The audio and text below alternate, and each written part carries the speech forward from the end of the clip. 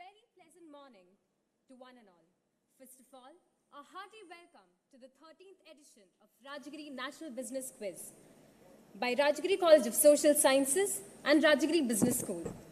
Rajagiri National Business Quiz is a milestone in Rajagiri's pursuit of excellence. We are about to set off this grand day, a battle of minds, on the grand stage of Rajagiri NBQ 2022. Let me first invite the dignitaries onto the stage. I invite Father Dr. Jason Paul CMI, Vice Principal, Rajagiri School of Engineering and Technology. Father Dr. Francis Sebastian CMI, Assistant Director, Rajagiri Valley Campus. Dr. Sunil Puliyakot, Director, Rajagiri Business School. Dr. Krishnan Chandra Mohan, the Faculty Coordinator of RNBQ. And Ardashas Podimatam, the Student Coordinator of Rajagiri NBQ 2022, to kindly come up onto the dais.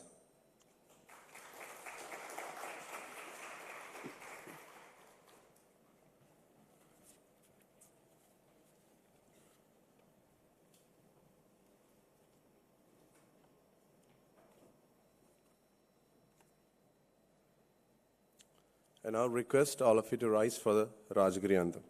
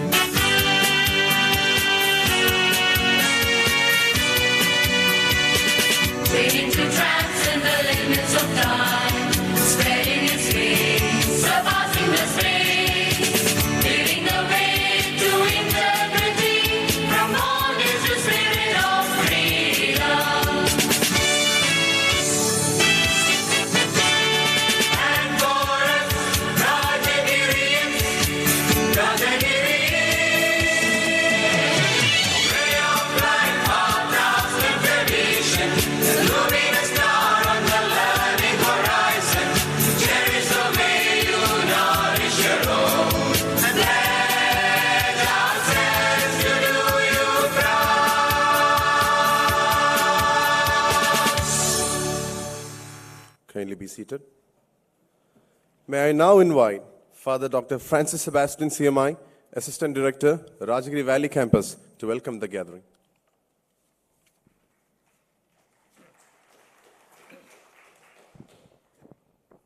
Good morning, everyone. Good morning. Yeah. So today is a proud day for the entire Rajagiri family because today the Rajagiri Business School is officially accredited by ASCSB. And the great news came today morning, and we were actually waiting for this historical day, and today is that day, and let us be proud of that. So along with the entire Rajagiri group of institutions and CMI congregation, so once again, I can congratulate all students, faculty members, and all people who worked behind to achieve this great milestone for Rajagiri. And we know that Rajagiri is a feeling, it is an experience, and there are a lot of maybe individual elements in order to experience those actually Rajagiri experience and life. And one of the such very important experience is Rajagiri National Business Quiz. And this is considered to be the second largest quizzing event in the country after Tata Crucible. And there are people who really put forward and really worked hard to create maybe the brand image of this quizzing event. And also let us thank all the people who really worked hard to establish the name and fame for Rajagiri National Business Quiz. And today we are going to enter into the 13th edition of Rajagiri National Business Quiz. And this year also, maybe after 2 years of COVID and pandemic issues, completely the offline mode of quizzing is going to happen today. So, first of all, congratulating all the candidates, and we wish you all the success. Today we have, during this inaugural function, so Father Jason Paul Mullarikil as our chief guest. Father is the vice principal of Rajagiri School of Engineering and Technology, and Father himself is a man who is an expert in the field of supercomputer, having studies in Australia, done his PhD and postdoc work in supercomputing area, and he is very, very popular social media activist and involving a lot of technology related. Even though a priest, he is more involved in a lot of research and consultancy. One example is Kochi Metro Consultancy. Father is the principal investigator of that particular project. So Father was also working as the principal of Jodi Engineering College, Thrissur. Okay, there are a lot of experience and a knowledge person. So we are very happy to have Father Jason Paul in our midst. So in the name of all the participants and entire Rajagiri family, I take this opportunity to welcome Father Jason Mullarikil to this inaugural ceremony. So I also welcome our beloved director of Rajagiri Business School, Dr. Sunil Puliyakot. Sir is there. Actually, Sir is the person we should congratulate the most, because the director of Rajagiri Business School, that business school got AICSB accreditation, and Sir was the leader, okay? So he can be proud of that, maybe. So let us congratulate Sir for that. So thank you, Sir, for bringing this great coveted achievement for Rajagiri Business School. So in the name of everyone gathered here, I extend our warm welcome to our Sunil Sir. Welcome, sir. So next I welcome Dr. Krishnan Chandra Mohan, the faculty coordinator of Rajagiri National Business Quiz. So when we think about any quiz, even in our campus, the first person or first name come to our mind is the name of our Krishnan sir, because he is very passionate about quizzing, even though he is very calm and quiet, a highly learned person, having getting PhD from great institution like National University of Singapore and such great institution. So he's always update his knowledge, okay, in what is happening around us in the field of business, policy, government, so many things. And he's putting a lot of hard work. Sir is also one of the team members in the AICSB team. Okay, so that team worked really hard and brought this achievement. So in the name of everyone gathered here, I also welcome Dr. Krishnan Chandra Mohan to this inaugural ceremony. Welcome, sir. Then we have our Angela ma'am. Ma'am, I don't see her. She's running. Okay, you see, the person, the head of AICSB accreditation team, but she never projects herself or anywhere, but doing the work sincerely day and night, even though heading this Rajagiri NBQ team, but she is even not taking the seat on the dais, standing behind. That is the humility, okay. So welcoming Angela ma'am to this inaugural ceremony. We also have another team member, Arun sir. He is also very silent, very humble, taking seat there along with the participants. So welcome, Arun sir. I also welcome our very vibrant youngest faculty member, our Shirley ma'am, sitting here. Youngest in the sense, the mind and energy, enthusiasm. So and other faculty members and all the participants from corporates and other business schools. So many of them are here and others are on the way. So welcome once again to Rajagiri. And also welcome all the Rajagirians and our teaching, non-teaching staff to this inaugural function, and wishing you another brilliant edition of Rajagiri NBQ. May God bless all of you. Thank you so much.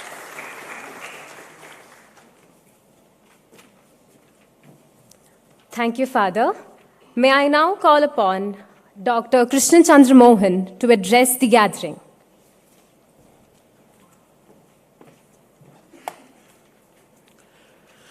Good morning, everyone. The Rajagiri National Business Quiz, a unique initiative of Rajagiri College of Social Sciences and Rajagiri Business School, was started in the year 2010. Right from its inception, Rajagiri NBQ has attracted quizzing titans from across the country. Quite uniquely for that time, this event pitches corporate teams against student teams. This was something unheard of in India then. The exciting format of the quiz also features 3 rounds of online preliminaries, an offline preliminary, a semi-final, and a grand finale. Year after year, through its various editions, the national event has grown in strength, and this particular year, we have over 1,000 teams weighing for the 12 semi-final spots on offer. We also have teams competing for the 4 offline preliminary spots, taking a shot today later. Coming to Rajagiri NBQ 2022, the current and 13th edition of this series of quizzing event. We have 16 teams comprising of 8 corporate teams and 8 student teams who will engage in a battle of wits in a quiz anchored by Mr. Mitesh Agarwal, who's the CTO of Google Cloud, Southeast Asia, and Partners Asia Pacific. Rajagiri NBQ 2022 is offering a total of rupees 3.8 lakhs as prize money to the winners. Winners of the student and corporate category will walk away with a cash prize of 1 lakh rupees, each sponsored graciously by the management of Rajagiri College of Social Sciences and Rajagiri Business School.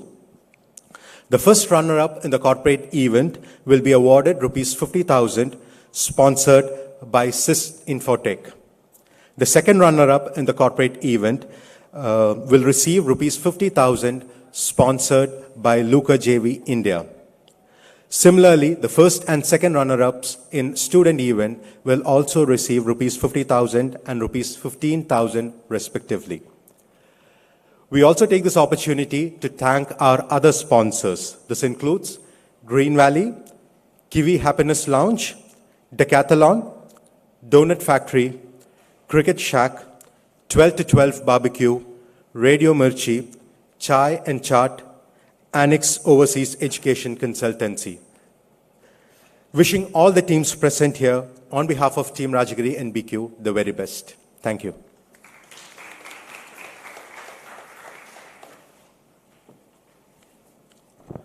Thank you, sir. To formally inaugurate the 13th edition of Rajagiri NBQ, I request all the dignitaries on the stage to please light the lamp.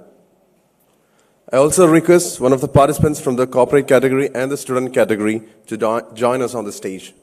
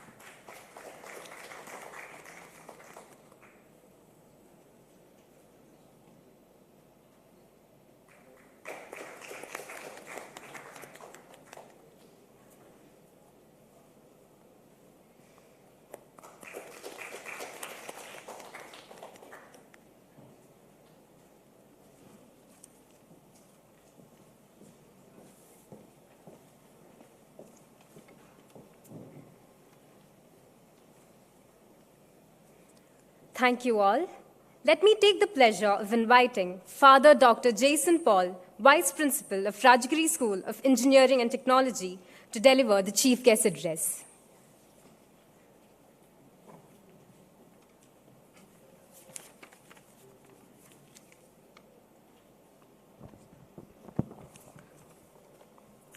Respected Father Dr. Francis Sebastian, the Assistant Director, Dr. Sunil Puliyakod, Director, Rajagiri Business School, Dr. Krishnan Chandra Mohan, the Faculty Coordinator, other members of the staff, especially I think the youngest staff member, Shirley ma'am, and all my students and other dignitaries on and off the dais. It is a pleasure to be here on the inaugural session of Rajagiri NBQ. It's been happening here for the last 13, 15 years, and we were all watching it with great admiration and awe. And today, we got a double delight. As you all know, the Rajagiri Business School, it has been accredited by the Association to Advance Collegiate Schools of Business. That is AACSB. It's a great feat, as we know. That is a first from Kerala and 20th in the country. So congratulations to the entire team, Dr. Sunil, Father Francis, and all the staff members and students, those who have taken this great initiative and achieved it. And I think there is a competition that is going on in the campus. That is between the different institutions, which is a very healthy competition, as we can see. Rajagiri College of Social Sciences, they are on the top in the NAC scoring. Now here RBS with the AACSB. And I think said we have to catch up. We are also there with the NIRF and NAC, etc. Maybe we have to go for an ABET, that is the International Accreditation for Engineering Schools. Now you are actually challenging us. Now I think I have to think about that. And now, this is a beautiful occasion. We know that we are having this business skills. So what these priests have to do with the business? CMIs. There is another full form for CMIs, which I don't want to mention, but why these priests are doing business. I think it all started, or it is already in the DNA. Because we know that Jesus, whom we consider as a leader, he is considered as the best CEO. There is a book that is called Jesus CEO. I think Laura Beth Jones, she has written a beautiful book on the ancient wisdom of Jesus and how that can be applied in business. And again, look at Moses in the Old Testament. He was the best manager. He managed a nation, a race, to move from Egypt to another place. And it was an exodus for 40 years, how he has managed it. And to begin with, I think it is called Noah. You remember the story of Noah with a big flood and the ark. He is considered as the most successful business investor. Why? When everything around him was liquidated, he managed to keep his stock afloat. So there is no other better model. So I think we do have some kind of expertise and interest. And we are also investors in the future, investors in the youth, investors in the human capital of this country and of world. And that is our business. We are here for the humanity so that you guys, when you go out, will contribute back to the society, to the human beings. So I will say that one word, one single concept. Once you become good managers, put a heart to your mind. The concepts that you apply, make it societally relevant, whatever that you do. And always add compassion to the plans that you devise, the strategies you are planning for the success of a business. that should never devoid of the human values, the best values that we all cherish. So with these words, I declare this NBQ open, and thank you so much. Thank you, Father. May I call upon Dr. Sunil Puliakot, Director, Rajagiri Business School, to deliver the Director's address.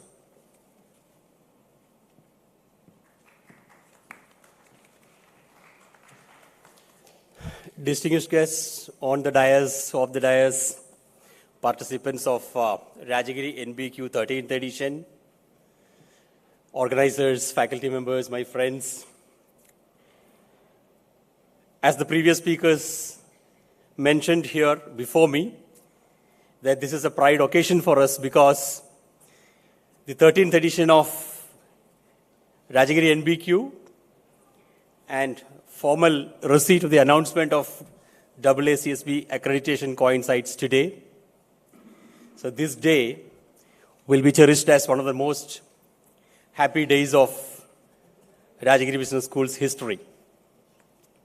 So having said that,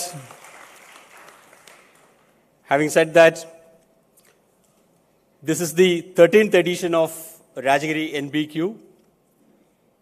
What started as a small event 12 years back now has grown into an event of national stature, has undergone a lot of changes in terms of content, delivery, substance, participants, outreach. In every respect, it has grown. And for all that, at this moment, I thankfully remember all the people who contributed their might and metal to it.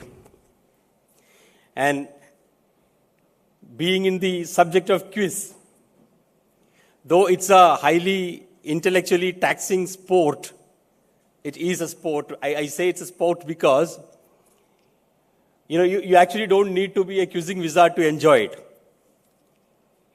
I say this because it's based on one of my childhood experiences. My teenage days were the days when the national television was becoming was getting introduced into the country, not becoming popular. The television network was getting developed in the country after the 1982 Asiad, which happened in New Delhi. So during those days, though there was a lot of language barriers, DD was the monopoly channel. You don't have about 150 channels as you have it today. And probably every second you can watch a new one, no such luxuries. Morning to evening, only one channel blared whatever they wanted to. So in that channel, maybe a few pockets, regional pockets like Kochi, Trivandrum and all when it comes to Kerala, or the state capitals when it comes to the other states. 100% of the time, the programming used to be in Hindi language or English language, nothing more than that. No local language programs at that time. So in that milieu, what used to happen is there were 3 programs, or rather 3 items, which used to have the highest TRP. TRP was irrelevant during those days because there was only one channel. So who is competing for eyeballs during those days? No one. So if you want to watch TV, you have to tune to Doordarshan. That was the case. So 3 programs used to be most famous. Number 1 was Ramanand Sagar's Ramayan, which used to happen at 10 o'clock in the morning. Number 2 could be an India-Pakistan cricket match. Number 3 could be DD National Quiz, hosted by the well-known quiz master Siddharth Basu. If you wanted to know his format, probably some of the episodes, very few of them are available in YouTube today. Probably you can see. So that used to be watched by almost every household. It used to happen at, I think, 9 or 9:30 on Sunday. You go to any house, every member of the household will be sitting in front of the TV watching the quiz. It's being delivered in English. It doesn't matter whether you understand the questions, understand the answers. Just for the sportsman spirit of it, people used to sit and watch. So that shows the sportsman spirit behind it, and that shows the potential of it, and that shows the entertainment value of it. So all put together, this is an event which can gain a lot of traction, and we have done that. And going forward also, I am sure it will continue to grow from strength to strength, and I wish the same for it. And also for all today's quizzing brains, I wish them an exciting event today, and I also wish may the best team win at the end of it, and also hope to see all of you in the same venue in the next year. With those words, I cut short. Thank you very much. Thank you once again for giving me this opportunity.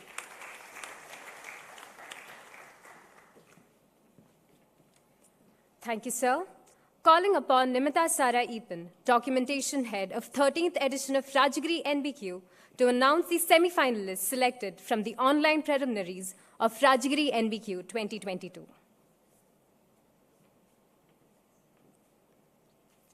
The semi-finalists from the corporate category are Jayakantan R.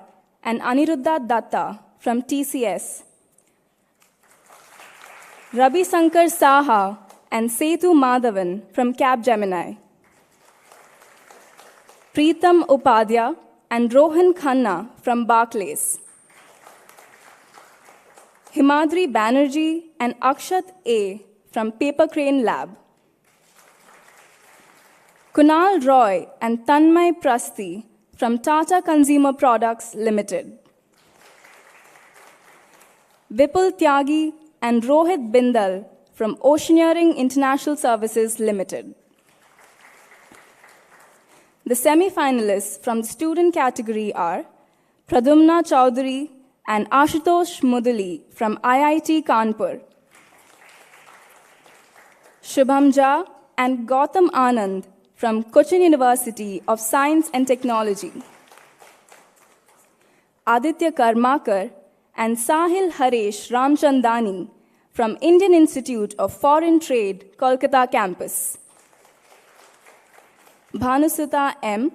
and Dhruva G. from PES University,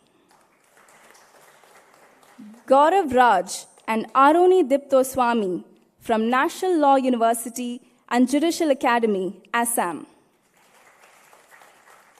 Krishna Aditya Mohanty and Dibyam Debashish Sahu from National Institute of Technology, Rourkela.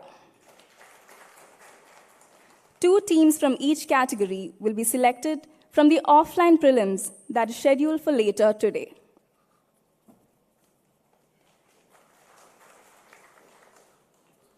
Thank you, Nimita. May I request Father Dr. Francis Sebastian, CMI, to present a token of our gratitude to Father Dr. Jason Paul, CMI.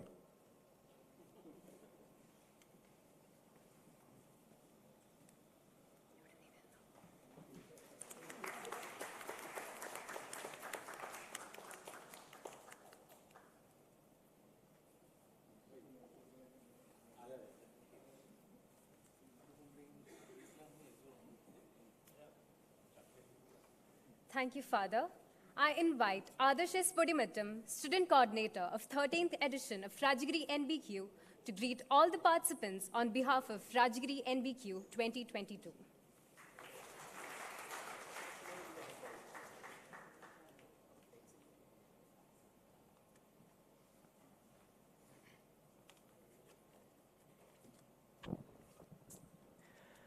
Greetings to everyone present here. Rajagiri NBQ has seen 12 glorious editions so far, and here we are stepping into our 13th edition. After being online for 2 years, we are back offline in a whole new avatar. We are extremely delighted to have our audience joining us for this event. I take this opportunity to congratulate the contestants who have qualified in the online prelims, and the Rajagiri NBQ team wishes the participants for the offline preliminary round all the very best. We hope this is a friendly competition between both the categories. The results of the offline prelims will be declared soon after the prelims are done. So stay tuned to witness the most awaited battle of the minds. Best of luck to all the teams. The battle is on. Thank you.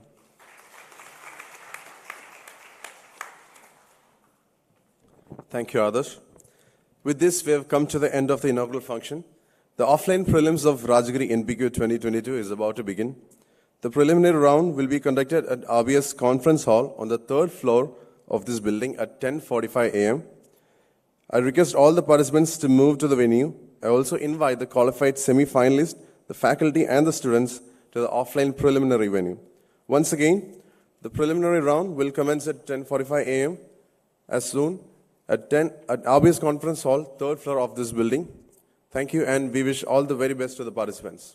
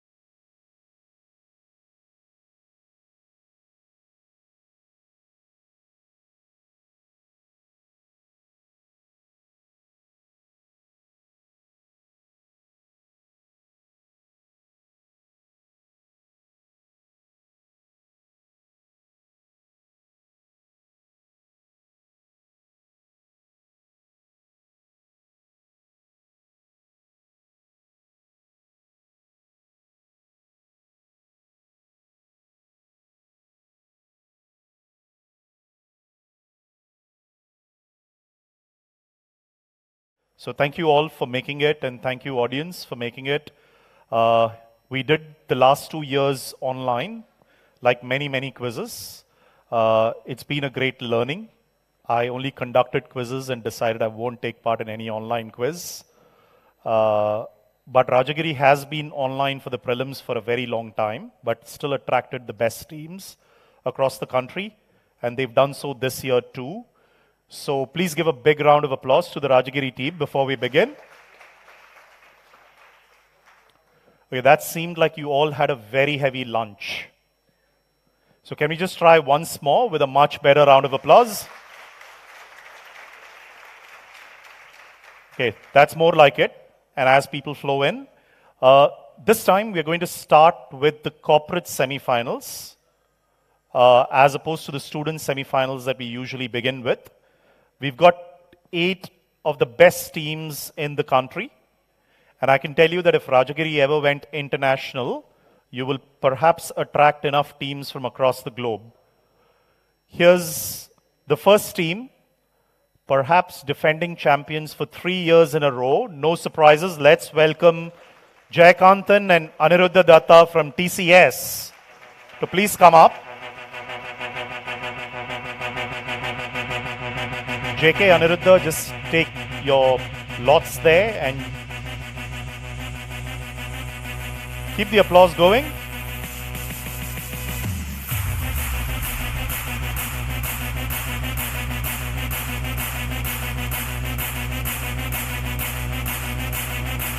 All right, as they take their seats or they stand where they are, let's welcome the next team, Cap Gemini, Ravi Shankar Shaha and Setu Madhavan, former finalists of this quiz.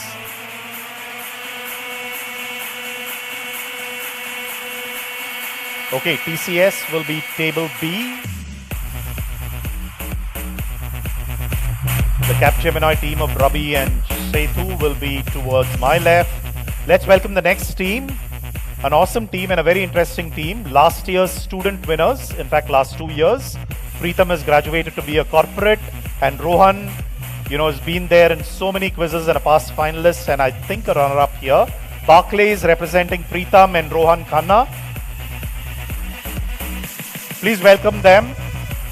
One from Delhi, the other from Bangalore, but I think they both work in Delhi now. Not so sure.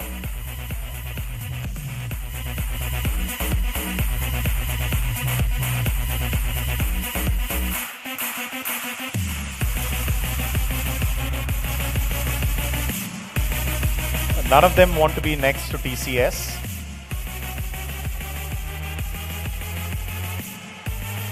All right, let's welcome the next team.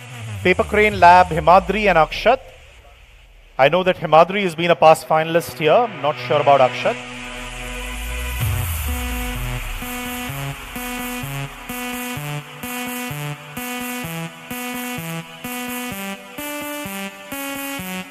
Let's welcome the next team, Tata Consumer Products, Kunal and Tanmay. Let the applause keep going, please.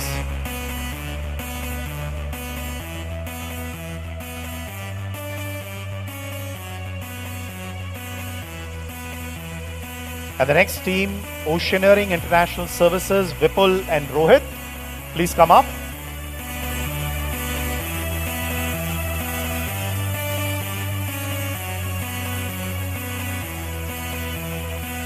These were the teams from the online round. Then we had two finalists, semi-finalists from the offline round, the walk-in round that we did earlier today. Let's welcome Defense Accounts Department, Shibin and Deepak. Please come up, Shibin and Deepak. And the final team that made it to the semi-finals was from Q Collective Knowledge Solutions. Can we welcome them up, please? Q Collective, the next team. Jameer and Jasir.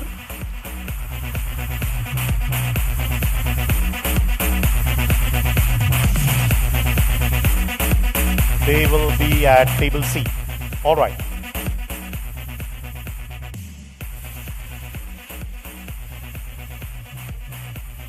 If you can switch to my laptop now.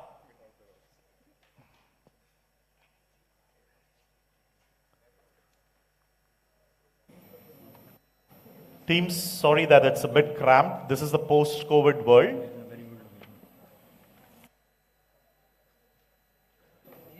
Remember, this is how it used to be. Okay, please give them some paper and stationery. I think some teams want writing material. If we can give them like a writing pad or some paper.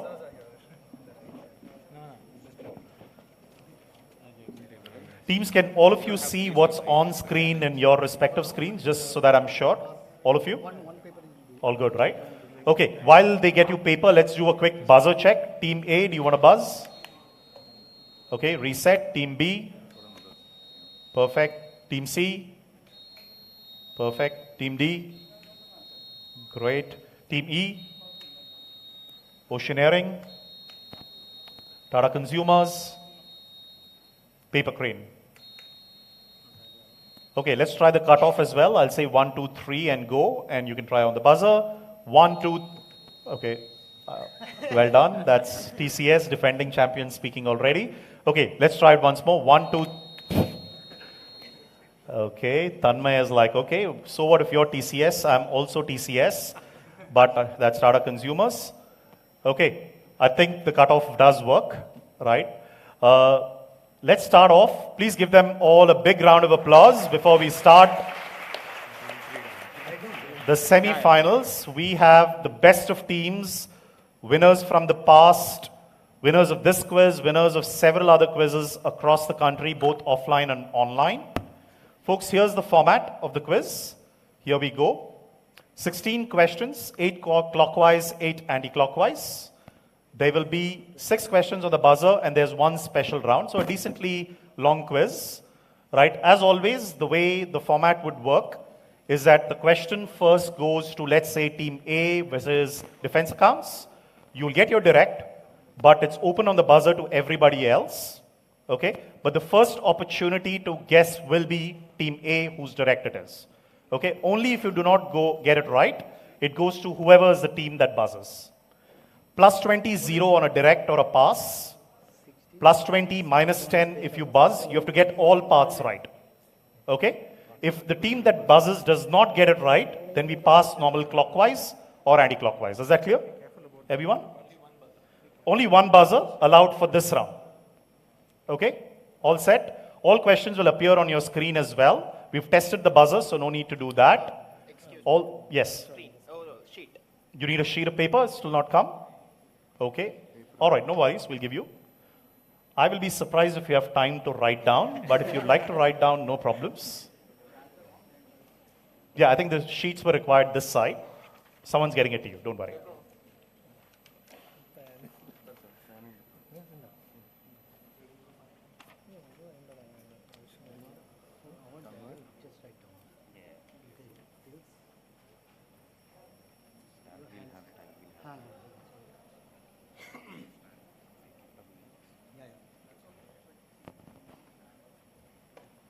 Okay, if you're set, did you get your paper? No? I think the students getting that.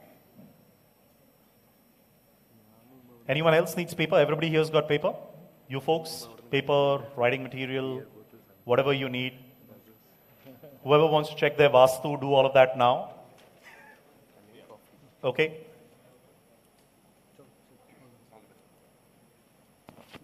So you can see the format is very clear, right? Every team gets a direct question, both clockwise and anti-clockwise.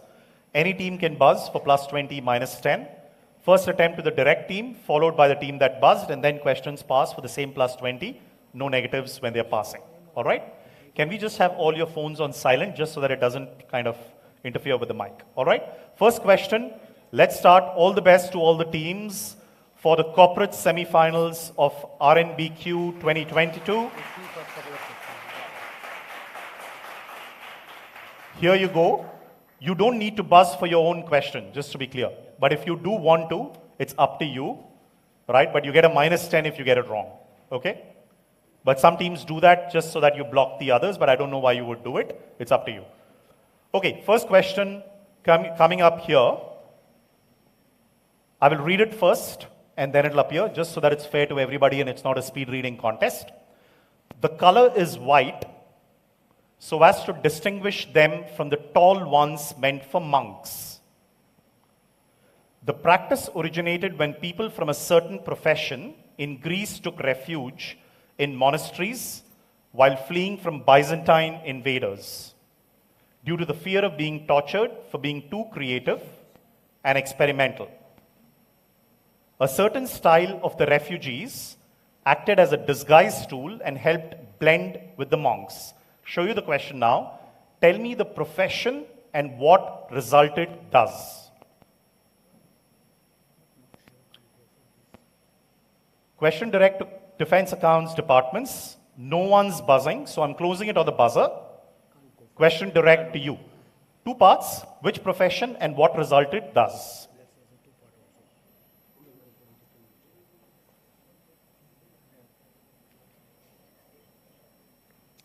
Yes, defense accounts. No negatives now anymore because no one's buzzed. Go for it. The questions always look tougher than the answers.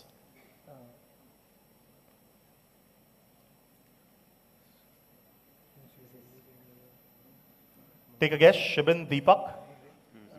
So we will say that this is regarding the Capuchin monks. Like the Capuchin monks color of the, and the color of color the of the monks. No, I'll pass you. TCS Chennai.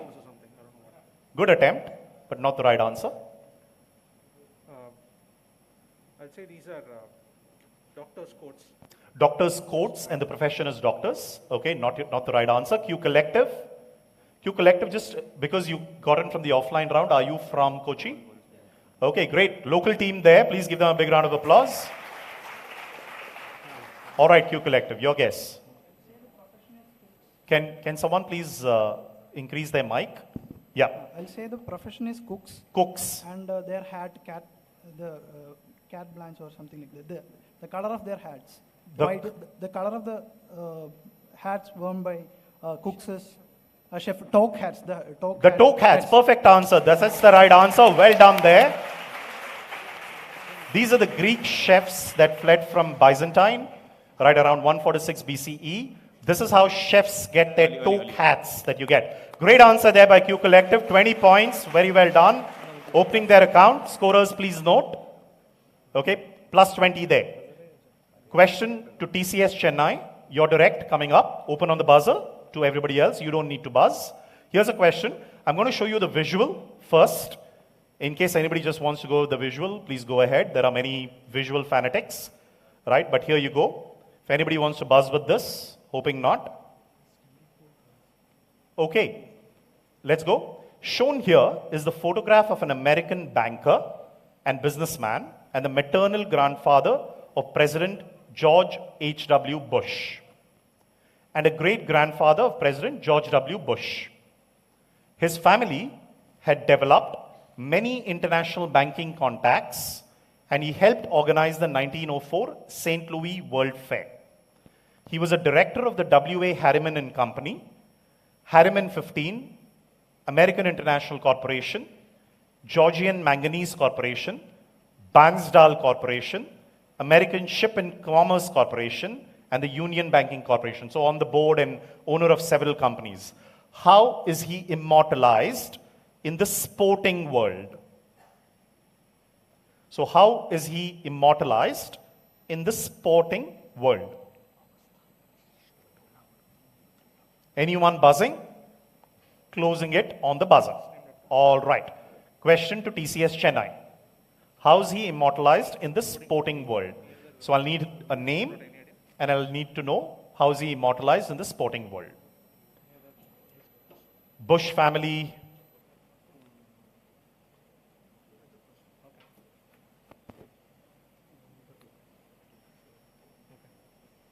Say this is the Uber Cup. The Uber Cup, not the Uber Cup. Question goes direct now to Q Collective. Let's see if they make it 2 in a row. Remember, the top 3 teams from here qualify, so you don't need to necessarily win the quiz. You just need to stay in the top 3. We'll say this is a Stanley Cup. Not the Stanley Cup. Good guesses all around. Barclays. Ryder Cup. Not the Ryder Cup. Augusta Masters. Not the Augusta Masters. You have no guess? There's no negatives. Take a guess. Nothing? Okay. The trophy of the America's Cup. No, not the America's Cup. Paper crane? Lombardi Trophy. Not the Lombardi Trophy. I mean, Vince Lombardi was much after all this. Defense accounts? Commissioner's Trophy. The Commissioner's Cup. No, not the Commissioner's Cup. It was TCS's question. First one going to the audience. Let's see if someone gets it. If somebody knows what George H.W., what does H.W. stand for, you would know the answer. So someone here got that. It is Herbert Walker. Anybody heard of the Walker Cup, which is basically the same thing opposite of the Ryder Cup, right? It is contested in odd-numbered years by leading amateur golfers in 2 teams, the United States and Great Britain, and not all of Europe. So this is how the Walker Cup came in. It's one of those popular things out there in golfing. Everybody has heard of the usual Ryder Cup funder, but not necessarily the Walker Cup, which is equally popular out there for golfers. Okay, no one gets this one. Tough one there. That's the corporate semifinals speaking. Okay, Q Collective, your direct question coming up because TCS and no one else got it. The next one. The Para Place, and I'll show you the next question. All right, don't worry about it. The Para Place Hotel is a historic special category hotel and museum hotel located in the Beyoğlu district in Istanbul. It holds the title of the oldest European hotel of Turkey. The hotel was the first building in Turkey to be powered by electricity other than the Ottoman palaces. For what specific purpose? Okay, that's Team E who's buzzed, but the question first will go to Q Collective. For what specific purpose was it built in 1892? So this is the Pera Palace Hotel in Istanbul, Turkey. For what specific purpose was this built? Think carefully and give us an answer. This is the oldest European hotel of Turkey.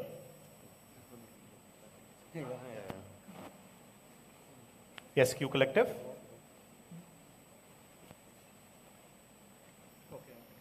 Okay, go for your guess.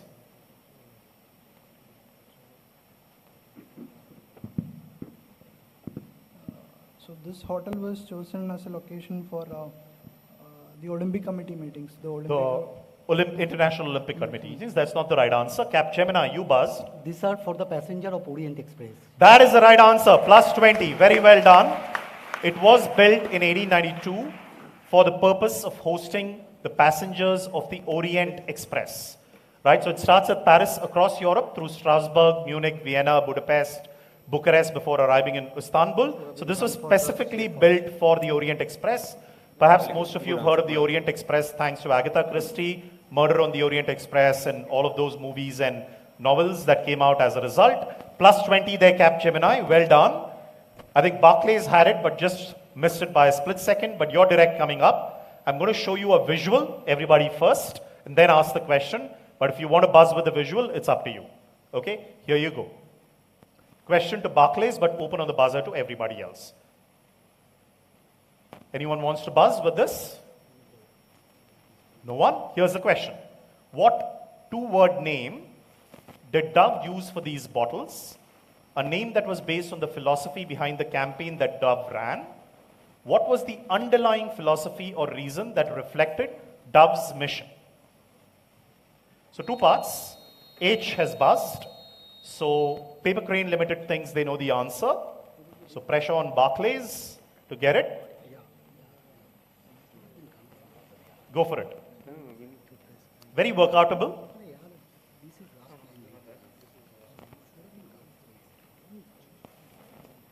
So what two-word name did Dove use for these bottles?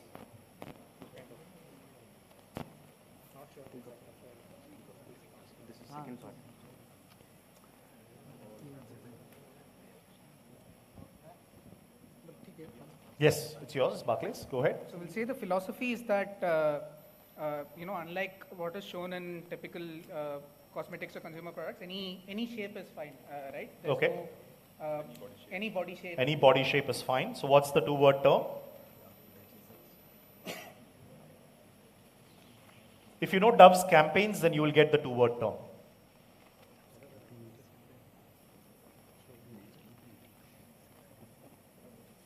Okay? Guess, please.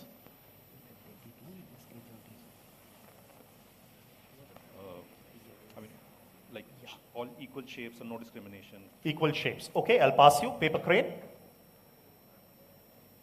Yeah, so inclusive of all body shapes is the underlying philosophy or something like that.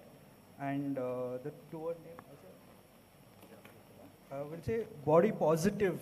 Body positive. Shampoo bottles. Sorry, that's going to be a -10 to you. Right, be careful before buzzing. Unfortunately, passing you to Capgemini. Okay, the same thing. It shows about different body shapes. That's how the bottle is. And the campaign would be yourself. Be yourself. Okay, oceaneering. It would be like body shaming. Body shaming. Why would they say body shaming in the campaign? No to body shaming. Don't want to. Okay, Like that say would be no. two-word term. Yeah, use the mic, Tanmay. No shame. No. Defense accounts. Everybody beautiful. Everybody beautiful. TCS Chennai. Everybody is coming up with very nice creative taglines. This is something like real bodies based on their real beauty campaign. Okay, and what's the philosophy? This is body positivity. All shapes are. That's the full correct answer, +20 to you. That's the right answer. We're looking at real beauty bottles as they are called, right? And beauty comes in all shapes and sizes. That was all perfectly right. So here's how the points are going to work. 20 points to TCS Chennai for getting both parts right, +10 to Barclays to get the philosophy right. Okay, so 10 points to Barclays, 20 points to TCS Chennai. Question now to Capgemini Mumbai. There's a visual. Okay, you can go with it with the visual or you can wait for the question. Question to Capgemini, open on the buzzer for everybody else. Here you go. Anyone buzzing with this? Here's the question. What famous quote will complete this rhyming tagline? Okay, Barclays is buzzed. It says, make his day with Brute 33. So what famous quote will complete this rhyming tagline? Barclays is buzzed, but Capgemini, it's your direct. We'll say float like a butterfly, sting like a bee. Absolutely right. +20 there. Well done. This is Muhammad Ali's quote. Float like a butterfly, sting like a bee. Make his day with Brute 33. +20. Unfortunately, Barclays couldn't steal that one from you. 20 points to Capgemini. Oceaneering, your question coming up, so no need to be, tied on the buzzer. Again, a visual will come up, and then there's a question. If you want to buzz without the visual, just with the visual, it's up to you. All right, here you go. First one, here's a visual. This is from Qantas. Anyone going with that? Here's a question. What two words will complete the title of this certificate that was awarded by Qantas? I need a specific two words, that's why the question. And everything is actually in the visual. Question to Oceaneering, but open on the buzzer. Anyone buzzing? Closing it in 3. Okay, Paper Crane wants to take another guess. Okay, Oceaneering, first your opportunity. And then we'll go to Paper Crane. It says dash, there's some random name, has spent more than 19 hours continuously in the air, entitling them to the membership of the rare and secret order of the dash. I'll just guess Australian kangaroo. Australian cannibal. No. Kangaroo. Yeah. No, not Australian kangaroo. Question to Paper Crane. Longest flight. Yeah, but what is the secret order of the?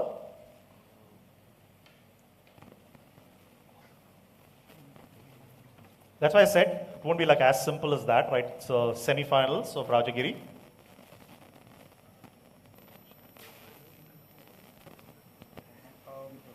We'll say single hop because the kangaroo is also there. Single hop. No, sorry, that's going to be a -10.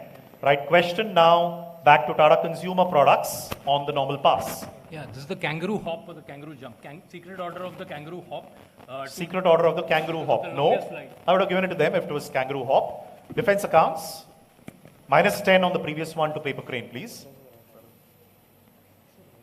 We'll say albatross. Albatross. No. TCS Chennai. I'd say red ribbon. Red ribbon. No. Q Collective.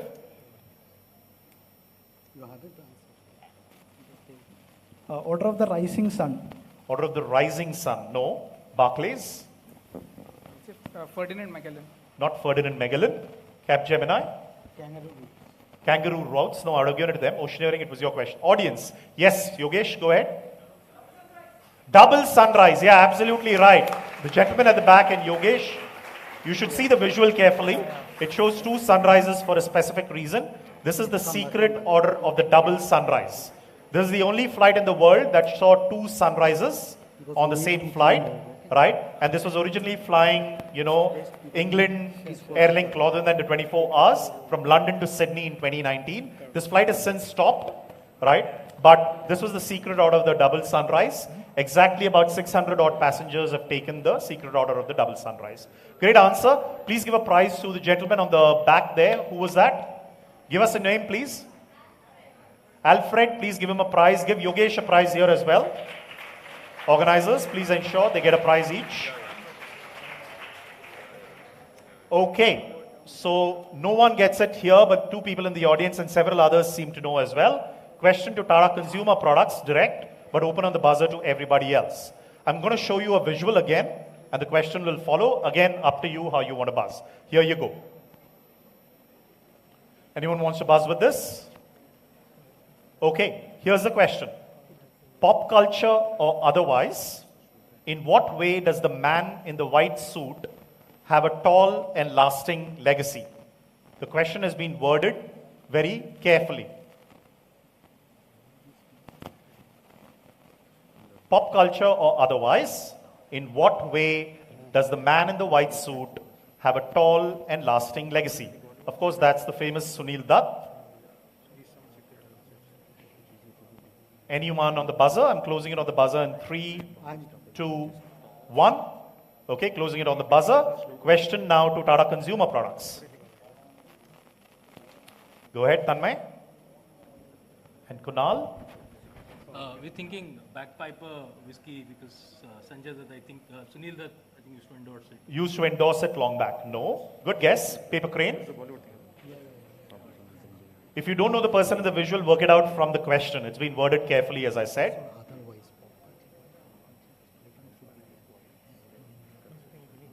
Your opportunity to negate your -20, but don't worry, it's a long quiz. We're only on question 7. Go ahead.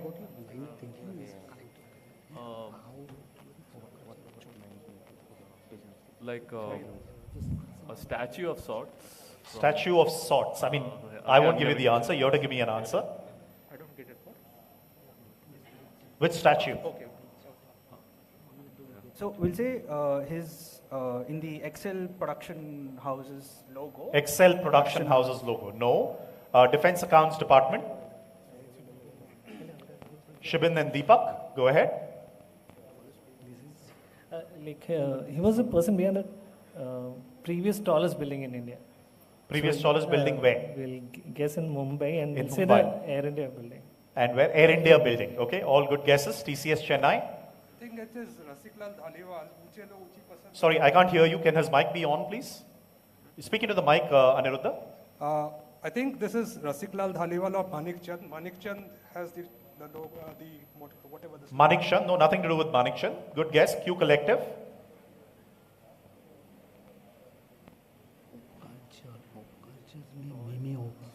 We'll pass. You're passing. Barclays. Rohan Preetham.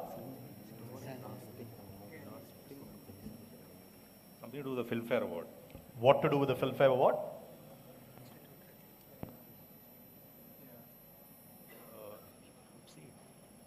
Yeah, we'll say he instituted it. Instituted, no. That was the Clarence Awards, instituted long back. Capgemini. So, lack of a better guess, we will also say Filmfare. Into the mic, please. Yeah, Filmfare Award is statue. Statue. So, he probably financed to. Financed the statue itself. No, it was originally done, as I said, by Hotel Clarence. Oceaneering. He's Mr. Hiranandani, like the big developer in Mumbai. Okay, this is Hiranandani. Okay. Tata Consumer, it was your question. Audience, let's see if anyone gets this. Two teams got very close, but they didn't get the answers right. Like Defense Accounts and Oceaneering got it close, but they got the wrong name. No one? Okay. Looks like this comes out. Okay, a lot of you perhaps don't see Bollywood enough, right? This is Lokhandwala, okay, of Lokhandwala complex. This is where Shootout at Lokhandwala, all of that series of movies are shot, right? That is Siraj Lokhandwala. Shibin did get it right that the previous second tallest building, was the Lokhandwala complex, right? Before taken over by several others like the World Trade Center and so on. Right, so this is Siraj Lokhandwala, after who the Lokhandwala complex and those buildings are named. Okay, final question of the round to Paper Crane coming up here.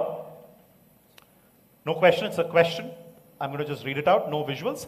California seismologists launched an earthquake readiness campaign, advertising campaign in 2007, and they used a specific slogan, dash, dash, 2 words. The centerpiece of this campaign was a new website that offered advice on how to bolt down heavy furniture and appliances so that they don't topple. So basically there's lots of heavy furniture in your home, they should not topple. To help get the message across, the US Geological Survey brought out TV, radio and print ads in both Spanish and English. The dash dash again. The completion of this logo was the dash dash secure your space was the name of the campaign. It was announced on the 150th anniversary of the biggest earthquake in the state's recorded history. This was a play, this particular campaign was a play on a 2-word slang that was first observed in 1964 and which is commonly used as a simple existential observation referring to life's unpredictable events. What was the intelligent title of the US Geological Survey campaign?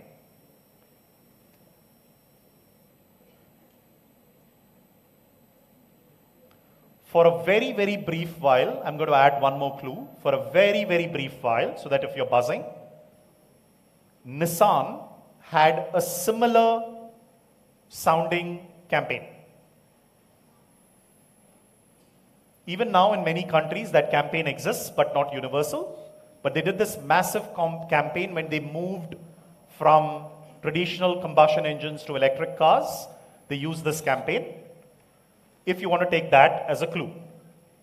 Okay, so tell me what was the 2-word intelligent campaign? Question to Paper Crane. No one buzzing? Okay, closing it on the buzzer, Paper Crane. So you can work it out in 2 ways. From the 2-word slang phrase, which is about an existential crisis. A lot of you, when you don't get the answers, are going to say that, right? And it's a derivation of that. Or from the Nissan campaign, when they switched from, internal combustion engines to electric vehicles.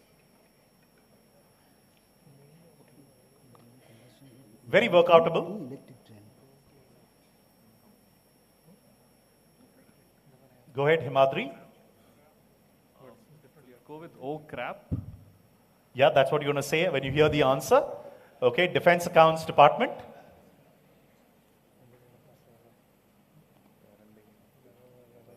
We'll pass. You're passing. TCS. JK Aniruddha. Very guessable, as I said. Work it out from the two clues. Okay, go for the answer. Something like That's Life. Sorry, can you? That's Life. That's Life. No, good guess. Q Collective Knowledge Solutions. You said it's a pun, right? Yeah, it's in the question. It is a pun on the original existential crisis. Go for it.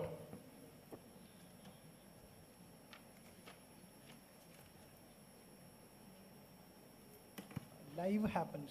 Life happens. No. Barclays? Go for it.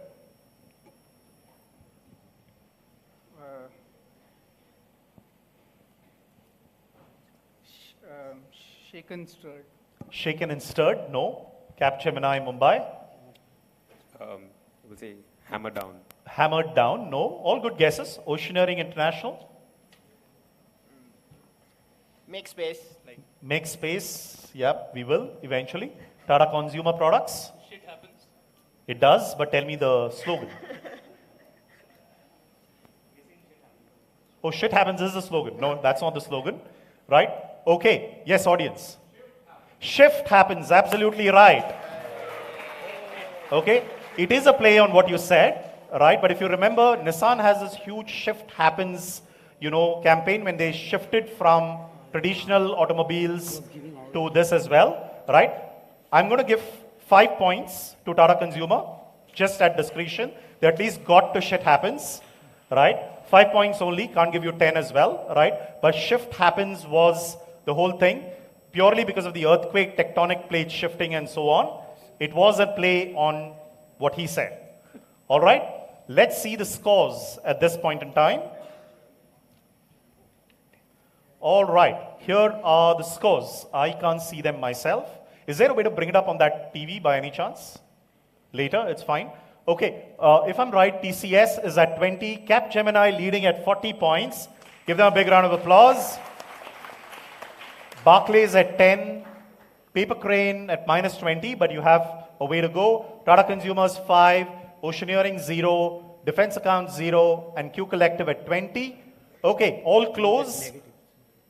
We've seen the scores now. Let's shift back to my laptop. And if it's possible to show it there, it'll be easier later. No need to do it now. All right, next round, we start with you, Paper Crane now. Okay, I'm going to show you a visual. I'll tell you the question up front. Same anti-clockwise, 8 questions. All right, open on the buzzer, plus 20, minus 10. I'll give you the question up front because it's a really short question. How does the shoe brand get its name? That's all I want to know. Okay, here you go.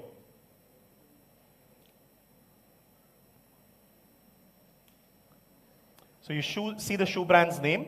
It says AND1 and 1. Tell me how the shoe brand gets its name. It's a very, very popular shoe brand in a particular sport.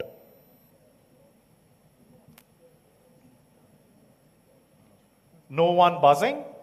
Closing it in 3, 2, 1. Okay, Paper Crane, over to you. Story time begins. Yes, Paper Crane. Basically, where they needed one more player, and it became in a particular sport. Initially, there were, I think, a fixed number of players, and it changed slightly when they added one more player, and it was and one that time. Okay, so which is the sport according to you? Hockey. Hockey. Yeah. As an ice hockey or normal hockey? Normal hockey. Normal hockey. Good. I'm just playing with you. That's the wrong answer. Tata Consumer Products. Into the mic, please. For the lack of a better guess, we'll go with Andy Murray and his first Wimbledon. Oh, Andy Murray and therefore and one. Okay, good guesses. Oceaneering International. Yeah, we are also going on the same. The sport is lawn tennis and Andy Roddick. Andy Roddick this time. Okay, Capgemini. This is pickleball. So you need another player. Into the mic, please. You need one more player to play pickleball. Okay, no, that's not the right answer. Barclays. So we'll say the sport is basketball, and essentially, if you score in basketball but you're still fouled, you're given those points, but then you're given and one. That's the right answer. Plus 20. Perfect answer. So if a player is fouled while shooting in basketball and makes that shot, they're given the points for the shot and one, which is the shot of the opportunity from a free throw line as well. So you will find that now in, basketball, there are lots of players who become specialists at this. And they get trained for it. And one became a brand specifically for that. And those players would typically play with an and one, brand shoe.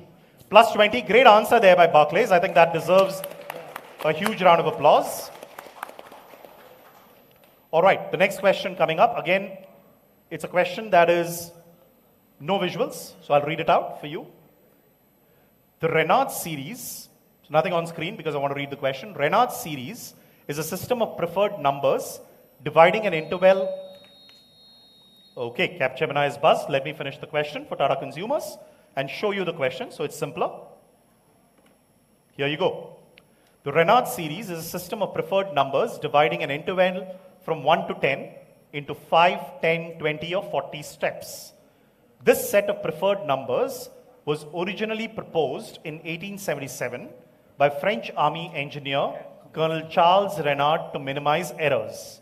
Many countries like India have opted to use a near variation of the Reynolds series, that is 1:2 or 1:2.5 ratio. What 2017 introduction completed a certain missing series in India?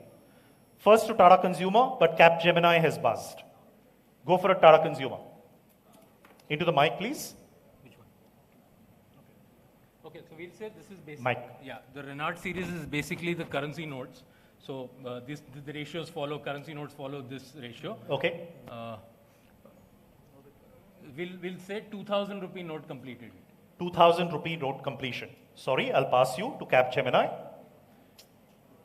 Capgemini thought that was the answer. Yeah, it isn't. This is the currency note. Into the mic, please. This is the currency note. And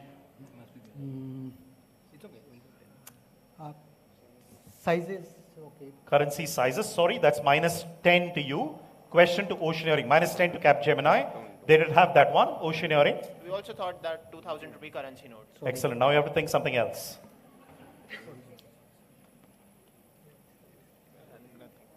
Yeah. Pass you? Okay, Barclays. We'll say this is currency notes and the 2017 introduction was the new 200 rupee note. That is the right answer. This is the 200 rupee note, not the 2,000 rupee note.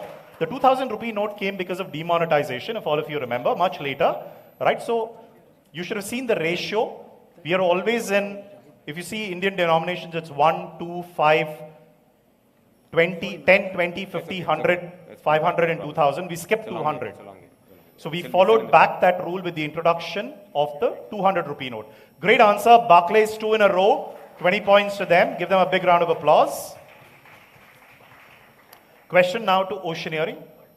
No part points because it's obvious. It's 2000 is totally wrong, so can't give you part points.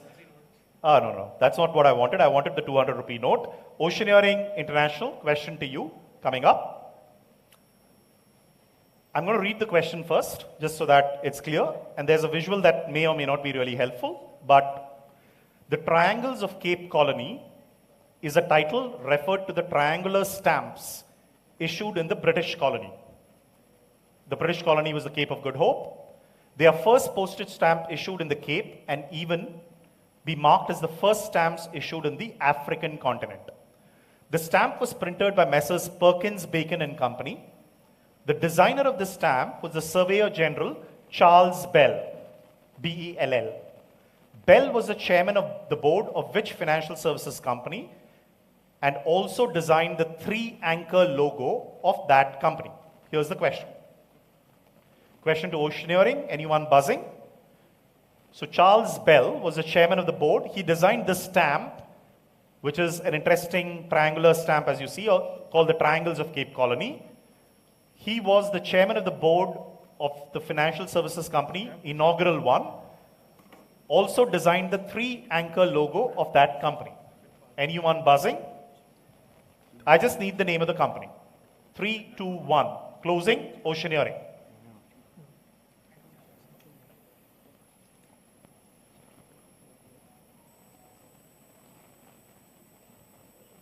Tense moments because lots happening.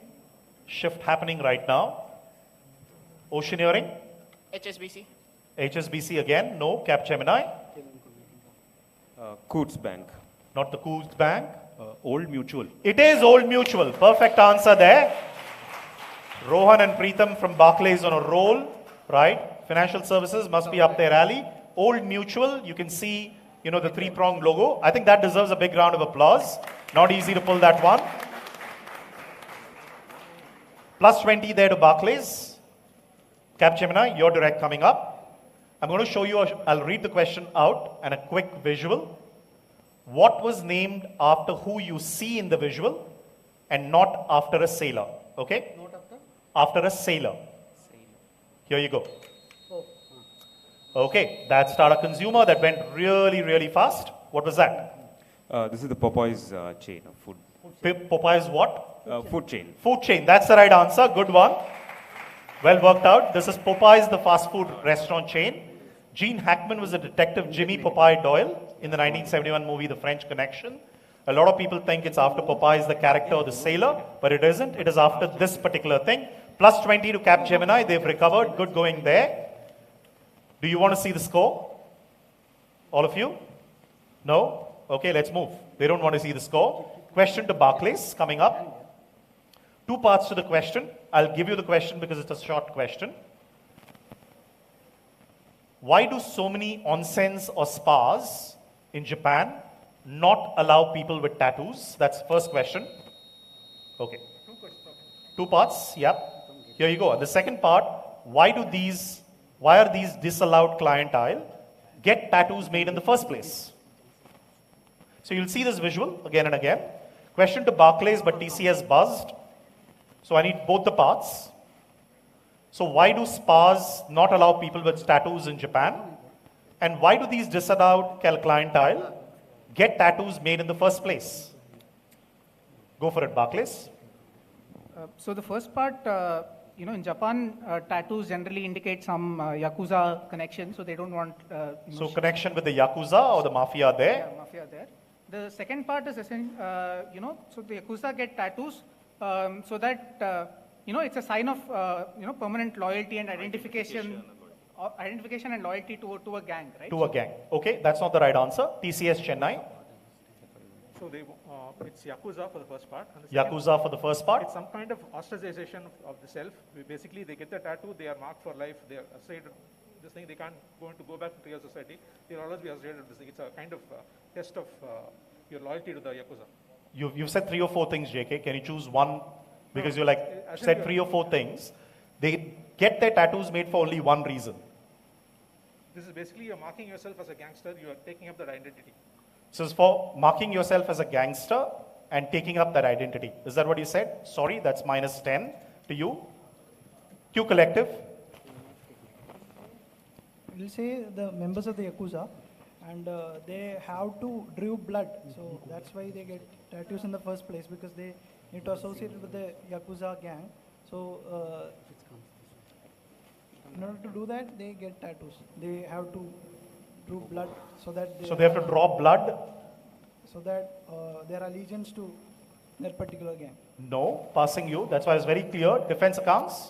The first part is Yakuza, and the second part is to identify the dead bodies. I mean, when they are killed. So when they are killed, how do you identify them? Gang? Good guess. Paper Crane?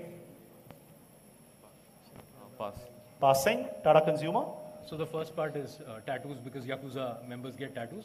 The reason why the disallowed clientele, the Yakuza get the tattoos is this makes sure that you can't jump ship from one Yakuza clan to another. Okay, because I would have given it to identification. No? Oceaneering?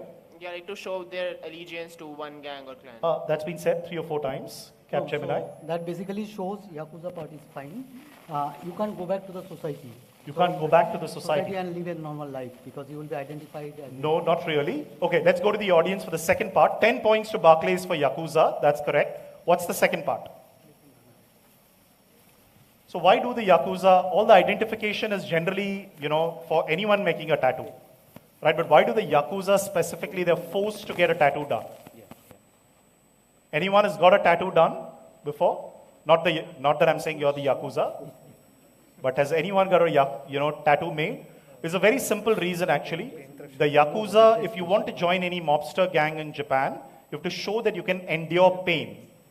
The only way they can show endure pain without any, massive bloodshed and so on is by getting a tattoo made, right? So that's why I wanted to be very clear and specific about this to get it done. So that's not what anyone said or near to it as well. So no points to anyone except plus 10 on the Yakuza part to Barclays. Q Collective, your question coming up. You'll see two visuals, right? What phrase did Charles Wilson, so that just to be very, very clear, there are two parts, so please hear the question. What phrase did Charles Wilson, who you will see on the time cover, popularize when he was the US President Eisenhower's Secretary of Defense while describing US strategy and policy to focus on nuclear weapons rather than conventional army? How will a certain wordplay connect that phrase to the Indian journalist and author that's shown in the visual? Here you go. Two parts. I need the phrase by Charles Wilson, who's shown on the Time magazine cover. The second part, a wordplay of what Charles Wilson coined was used by this Indian journalist and author for something. 10 points if you get either, but if you're buzzing, you need to get both. Anyone buzzing. Can someone just adjust this one? It's fallen down.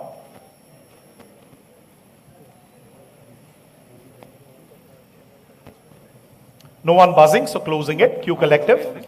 Go for it.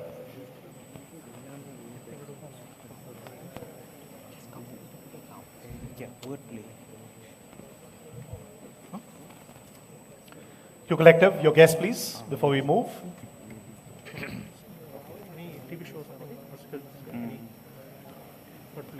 No guess, I'm going to pass you. TCS.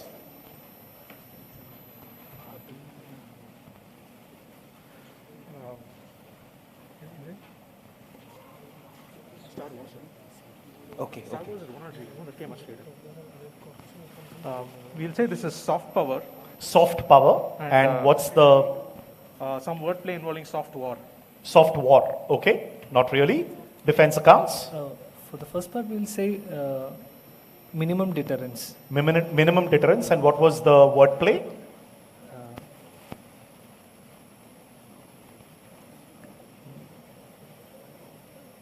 Minimal Prime Minister.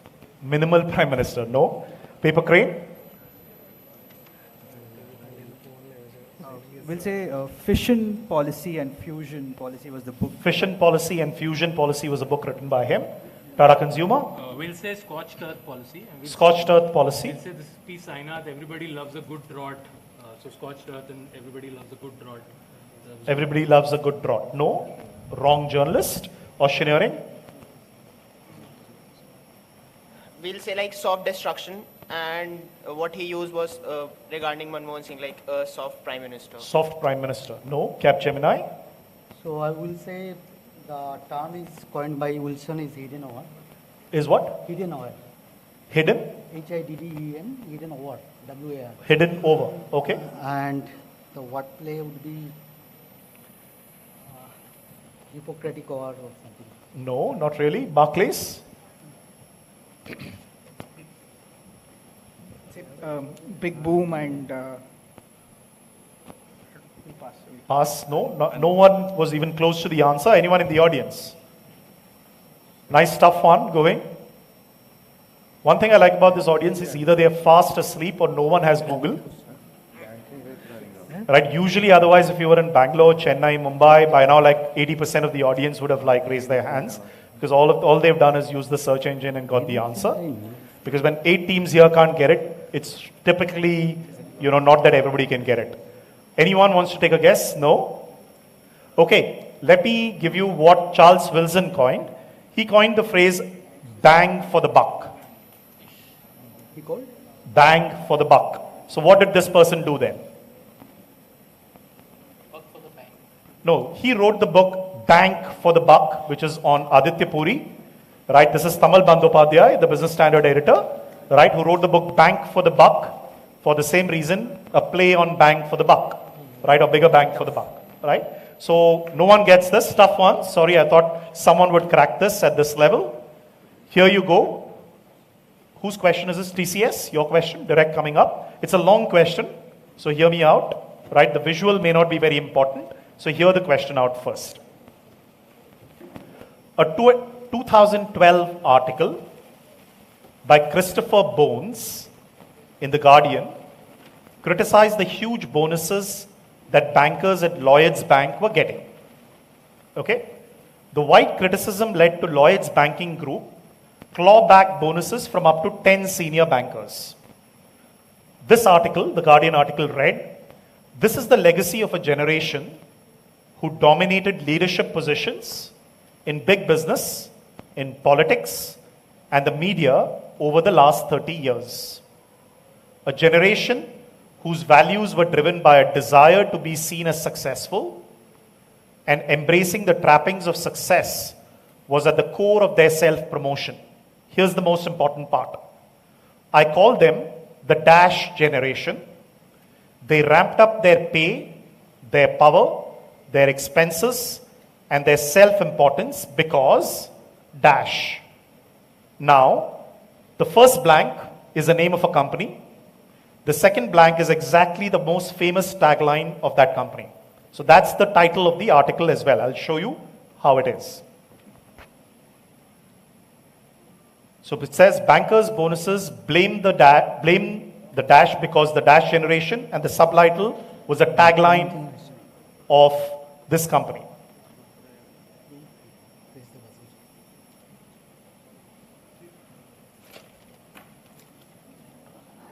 I'm going to add a clue, right? Think of a French major. Okay? Closing it on the buzzer. 3, 2, 1. Closing it. TCS. This is L'Oreal, and something like "because I'm worth it." Because Absolutely right. Plus 20. Very well worked out. Well done, JK and Aniruddha. L'Oreal, because I'm worth it. Right? So lots of Lloyds bankers would come back and say they are worth it.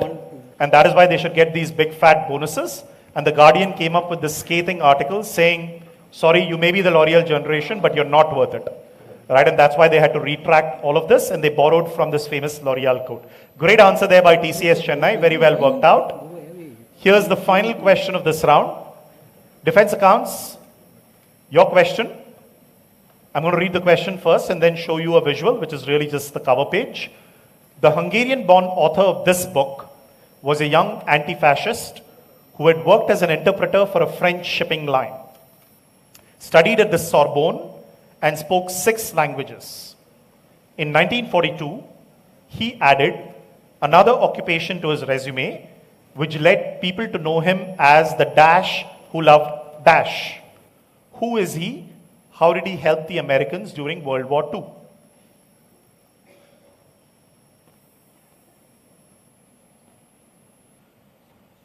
Who's the author of 1936 on the Continent? How did he help Americans during World War II? Hungarian-born author. A particular, I'm going to give a clue, a particular publication gets its name from this Hungarian-born author. No one buzzing, so closing it. Team A, defense accounts. I think you folks are also from Cochin, if I'm right.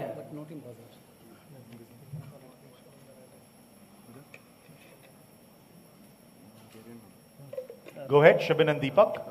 We'll say the man who loved restaurants, and this is Michelin. Not Michelin. Okay, Paper Crane. Pass. Passing, Tata Consumer. We'll go with George Soros. George Soros. And he used to know a lot of languages. His father actually developed Esperanto, and he was basically a translator. He helped translate a lot of documents in Esperanto and many other languages for the Americans. Okay, so this is George Soros and all of that, right? No, nothing to do with Soros. Oceaneering, at least you went on the right Hungarian route, but he's not an author, right? Oceaneering. Capgemini. No, Alfred, no. Alfred Knopf, no. Barclays.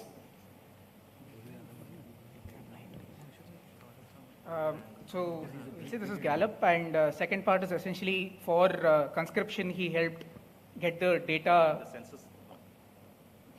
Census or conscription? Census results. Okay. Q Collective, no. Go for it, Q Collective. Did you say the thing is named after this person? Yes, it is.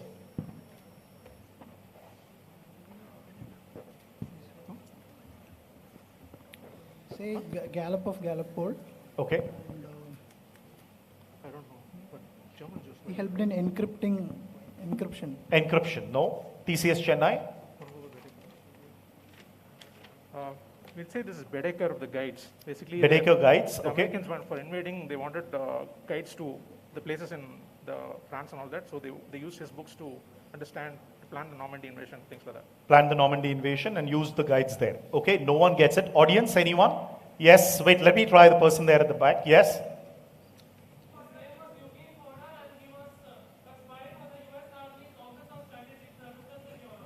That's the right answer. Perfect answer there. This is Eugene Fodor, right? Founder of Fodor's Guides. He provided cover for CIA operatives who masqueraded as travel writers for his guides. He was known as the spy who loved travel. Great answer there. Big round of applause. Well done. That's almost like Modi ji doing this, right? But well done. Can we see the scores, guides? please? Do we get anything for travel guides? No, but this was not used as travel guides. As in, they used it to plan the whatever, right? Agreed, but you said Normandy and all that, like Bedecker's guides, that's the funda. But what Fodor was, is that he went ahead and provided cover for CIA operatives. Like he was the one who allowed them to pose as travel writers. Right? He said that like, I am a travel writer along with this person. Right? Bedecker's guides were used to plan invasions and bombings and so on and so forth. Right? Here you go, the scores. Okay, it can't come up on screen there, I guess, so I'll have to, really see this. Okay, leading is Barclays right now. Well done. Barclays at 80 points. Capgemini at 50. TCS is 30. All very, very close there. Barclays is clean.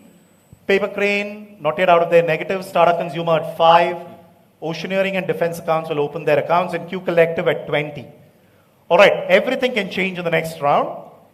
Okay, it's a very, very popular round that we play here called the grid. Okay, this is a fun round. Here's how it goes. Teams choose a topic based on ascending order of scores, and if two teams are at the same score, right, we just go with alphabetical order if it's easier. Okay, each topic has 6 correct answers. Okay, and only I will ask one of you to speak. Okay, so that 2 of you are not giving me 2 different answers and I click the wrong one. All clear? You can stop at any point. If you get even 1 wrong, all your points are wiped. If you get all 6 right, you get a bonus of 10 points. So you can score 70 points here. The topics are pretty easy, popular ones. You just have to be careful about thinking about the trick in the questions out there. Okay, here are the topics. Let's see the scores for a moment. There are 2 teams at 0. Sorry, there's negative. So we'll start with Paper Crane. Paper Crane, what choice of topic do you want to use? And whatever is left, we'll play with the audience. Yes, Paper Crane. So if you want to know what those topics are, I can clarify them because some are just fun names. What's the Indian ad for just advertisements? Which one? Indian Adspora is someone who would have come up with an ad and the name of the company or the person. Big Switch is companies that switched industries. I will take Inhi Logone. Inhi Logone. Okay? Inhi Logone coming up for you. Remember, you have to tell me 6 correct answers. One by one. Who's going to speak into the mic? You'll do that? Akshat, right? Okay, go ahead, Akshat. Here you go.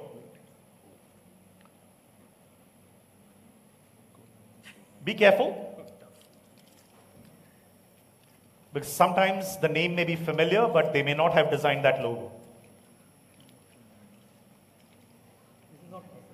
This is not passing, obviously, because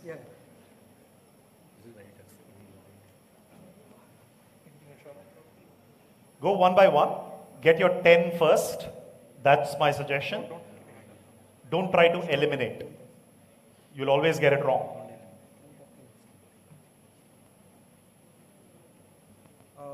First one we'll say Shell. One second. Which one? Shell. Shell was Paul Rand.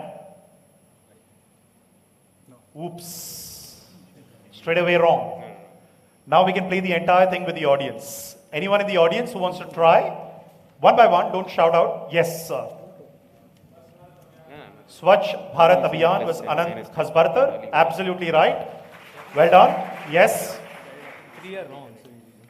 Shout out. SBI was Shekhar Kamath. That's absolutely right. Well done. Anyone else? Yes, ma'am. IBM was Raymond Loewy. Actually, no. This is the switch that we made. Actually, Shell was Raymond Loewy and IBM was Paul Rand. Okay, that's why I said be careful. Anyone else? FedEx. Lyndon Leader, absolutely right. Well done. Anyone else? Yes, sir. Titan, no, that's not right. Sounded right. Obviously, all the others are right because 3 are wrong. India Post, R.K. Joshi, Air Jordan, Tika Hatfield, and Starbucks, Terry Heckler. All right, unfortunately, no points to you there. So one topic is gone, which is Ini Logone. The next, there were 2 teams at 0. If I'm right, that's defense accounts and oceaneering. Defense accounts, alphabetical order, we go with you. Yes? We'll say indigenous brand names. Indigenous brand names. Okay. You understand what the topic is, right? No. So why don't you ask? I'm guessing that the origin of these brand names are...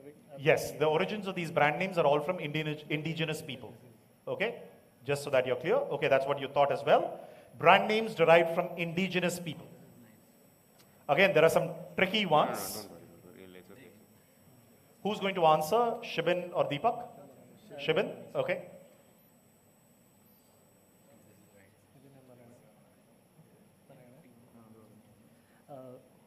Quechua, Decathlon. Quechua by Decathlon. Let's see. 10 points there. Well done. You can stop at any point, just letting you know. Remember, you have to be in the top 3. So you need your points. There are only 6 questions after this in the buzzer.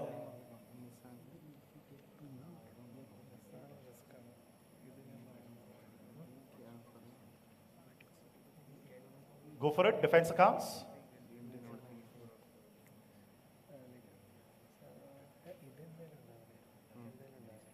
Tough ones, but...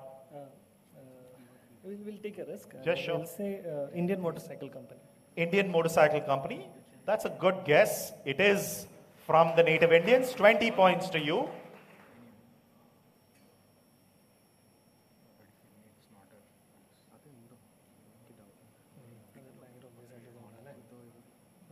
Go for it, defense accounts.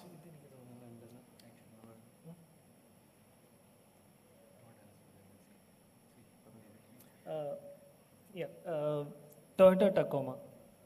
Toyota Tacoma. 30 points to you. Well done. Very well done. You're playing it nicely. What do you want to do at this point in time? आप आगे बढ़ना चाहेंगे? नहीं. Okay. 30 points. Very well done. Beautifully playing. They got 3 out of 6 right. Let's see if the audience gets the remaining 3. Audience. Yes, sir. Yeah, you. If you raise like this, you know what this is, right? You vote for a different party. Tivana is actually wrong. Nissan Qashqai is right. Very well done. Yes, sir. Can you repeat that? Studebaker Avanti? No. Chevrolet Cheyenne is correct. There's one more. Crazy Horse is absolutely right. Aztec Cola is actually not named after the Aztecs, right? So that's the ones there. Okay, 30 points. Well done, defense accounts to them. Please add 30 points to defense accounts. Okay, who was next? Oceaneering. So 2 topics gone. Ini Logone and indigenous brand names. What do you want to choose? What is this time biz person? Time biz person, time business person of the year. You want to go use that? Okay, let's see. These are business personalities who are time person of the year.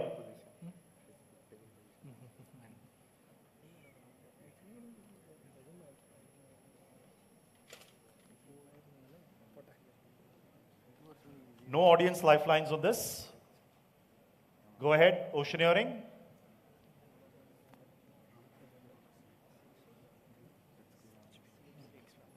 Go for it. Julian Assange. Julian Assange.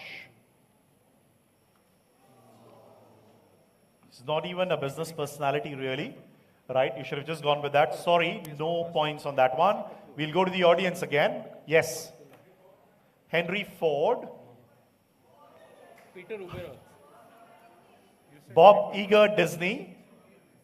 Thank you very much, audience. So you saw there. Oh, all the other 6 are right, by the way, Anil. This, and then you chose this. I'll ask him what's there. Peter Uberov got it. That's the only one. Yeah, that's why I said that both online as well as the offline editions, right, are perfectly, valid. You can see them, just so that you're clear. All right? Sorry, no points on that one. Who was next in the list? Yeah, Tata Consumer. What's there in BizBooks? As in it's a... BizBooks is name of the book and the author. Yeah, both have to match. Okay, sometimes it may be the book is right, but the author is different. And what's there in Board of Directors? Board of Directors of famous companies, or famous people in Board of Directors. Early names is what? Sorry. Early names of companies or brands. Indian Adspora is gone, right? No. Indian Adspora is not gone. And Big Switch is? Big Switch is companies who changed industries. BizBooks. BizBooks. Okay, here you go. So you've got Private Empire, ExxonMobil, Cold Steel, Lakshmi Mittal, American Icon, Ford, The Man Who Knew, Alan Greenspan, and so on. Yeah, this is for sure. Go for it. Okay. So, but, so like when you say Cold Steel, Lakshmi Mittal would be the author, or is just a book on him? Book on him is also okay. Yeah. So Cold Steel, Lakshmi Mittal. Cold Steel, Lakshmi Mittal. 10 points there. Well done. No rules, Netflix. No rules, Netflix. 20 points.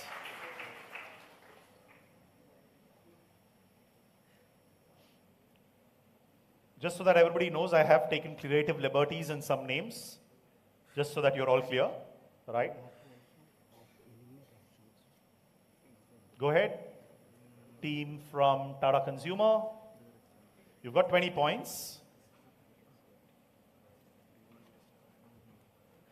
Private Empire, ExxonMobil. Private Empire, ExxonMobil. 30 points. Well done. Okay, this is the chance, right? That's how you have to play it. Strategy there. Strategy time. Do you want 40 or happy with 30? We'll stop. Stop. Okay, good choice there. 30 points. Well done. Can we play the grid for fun now? You want to play the grid for fun? Why don't we play it with the audience for a change, right? Yeah, okay. Audience. Yes, Yogesh? The Man Who Knew, Alan Greenspan? Right. Yes, ma'am. Right at the back. The Cult of We. WeWork. Absolutely right. Anyone else? Yes, ma'am. American Icon. Absolutely right. Henry Ford. All the other 3 were creative names that I came up with. Losing the Signal, The Bank That Lived a Little, and The One Device. Okay, 30 points to you, Tata Consumer. Who was next? I think it was Q Collective. What do you want to choose? So early names is just early names of companies. Right? Early names of companies or brands, right? Like, they'll all be obviously famous ones, yeah. We'll take early names. You'll take early names. Here you go.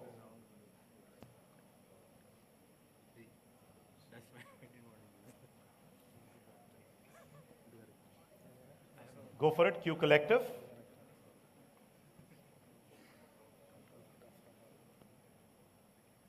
Q Collective is like, gosh, what is this?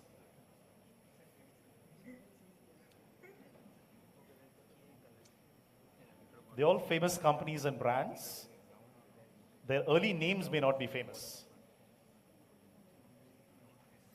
These are real, just to be clear, okay? These are real names, real early names of these companies. Okay, go one by one. That's my suggestion to you.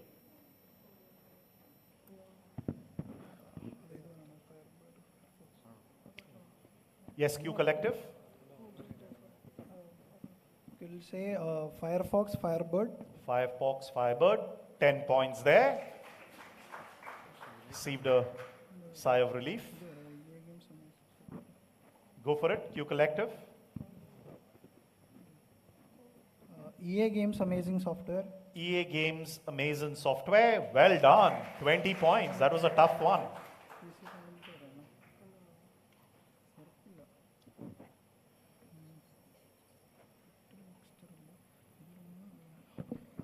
Vaseline Wonder Jelly.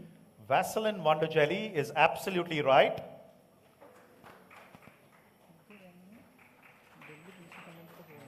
Folks, they've got 30 points and they seem to want to go on. We'll say Dell PCs Unlimited. Dell PCs Unlimited. Ooh. They weren't PCs Unlimited. You should have stopped. Sorry, no points there. Right, hard luck, real hard luck there. Right, yes, go ahead. What are the next ones? Instagram Peekaboo is actually wrong. Starbucks Cargo House is correct. And Aristocrat from Big Mac is perfectly right. And Snapple is correct. I think the lady there got it absolutely right. Unadulterated food products, an old buzzer question. Right, sorry about that one. You should have stopped. Cool it, don't worry. You still have an opportunity. Okay, the next team is TCS Chennai. Oh, is it TCS or Capgemini? TCS, yes. So you have Big Switch, you have Indian Adspora, Board of Directors, IT Ministers. We'll try Big Switch. Big Switch. Okay. Big Switch should be really easy. Let's see. But, as I said, they're always tricky ones.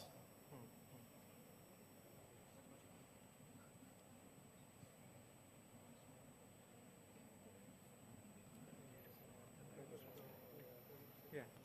Nokia paper products to mobiles. Nokia, 10 points there. Paper products to mobiles. Nintendo playing cards to video games. Nintendo, 20 points. Well done, TCS.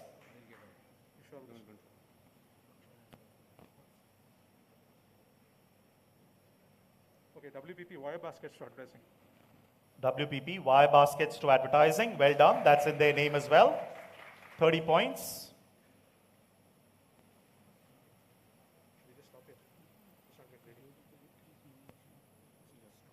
Berkshire Hathaway. Berkshire Hathaway, textiles to diversified holdings, 40. Do you want to go for the 50 and 60? But let's not risk it. Yeah. We'll stop here.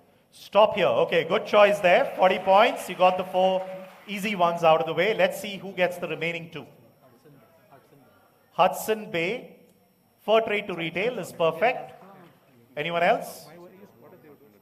MasterCard? Not really. John Deere? Not really. BMW? Not really. It's ITT, telecom to manufacturing. Good 40 points. Well done, TCS. They're back in the game. Capgemini, your choice. Yeah, what is Indian Adspora? Indian Adspora is basically advertisements with the name of the company. Indian Ads, name of the company that produced it. Okay. So you will give the jingle or It could be the jingle, tagline, famous ads. Or you have 3 choices, right? You have board of directors and IT ministers. Indian Adspora. Here you go. Your famous ads there with the agency that produced those ads. You're speaking? Okay, go ahead, Robbie.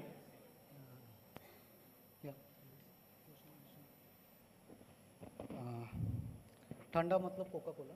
Thanda matlab Coca-Cola was done by McCann. 10 points. Well done.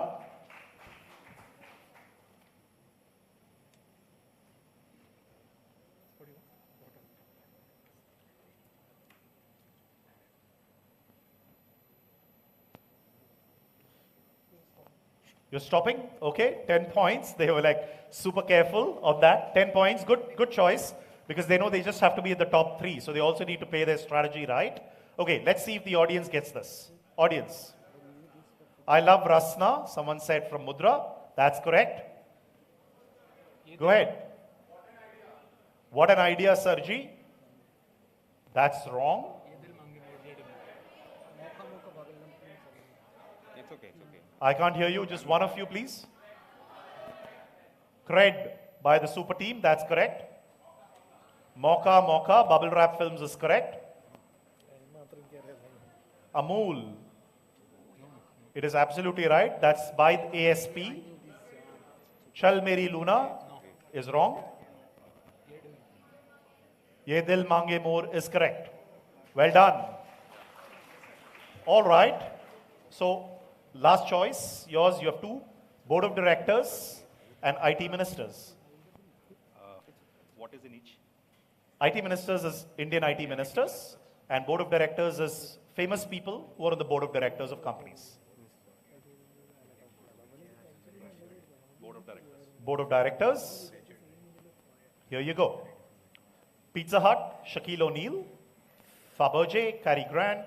Coca-Cola, Joan Crawford. Jet Airways, Javed Akhtar and Yash Chopra. Britannia, Sam Manekshaw. 20th Century Fox, Grace Kelly.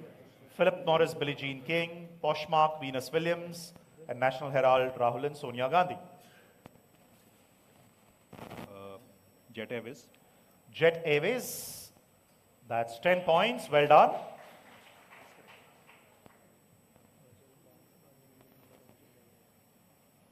National Herald. National Herald.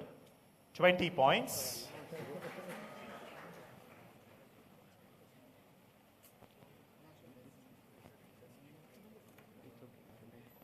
Britannia. Britannia, Sam Manekshaw, yes, was famously part of Britannia's board. 30 points there. Very well done.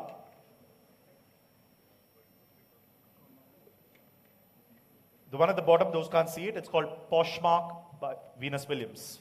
I'm hiding that here.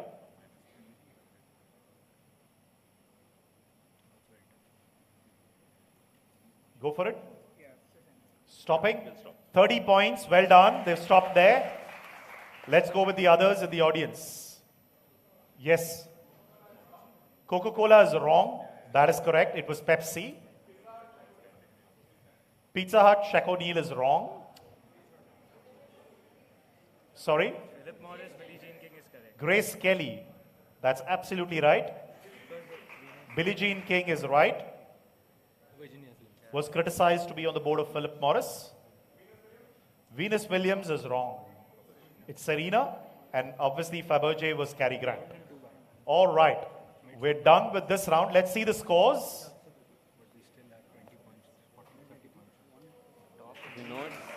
Okay, TCS back in the game.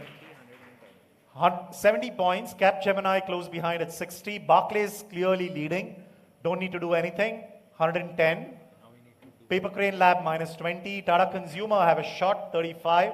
Oceaneering, tough luck today. Defense Accounts and Q Collective, all of you have a shot. All right? Here you go. You've seen the scores. Here's how the buzzer round would work. Okay? You have 6 questions coming up on the buzzer. This is how it will work. I'll show you the rules. There are 6 visuals with questions to follow. Okay? If you buzz before the question is asked, please give us the question and the answer. Plus 15, minus 5. Okay? All clear? Now, if, as always, sorry, scores once again. Okay? Can we see the scores once again, please? Strategy time. Remember, you have to be in the top 3. I don't think Barclays or Capgemini or TCS is going to do much, especially Barclays, but all the others are going to be really, really hard on the buzzer.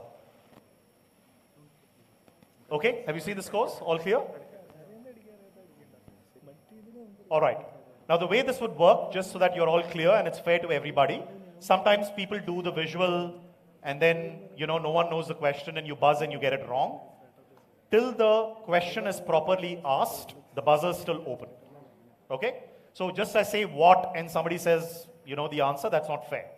Okay? So we'll keep it live till the proper meaty part of the question is asked. So will the question come up on screen at all?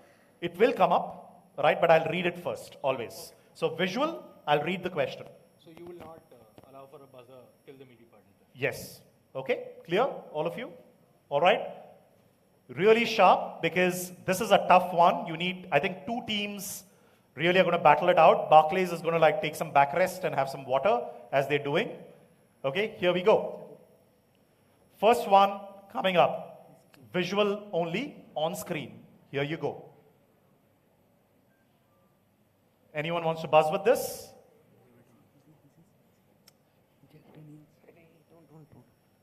Okay, here's the question. This piece of luggage gets its name from the French word. Okay, Q Collective. You say portmanteau. Portmanteau is the absolute right answer. Well done. This was the question. Very well done. To carry a coat, the luggage which blends two parts made of leather. You can see there are two parts of leathers. Shares its name with a word that is introduced by Louis Carroll in Through the Looking Glass.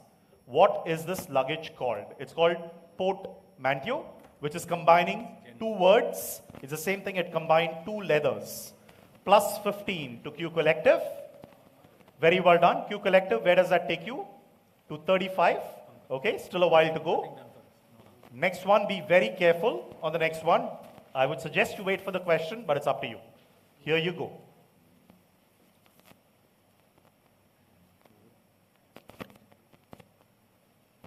At the bottom, there's Mira, and there's a strike through of Mera. Anyone? Here's the question. This is from Piyush Pandey's book, Pandemonium, and shows the origins of a very, very famous tagline. What tagline? Okay, Tata Consumer. This is Mera Wala Pink, Mera Wala Yellow. Absolutely right. Well done.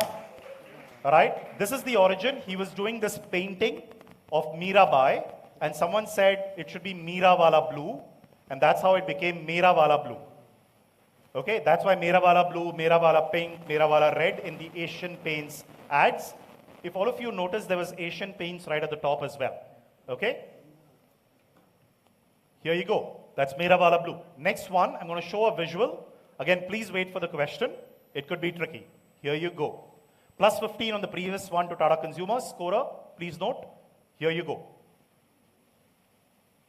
Anyone wants to buzz with this? Here's the question. What sometimes replaces India in the Pakistani version of the NATO phonetic alphabet?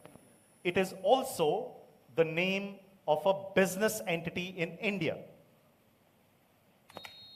Okay, Tata Consumer is on fire. We'll say Indigo. Indigo is absolutely right. It is Indigo, right? So in Pakistan, when you see the NATO phonetic alphabet, they don't use India for obvious reasons. We'll show you the scores, don't worry, right? They sometimes use Indigo. They sometimes also replace it with Italy, but that was also, contested, and they settled on Indigo. Okay, let's see the scores. Big battle on there. 70 points to TCS. Cap Gemini at 60. Barclays sitting comfortably. They surely will qualify today. Paper Crane Labs at minus 20. Not their day today. They're a good team. Tata Consumers at 65. So big battle. 2 questions in a row there. Tanmay and Kunal, great answering. Oceaneering, not their day today. Defense Accounts, great team. But again, you still have an opportunity. There are 3 more questions. And Q Collective, you also have an opportunity. Remember, 45 points at stake. Still open to everybody. Ready, everyone? Next one. Can you switch, please? Everybody can see the screen clearly. Visual coming up. Please be careful. Wait for the question. Here you go. Anyone buzzing? Okay, TCS Chennai, give me the question and give me the answer. So the Jonestown incident where Can you just please increase his mic volume? Yeah. The Jonestown incident, Jonestown massacre, is called, they call it drinking the Kool-Aid and all that comes from there. There the thing was poisoned with Kool-Aid. So that is actually not Kool-Aid, that is Flavor Aid. The Tom Wolfe book is called The Electric Kool-Aid Acid Test. It's so references to Kool-Aid. Kool-Aid is, in spite of it not being used, it's still called Kool-Aid. Kool-Aid, drinking the Kool-Aid and things like that. It was originally, the Jonestown thing was Flavor Aid. So, got it. So what's the question and what's the answer? So in spite of the misnomer, which is the brand which appears in the common to both, it is Kool-Aid. Okay. We'll see the question. Let me read out the question. I'm not going to give points right now, but TCS, you cannot buzz anymore. That was wrong. Okay. -5 there to you. Here's the question. What phrase in business comes from one of these sources? Okay. Yeah, drinking the Kool-Aid. That is the right answer. That's why I wanted you to be very, very clear. Wait. No, we can give you lots of stories, Jayakanthan. You have to be very clear. I was very clear. You can see the question there, transparently. What phrase in business comes from one of these sources? The question was, what is the phrase in business? But I said drinking the Kool-Aid. No, you will say a lot of stories, right? But that's not the question. I gave the operative parts as in. Sorry, that's a -5. I'm very clear. I've also given you very clearly that from the Jonestown massacre and earlier, those are two origins or purported origins of drinking the Kool-Aid.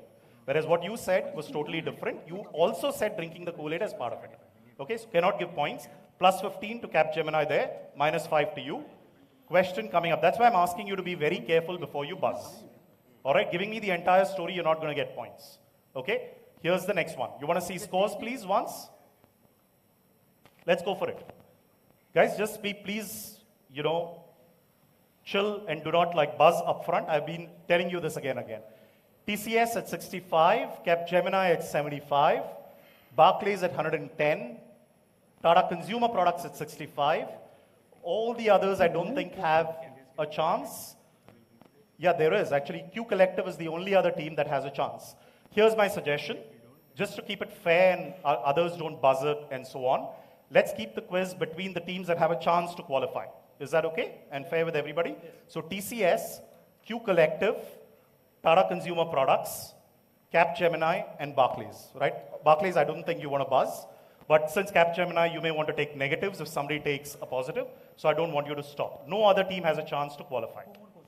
2 more questions, yes. 5 and 6. All clear? Please wait for the question. That's my simple suggestion to all of you. Okay? Here you go. Question number 5. Anyone wants to buzz? Again, you'll have to give me the question that I have in my quiz, not what you thought is the question. No one. Here's the question. Identify this Padma Shri awardee who's the subject of a study at the Harvard Business School. Okay, TCS. Shehnaz Hussain. Shehnaz Hussain. That's the right answer. Well done. That's a good one. Right? If you just waited for the previous one, you would have got it in the same way. Shehnaz Hussain, the herbal beauty queen, +15 there to you. They're back. Let's see the scores now. Okay, TCS at 80, Capgemini at 75, Tata Consumer Products at 65. So only 3 teams will play the final question. Yeah, same rules, no rule changes. Okay, if the question someone gets it wrong, we'll keep it alive till the operative part of the question is done. Is that clear?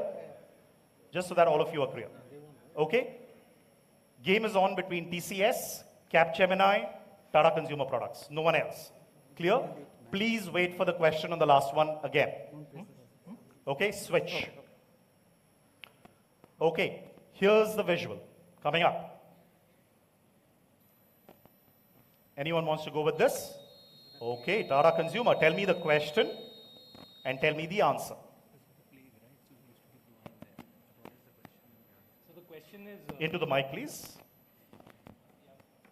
Sorry, the question is, why was this kind of set up like this and the wine were transacted in a manner like this? This was because there was a quarantine plague happening at that particular time, and that this was the only way in which people could transact, take wine from those regions, etc.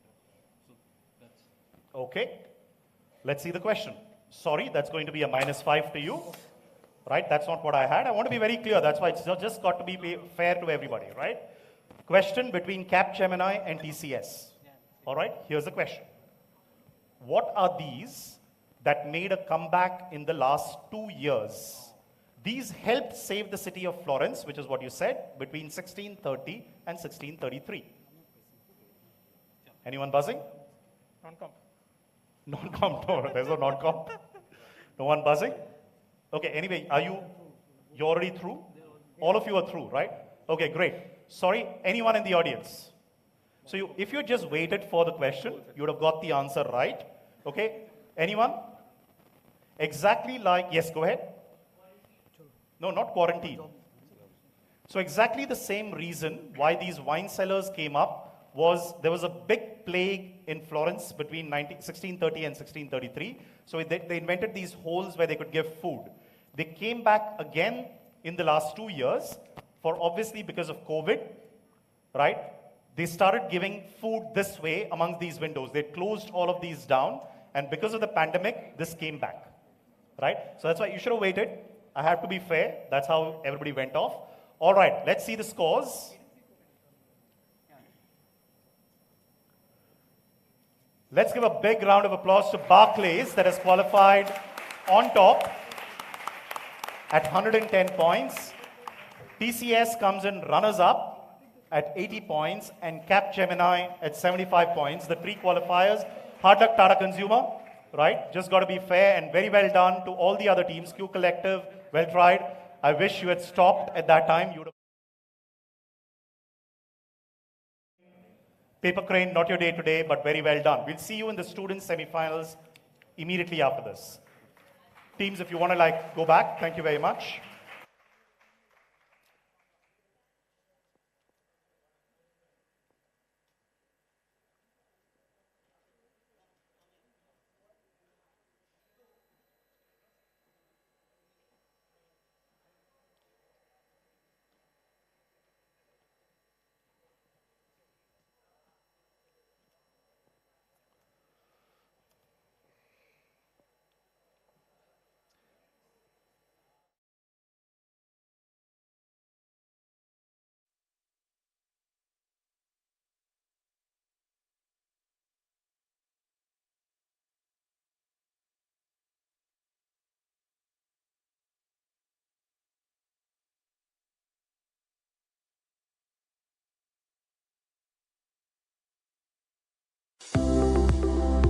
Education is A promise. നാളെയുടെ ലോകത്തിന് വേണ്ടത് നിലവാരമുള്ള വിദ്യാഭ്യാസമാണ്. അനിക്സ് education 15 വർഷത്തെ വിശ്വസ്ത പ്രവർത്തനം. 20-ലധികം രാജ്യങ്ങളിൽ 300-ൽ പരം യൂണിവേഴ്സിറ്റികളിൽ പഠനത്തിന് അവസരം.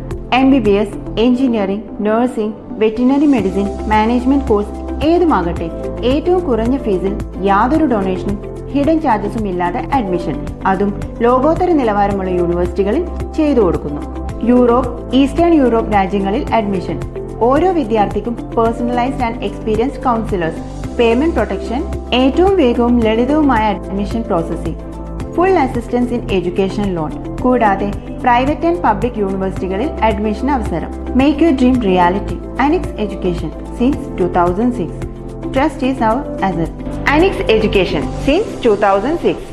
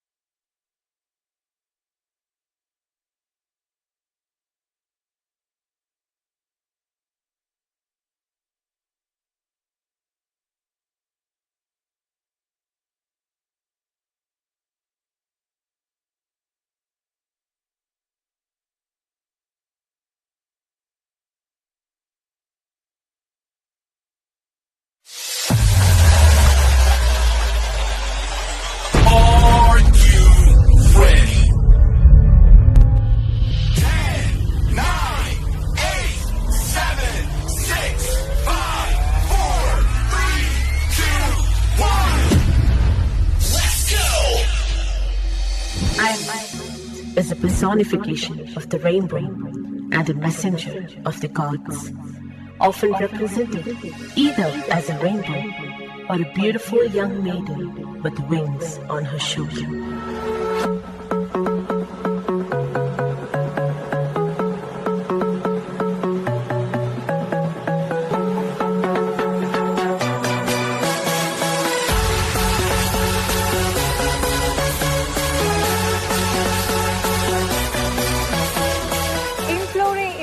Being in a colorful festival, we see different people, different experiences, which brings a smile to our face. It is a wonderful festival of fun and intellect at Rajagiri.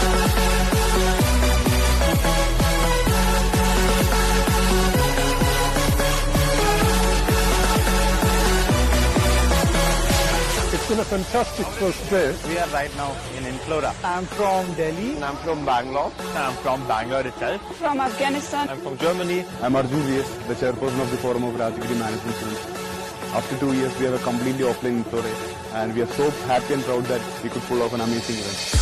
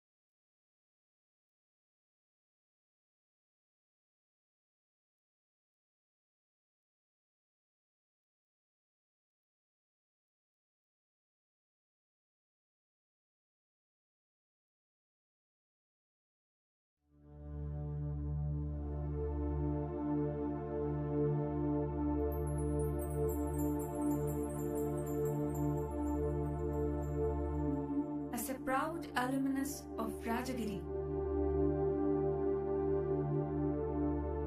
I'll always cherish the memories of my student life spent here, every minute of it.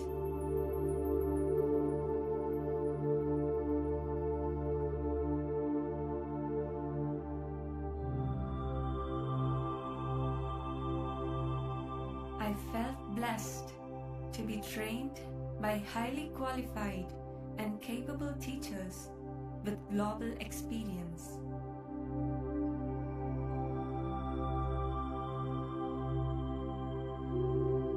I loved the facilities I had at my disposal and its widespread and picturesque campus.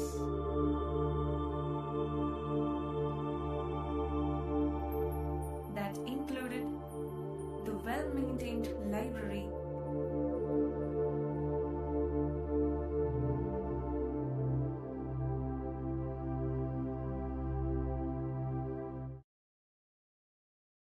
They've come all the way from Kanpur. The next team, a local team from QSAT, Shubham and Gautam. Please welcome them.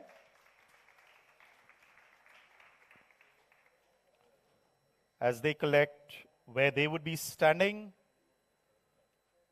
Shubham Jha and Gautam Anand from QSAT. The next team is Indian Institute of Foreign Trade, Kolkata. This is Sahil and Aditya. Keep the applause going.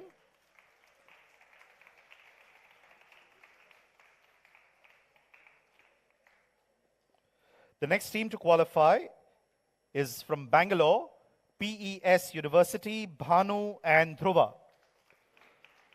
Please give PES University, PES or PESIT as it's called in Bangalore.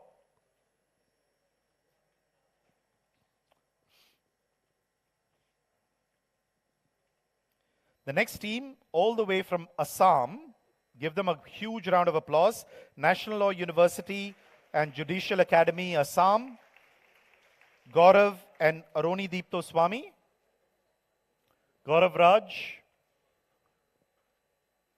And the final team to make it is National Institute of Technology, Rourkela. Krishna Aditya Mohanty and Dibyam Debashish Shahu. If you can switch back to my laptop now. All right, game on in the student semi-finals. This should be slightly faster. We have only 6 teams. Students, you've got all settled. Do you want to start doing a quick buzzer check? Let's start with F this time. Reset, please. E. All right, D. That's IIT Kanpur, NLU, PES Bangalore. Okay, PES, do you want to try once? Yeah, all well?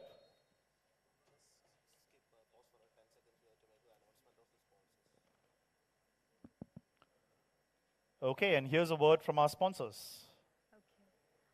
This is to inform you that our sponsors, Donut Factory and 12 to 12 Barbecue, stalls are set outside. So kindly please visit them as and when you're free. Thank you. Cool. All right. All ready? You all know the format from the corporate round. It's the same format here.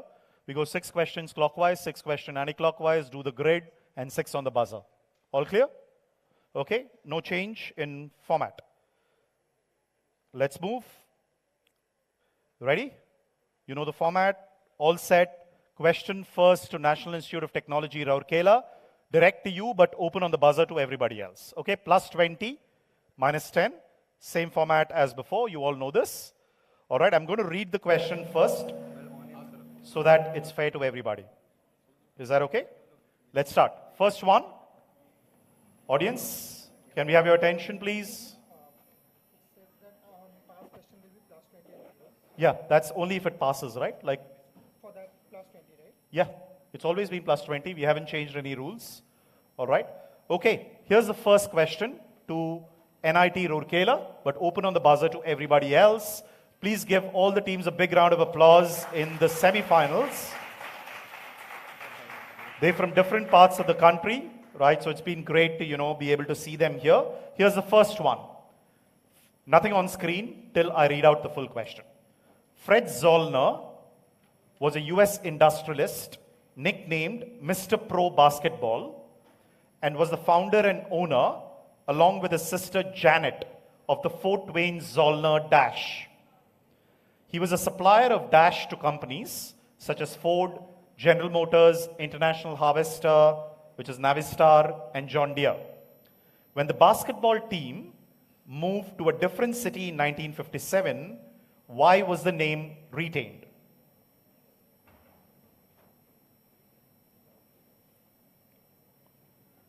Question open on the buzzer. In college circles, you would simply call this question put funda, but I'm just explaining it. So, NIT Rourkela. Closing it on the buzzer, no one seems to know it. NIT Rourkela, go for it. No negatives on the normal pass. So, we're guessing Fort Wayne Zollner gears. Okay, gears. Yep. Okay, and therefore, why was the name retained? Maybe they moved to Detroit. Okay, got it. And therefore, it became what? Detroit Gears. No, PES University.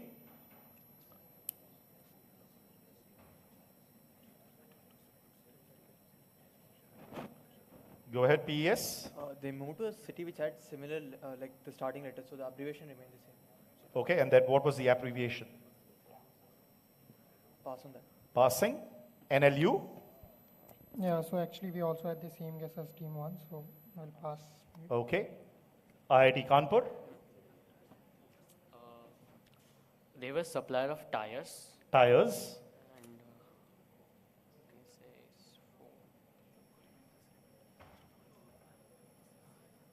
pass. Passing. IIFT Kolkata. It's a nice mix we've got from across, the country. So it's fantastic to see all of you. IIFT Kolkata. We'll guess steering wheels. Steering wheels, no. QSAT. We will guess that they were the suppliers of rubber to all these companies for tire purpose only. And the name was not dropped because in the different city also their operation was there. There. And Okay. we don't know the basketball. Why that's not unique, right? Okay, let's go to the audience. Yep.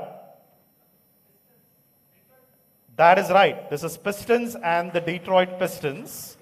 The team was originally called Zollner Pistons. When the team moved to Detroit, Zollner dropped his name, but retained the Pistons part of it.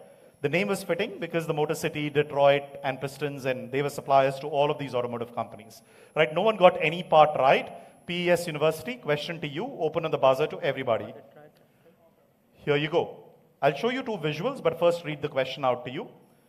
You'll see a brand that manufactures single-person, remotely piloted electric aircraft with the goal of making air taxis affordable. What famous place in the US is this brand named after? Okay, Team E, IIFT Kolkata think they know, but PES University, first to you. So this is a famous place in the US. For a specific reason, they named it after that place. Tell me what famous place. And that is the name of the brand of this single-person air flyer. Very workoutable. Yes, PES. Pass. Okay, Bangalore quizzers are passing to Kolkata. So I'll guess this is Kitty Hawk because it was the first place where the flight happened. Perfectly right answer, plus 20 there. It is Kitty Hawk, the place in North Carolina where the Wright brothers made their historic first flight. So they decided to name the first, single-person flyer on Kitty Hawk as well. Very guessable there, plus 20 there to you. IIFT Kolkata, open their account. Question to NLS Assam coming up. You'll see a visual, see it carefully. To which organization did Hershey's pay the princely sum of USD $300 at that time to buy this? Okay, here you go. Anyone buzzing?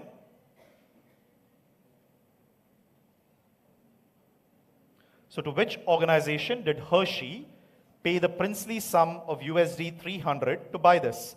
You can say it says December 18, 1911, $300.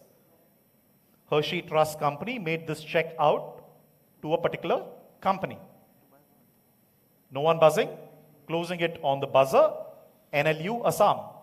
Go for it. Very guessable again. If you look at the dates, you look at like a huge amount to pay at that time. $300 was big at that time. It's big even now. We'll see this is Ford. This is Ford, okay? What do you mean? They paid it to Ford, is it? Yeah, to do what? I'll pass on that, but I'll say that the answer is Ford. Ford, no. IIT Kanpur? So something like paid to the Queen Elizabeth to maintain some form of royal seal. Or maintain a royal seal for Hershey's? No. IIFT? Nothing to do with that. We're done with Queen Elizabeth questions for the evening. I'm guessing this is Cadbury's they paid it to Cadbury to buy some. To buy what? Some chocolate from them, some brand. Some brand they bought it. Okay, no. QSAT? Chipping on their guess, we will say that Hershey's does Kit Kat for USA and Cadbury's does Kit Kat for the rest of the world. So Okay. something like that. No, nothing to do with all that. Okay. NIT Rourkela? So pass. Oh, you just passed? Okay. PES University, Bangalore? Never seen such an enthusiastic pass.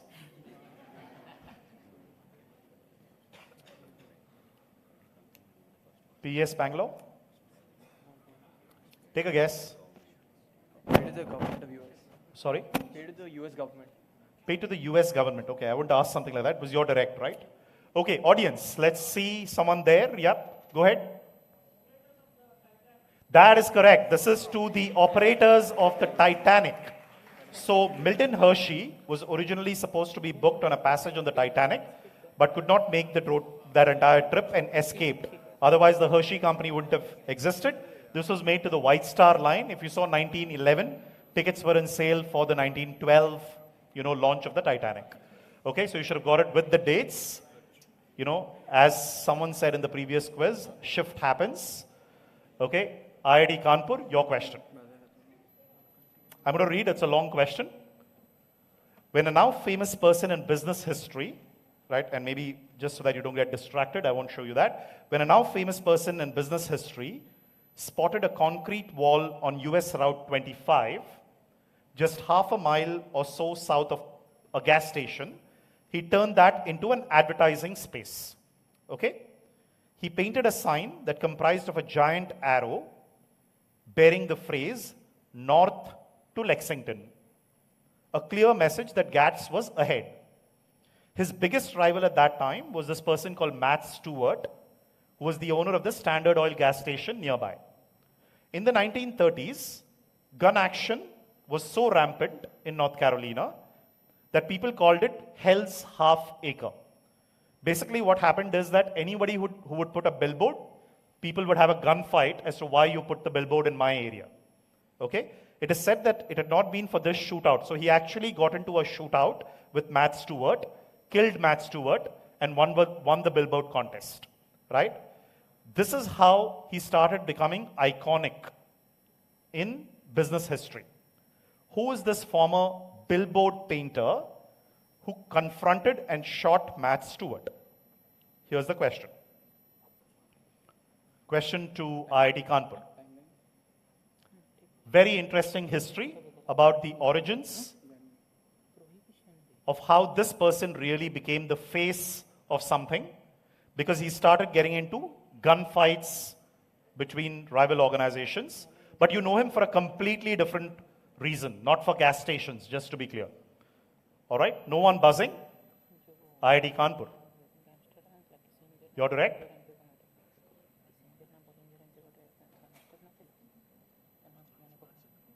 Started putting his face everywhere.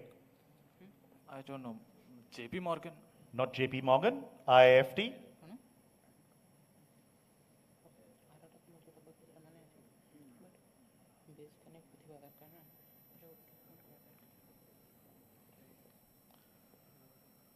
You want the name and not the funda, right? If I give the funda, you will not.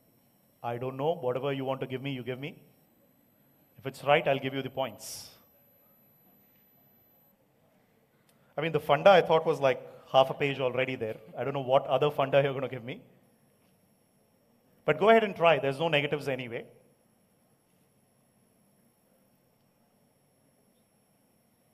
Okay, I'm going to pass you. QSAT. We will say Colonel Sanders and KFC. That is the right answer. So this is Colonel Sanders. He worked at a Shell gas station, and this is where he established his first eatery. And what he started doing is, after this gunfight, he started putting his face everywhere to promote the Shell gas station there. And that's what later became Sanders Cafe, that later became KFC. Right? So that's how the whole history of Sanders Cafe and Colonel Sanders becoming the face of KFC. Good guess there. With the face, you should have guessed that. 20 points to Kusat. Well done. Question to IIFT Kolkata.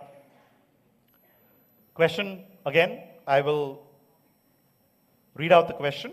In 2012, 2012, a certain Mr. Willie Cameron said that the value of Dash or X to Scotland's economy was worth about 25 million pounds. He later set up a seminar to assess how much money it makes from this X and called it Dash Marketing. Hosted by the University of the Highlands and Islands Management School and Visit Scotland, the seminar featured expert speakers. Mr. Cameron, director of Dash Marketing, talked about the impact of this, which has had on the Scottish region. He also looked at a wider business opportunity in this area, such as film location work, and gave an insider's account of how celebrities like actor Charlie Sheen have called on him to help them in a certain discovery and treasure hunt. Who or what was the subject of the marketing seminar? Okay, PES is buzzed, but IIFT, you can read the question, patiently and try. So who was the subject of this marketing seminar? Who or what? PES has buzzed.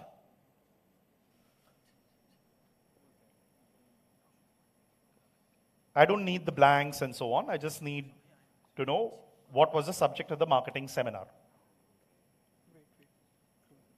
Okay, IIFT, go for it.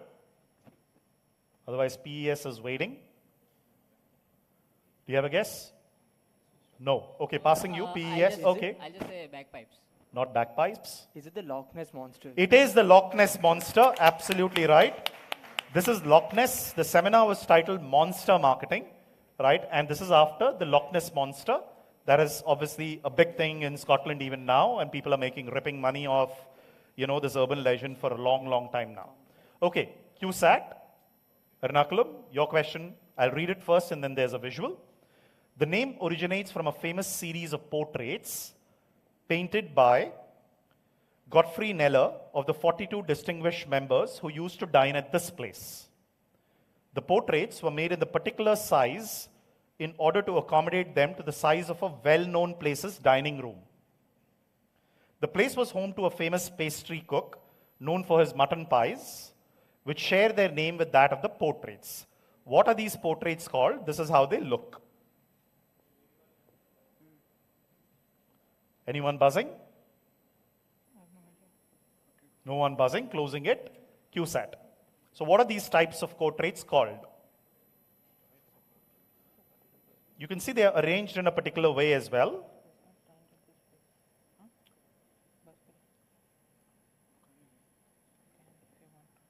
Okay, QSAT, take a guess. We will say that it is like Royal Society portrayed this. So these 42 individuals were members of Royal Society, so they used to dine together. So members of the Royal Society? No. National Institute of Technology, Rourkela? So we're guessing these are presidents. So these are presidents. President okay. portraits. So presidential portraits. Yep. Okay. No. PES University. It's a business quiz. So think business guessing.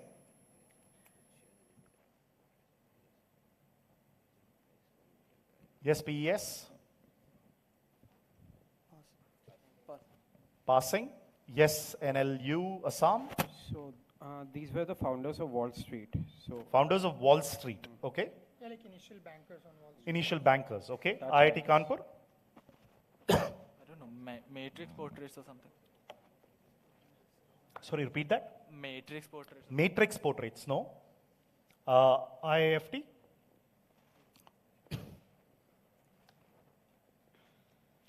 Wall of Fame portraits. Wall of Fame. No. Sorry. Audience, yeah. Sorry about this. It is Kit Kat. Water.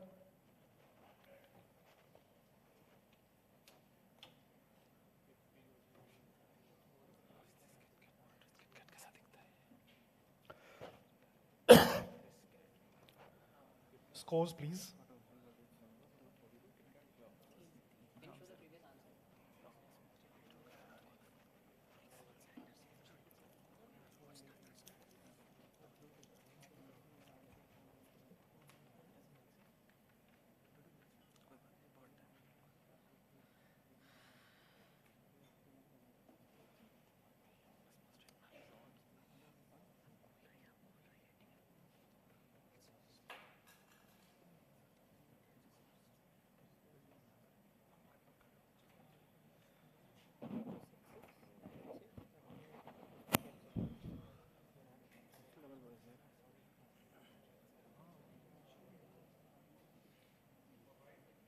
Check. Yeah, should be fine now. Can we see the scores? Strepsils. Yeah, I did take Strepsils as well. Good one there. Okay, scores at the end of this. We still can't get it on that monitor, I guess. So, can we see the scores again? Sorry, we can't see the scores. You'll have to remove this whole background, please, and then we'll come back. No problem, switch back. Okay, let's go anti-clockwise. You all know, I think there's a couple of teams that scored the previous round, right? I think that was 20 points to QSAT and 20 points to PES. I don't think anybody else scored. And you scored, IFT. Okay, 3 teams scored. Let's move. Question coming up, same format, starting with QSAT. Okay? I'll show you the visual of an entrepreneur. Tell me who's the entrepreneur and what is the reason behind this message he is holding. Okay? Here you go. It's saying, what's the doughboy afraid of?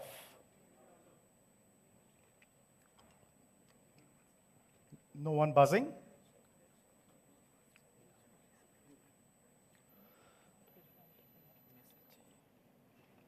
QSAT's drawing something. Yeah, QSAT, it's your direct. Yeah, so we will say that Doughboy is the mascot of Pillsbury. So, Burger King regularly challenges McDonald's, and McDonald's regularly challenges Burger King. Similarly, he would be bringing out some competitive brand against Pillsbury. So, we don't know the entrepreneur, but yeah, competitive brand against Pillsbury. So, he's challenging kind of bet way to Pillsbury. Sorry, not the right answer. IIFT.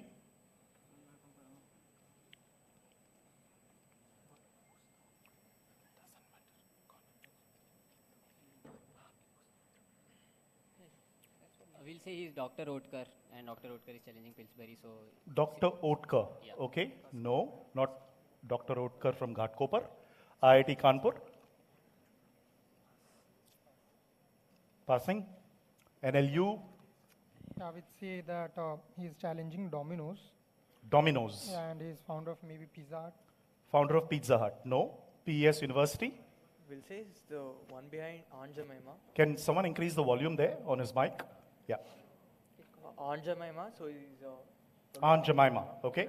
And probably something to do with racism or something like that. Something to do with racism. No. NIT Rourkela. Pass.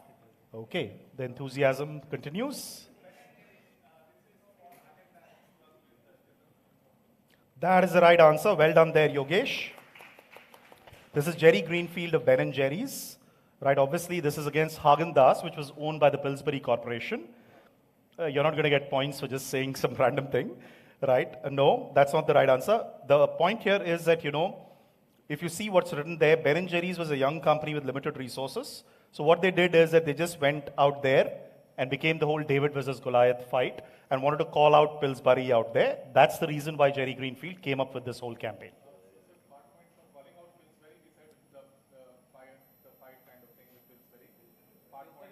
Yeah, but Pillsbury was written in the thing. You said nothing about Ben & Jerry's, and you wanted me to guess the name of the company and so on, right? That's not how it will work. Okay, IIFT Kolkata, question to you. Okay, you're going to see a visual. What you'll have to tell me is this particular visual that you will see will help you derive the logo of a particular company that was used for almost 100 years, of which the company now has a symbol as its name. Okay, here you go.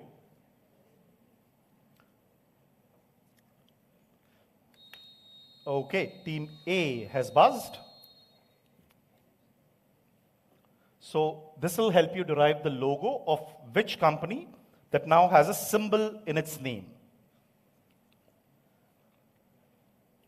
And this should give you a very good clue about the name of the company. This is a question to IIFT Kolkata. Go for it, Kolkata.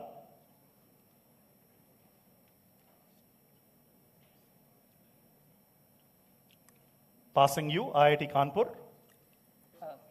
Oh, sorry, this is NIT Rourkela. So we're guessing this is Philips. Philips. And what does it have? Philips's logo has what? That's a cross kind of thing. The cross kind of thing. Sorry, that's going to be a -10. It's not Philips. -10 to NIT Roorkela, IIT Kanpur. Go for it.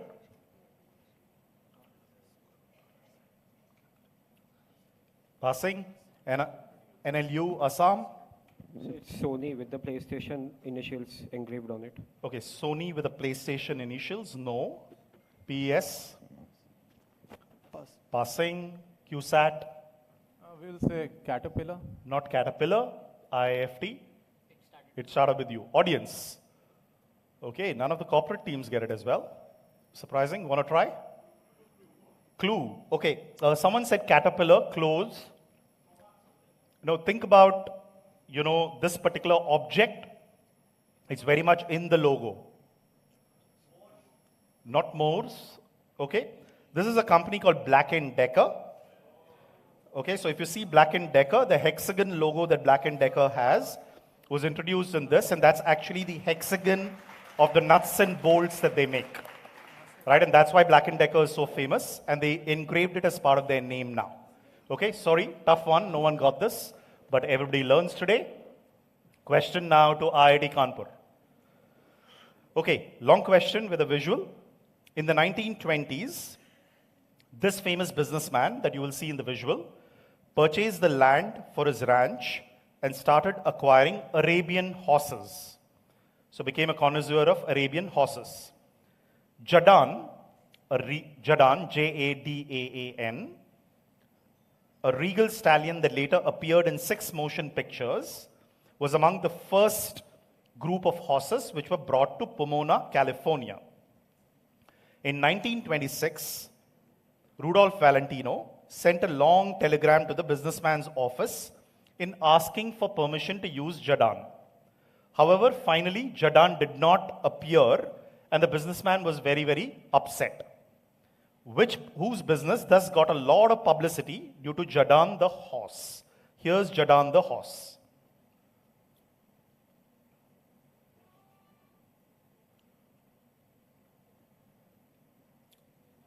So whose business thus got a lot of publicity? Hold on, no one buzzing. IIT Kanpur.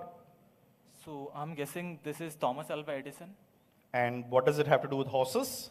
Like I remember he had sort of a ranch and a shed where he made movies, so I just went with that. Okay, no, good guess. NLU. We are passing. You're passing. PES. I'm guessing the first motion picture had a horse running, something of that sort. Okay. And is this a clip from Lawrence of Arabia? Lawrence of Arabia, yeah, it's very much from Lawrence of Arabia, Rudolph Valentino. But whose business is what I'm looking for? We'll say Henry Ford. Henry Ford, okay. Not Henry Ford, NIT Roorkela.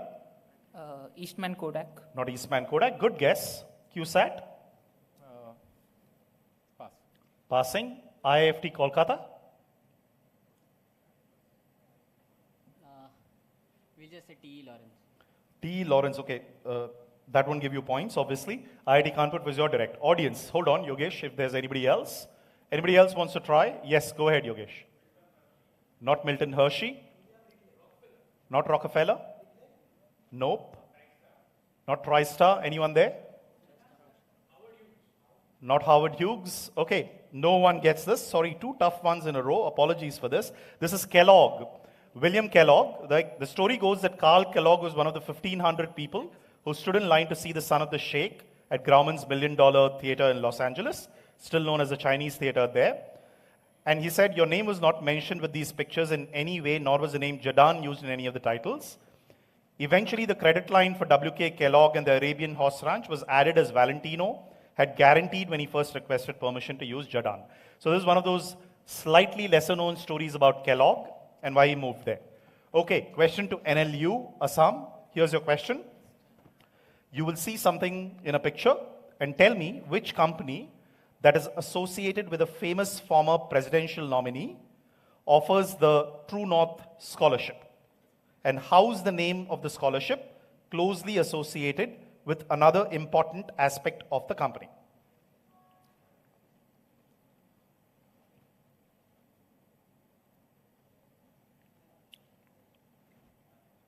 No one buzzing.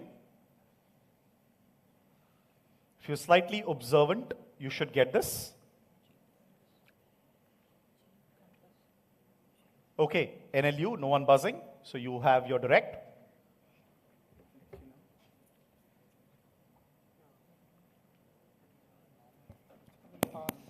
Passing, PES. Something to do with Truman? Truman, not Truman. NIT Rourkela. So maybe Jeep Compass? Jeep Compass, no. QSAT. We will say that the scholarship is associated with that because they literally send to the north. North Oh, they send you to the North Pole and give you a scholarship for that? Iceland, Greenland, so that more students can attract they can attract more students, so this scholarship. Oh, okay. No, not really. IIFT Kolkata. You folks are preparing for the wrong quiz. We'll just guess Apple and Safari browser, so that has the logo as a compass. Oh, okay. Nice one. At least the clear part here is True North, not Safari and Compass. So not sure of the company, but associated because in the logo the Earth is present with the axis tilted. So they're talking about the true north and not the actual north. The Earth is present with the axis tilted. Something of that sort. No, I mean, I can't guess on your behalf, so you have to give me the guess. I mean, Wikipedia. Wikipedia, not Wikipedia. It was your question. Audience, yes, Preetham?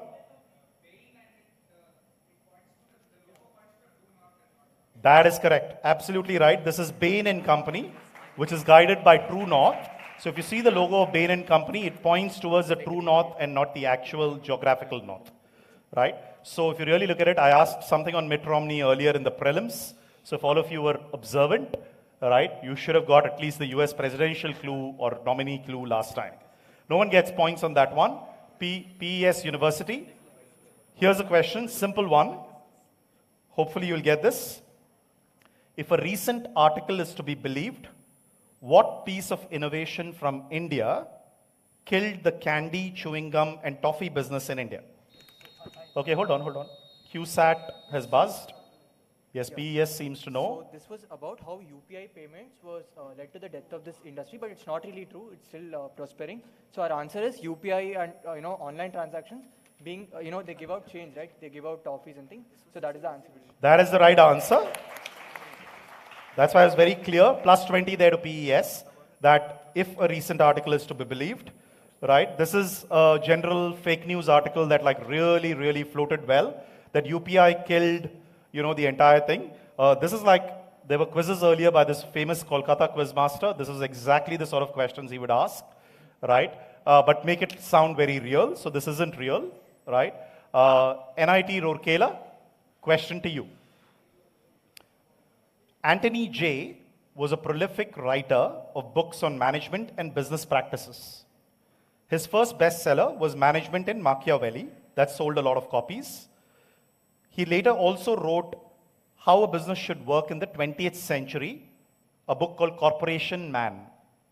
However, he's not really famous for this for all of us. So how do you better know, or what do you better know Anthony J for?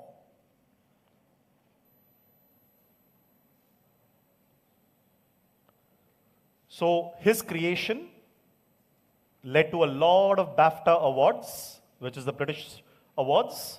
So tell me, what did Anthony J create that is far more popular than these management books that he wrote? This is the question to NIT Rourkela. NIT?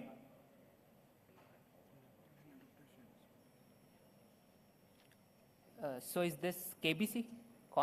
Kaun Banega Crorepati? No, not Kaun Banega Crorepati. QSAT? Is this Mr. Bean? Mr. Bean. Okay, good guess. You're in the right direction at least. Indian Institute of Foreign Trade. Okay, don't go by somebody starts whispering saying Mr. Bean bola hai, wahi right direction hai. Don't know. Don't go true north on this. IIFT Kolkata. I just meant that that's the sort of guessing I'm looking at, not directly a business guess.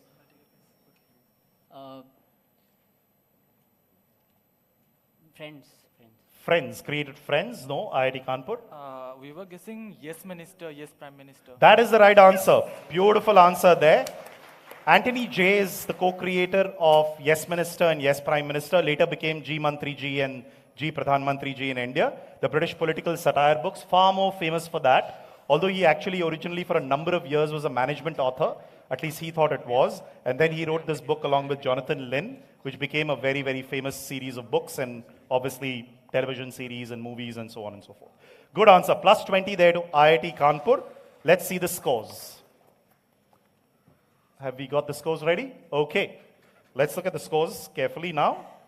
IIT Kanpur, okay, everybody at 20 in the top 3 there, which is IIT Kanpur, QSAT and IIFT Kolkata.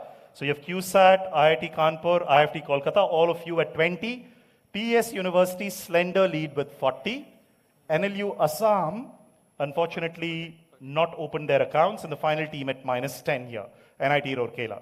So don't worry, all's not lost. Let's switch back, because we have the wonderful student grid round coming up. You all saw the grid earlier.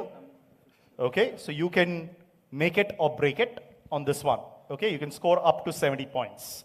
So lowest on the grid, if I'm right, is NIT Rourkela. So let's go with the choices. You all know the rules. Do I need to explain it? Okay, here's you go. Here's the grid topics. So you have bold and beautiful. I can explain what it means if you want. Bold and beautiful is very famous actors, actresses, and so on, married to businessmen. Okay, Sensex is Sensex companies. Amar Chitra Katha is Amar Chitra Katha, copies of businessmen. Sensex companies, those who form Sensex, BSE 50, right?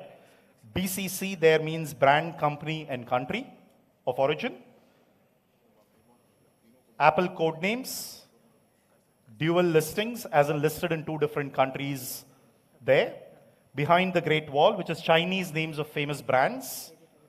Greater than 500 million club is greater than 500 million, daily active users for social media. And Forbes richest Indians. Latest one. Okay, let's start. Could you repeat the 500 million club? 500 million club is all of the big websites and apps that have a daily active usage of greater than 500 million, which means really big names. 2 different countries. As in big names in 2 different countries. So what is in bold and beautiful? Famous actors, actresses married to rich business people. Okay, go for it, Rourkela. Here's your chance to make up. BCC. BCC, brand, company, country. Here you go. Here are the brands and companies and countries of origin. Please remember, I'm talking about brands and companies and not people.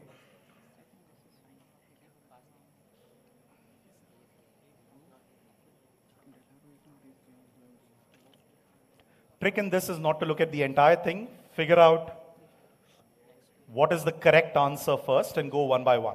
So Atlassian first. Atlassian is Australian. Great, 10 points. Well done. Joma. Which one, sorry? Joma. Joma is from Spain. That is correct, 20. There's Grundfos and there's Embraer from Brazil for the audience because you can't see it.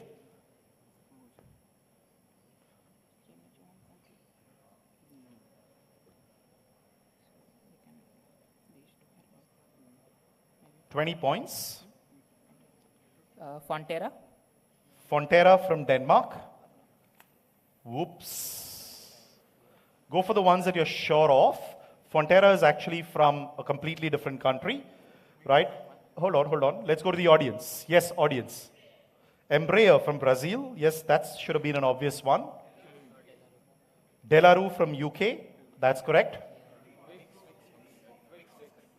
Hilti from Liechtenstein. That's correct.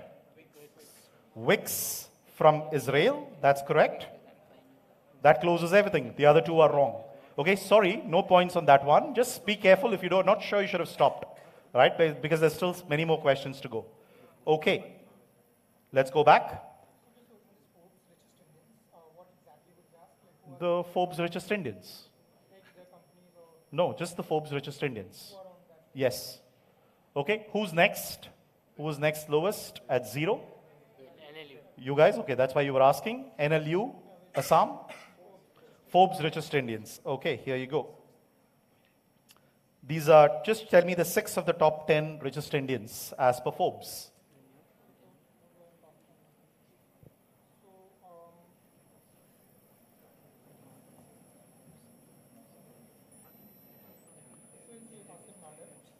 You'll have to use the mic, otherwise I can't hear you. We'll see Shiv Nadar.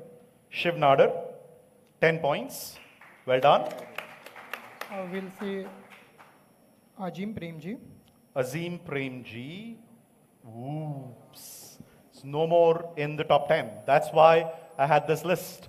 Right? In fact, Azim Premji is not even in the top 20. He gave away most of his money to charity. So he's no more as rich as he was before. Right? Sorry about that. No points to you. Let's go to the audience. Radhakishan Damani, perfectly right, of Avenue Supermarts or D-Mart. Dilip Sanghvi, absolutely, of Sun Pharma. Savitri Jindal is correct. Cyrus Poonawala, who came into the top 10 thanks to Serum. Anyone else? One more.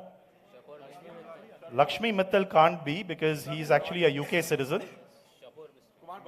Kumar Billa is absolutely right. Okay, well done. Shapur Mistry is also not in the top 10 anymore. Okay, who's next? So, what would be Amar Chitra Katha? Amar Chitra Katha titles on business personalities. So Amar Chitra Katha comes up with titles and books on business people. Okay, who's next? Scorers, can someone help me? Who's right? These two. So I is the same and F comes first. So let's go with you. All three of you are the same than TUSAT. Sorry. Yes. Just going alphabetical order, so much simpler. So Bold and Beautiful will have only Indians or entire world? It can be anything. I don't remember actually. Mostly Indians as far as I remember. But there could be one or two here and there. Oh, you seem to know only the Indian ones, is it? It's okay. Even if you knew 2 or 3 Indians, that's good enough, right?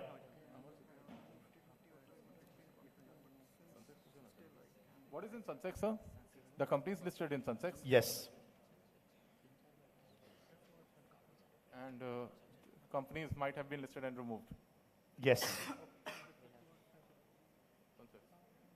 So I'm looking for the current companies in the Sensex. There's also about making choices on the grid here. What's Apple code name? Apple code names, product code names of Apple. And so what is the behind the great wall? Chinese names of very famous English product and brands. Okay. So can you repeat that?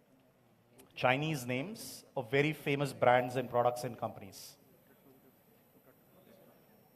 As how they are known in China. Yep. Okay. Sunsex, sir. Sensex? Okay. Here you go. Okay, sir. This guy's a trader, I'm telling you.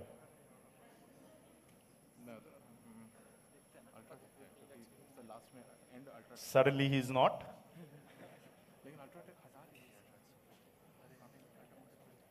Tata Motors?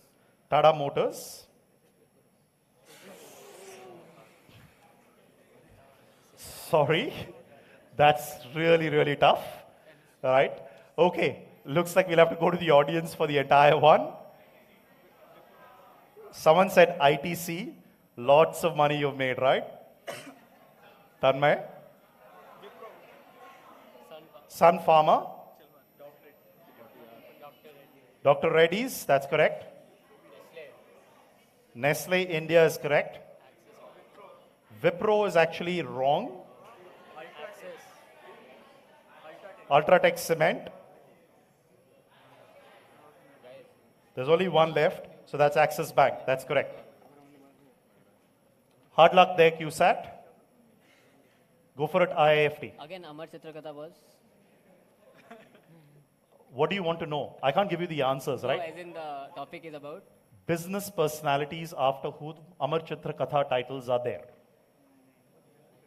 Right? Amar Chitra Katha comes up with titles around people, right? So, business personalities.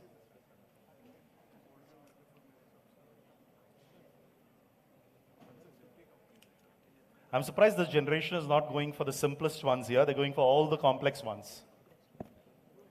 And what was bold and beautiful again? Actresses?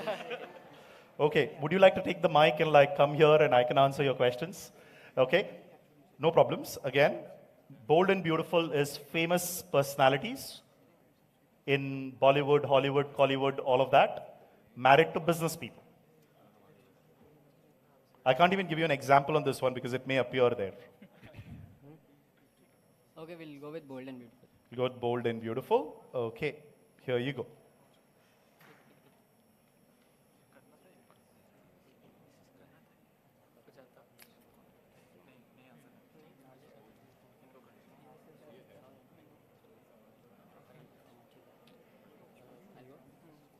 Okay, so Salma Hayek and Bernard Arnault. Selma Hayek and Bernard Arnault. I'm really sorry. That's not true. Okay. She's actually married to the other guy who sounds like Bernard Arnault. Who does he married to? To Pinault, to Francois Pinault, right? And not to Arnault. I was hoping you would like fall for it and you fall for it the first time. Okay, audience, sorry folks, right? Like you got it wrong on the first one. Sorry? Rupert Murdoch and Jerry Hall is correct. Jane Fonda and Ted Turner, the more. Sita and Hemant Topiwala is correct.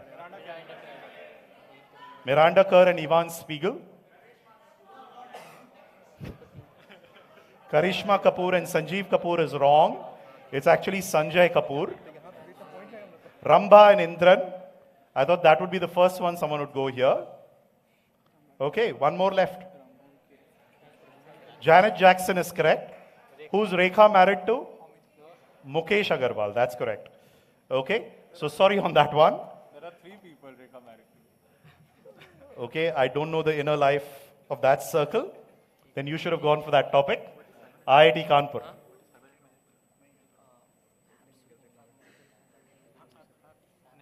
So much of strategy and then they'll go first one red. Amar Chitra Katha. Amar Chitra Katha. Okay. Fine. Here you go. And now they're going to say they don't know anything. Meherbhai Tata. Sorry, who's that? Meherbhai Tata. Meherbhai Tata. Okay. You prepared for one quiz for sure. Varghese Kurian. Varghese Kurian. 20 points. Do you want to know what your score is? 40. Okay.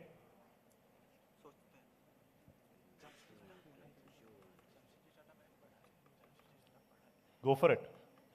Jamshedji Tata. Jamshedji Tata. 30 points. Well done. You're out. Nikalte hain, it seems. All right, yes. We want to take a guess. Sorry? Just want to take a guess out of it. Oh, no, that's okay. You can take a guess, right? Okay, you want to play taking a guess without the audience. 30 points locked for them. They still want to, they are super excited about this. Let's try. Just one. Just one. Vikram Sarabhai is there, right? Vikram Sarabhai is there, right? Yes, he was there, but no points to you. GD Birla. GD Birla is also correct. You want to try one more and really feel that shift happens? Walchand Hirachand. Walchand Hirachand is wrong. Godrej Brothers is absolutely right. Okay, no problem. 30 points to them. Well played there, IIT Kanpur. Very well played. Okay, let's go. Who's next? There's PES left. There's only PES left, right? Yeah, PES, you have topics. 500 million club. Finally, someone chose a millennial choice. Here you go. Social media platforms with 500 million active users and above. Be careful on this one. No. You have to tell me one by one. Tell me only the correct answers. WhatsApp. WhatsApp, according to you, has 500 million daily active users. That's correct. No problem. Take your time. Take your time. Tense moments. TikTok. TikTok. 20 points. Good choice.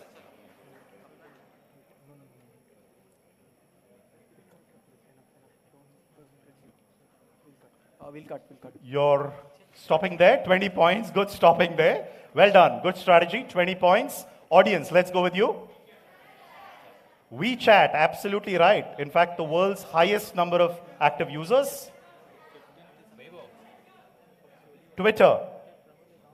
Actually, no. Twitter has only about 360 million active users. Snapchat. That would be my daughter's choice too. That's correct. Weibo is absolutely correct. And Telegram, that's perfectly right as well. Right, Telegram became really, really popular. Interestingly, Pinterest, LinkedIn, and Twitter do not have greater than 500 million active users. A lot of people don't know this. Well done, 20 points PES. Does the audience want to play one topic in this? Yes, let's go with you. Which one? Behind the Great Wall. Okay, let's go with that. Okay, Chinese names of brands and companies. BMW is called Bao Ma, or a precious horse. 10 points. Barbie is called Barbie Wawa. That's correct. Go ahead, be louder. Which one? Don't give me the Chinese name, I can't hear it. Reebok, okay. That's Rui Bui. Okay, audience is doing well, which is called Quick Steps. What else? 2 more to get right, 3 more to get right. Lay's. Ooh, no, Lay's is not called Thai Z. Rolls Royce. Okay, let's try Rolls Royce. That's correct. Well done. Sorry, be louder. Louis Vuitton. That's correct. 1 more left. Bank of America, that's wrong. Benz is also wrong, sorry. It is HP, it's called Huipu, back in China. Okay, that was the end of this round. Let's see the scores quickly before we go to the final buzzer round of the student semifinals. Okay, let's see how the scores have changed. We have 50 points there, IIT Kanpur currently. Well done, IIT Kanpur. QSAT at 20. Okay, you can have the applause louder, right?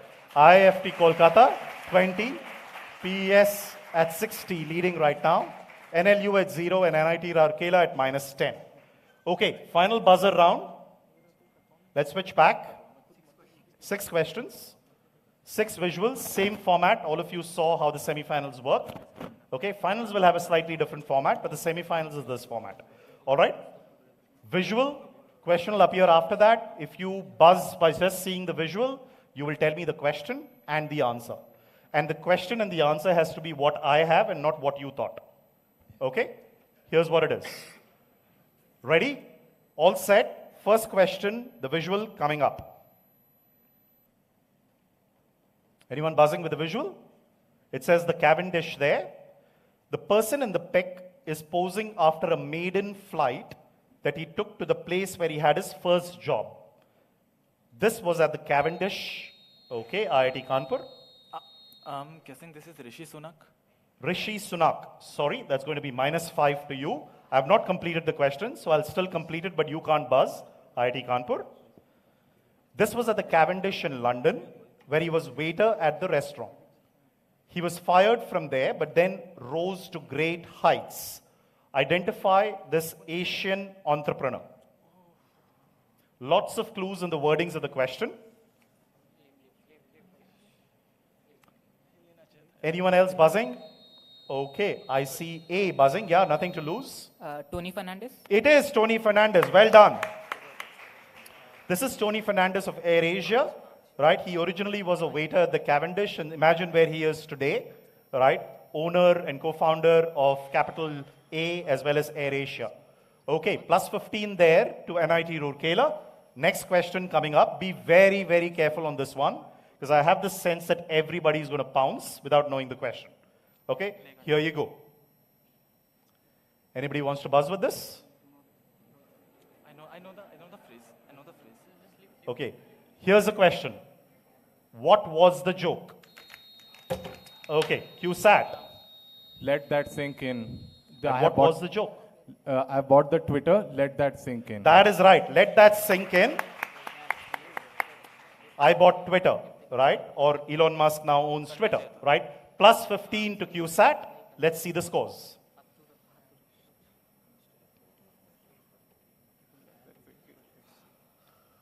Okay, you have IIT Kanpur at 45. The next team, QSAT, is at 35. IIFT Kolkata at 20. PES at 60. NLU can't really make it, I guess, but you can. 3 more questions and you can make it. NIT Rourkela at 5. So anyone's game, you just need to be in the top 3. My guess is that PES will just play it safe, but let's see. Okay? Let's switch back. I'll show you visuals first, again, as always, and then ask you the question. Here you go. Anyone wants to guess with these 2 visuals? Okay, I showed it to my sister and she almost looks like that person. Here's the question. A college band named Logarithms. Identify the band member standing on the extreme left. I've put the arrow mark just so that you're clear who I'm talking about. Very, very, very famous business personality. Okay, NLU is said. Let me go for it. Indra Nui. Indra Nui is correct. Absolutely right. This is Indra Nui. When she was in Madras, right, she had this very famous band called Logarithms, right, and she writes about it in My Life in Full. Plus 15 to NLU. Let's see the next one, and we'll see scores after that. Here you go. Anybody wants to guess with this? No guessing. Here's the question. In the year 879 BC, the Assyrian king Ashurbanipal II threw a party of historic proportions. Basically, this king threw a huge party. Okay? This was the stele, and thus the world's first what? See the visual carefully. What was this the world's first? He threw a party, and since then, this is commonly used today in certain establishments. So what is this the world's first? This was the origin of something which is so old, but even today, when you go out to these establishments, you find this. See what's there? There are lots of clues on the visual. Remember, he threw a party. No one guessing. Shall I close it?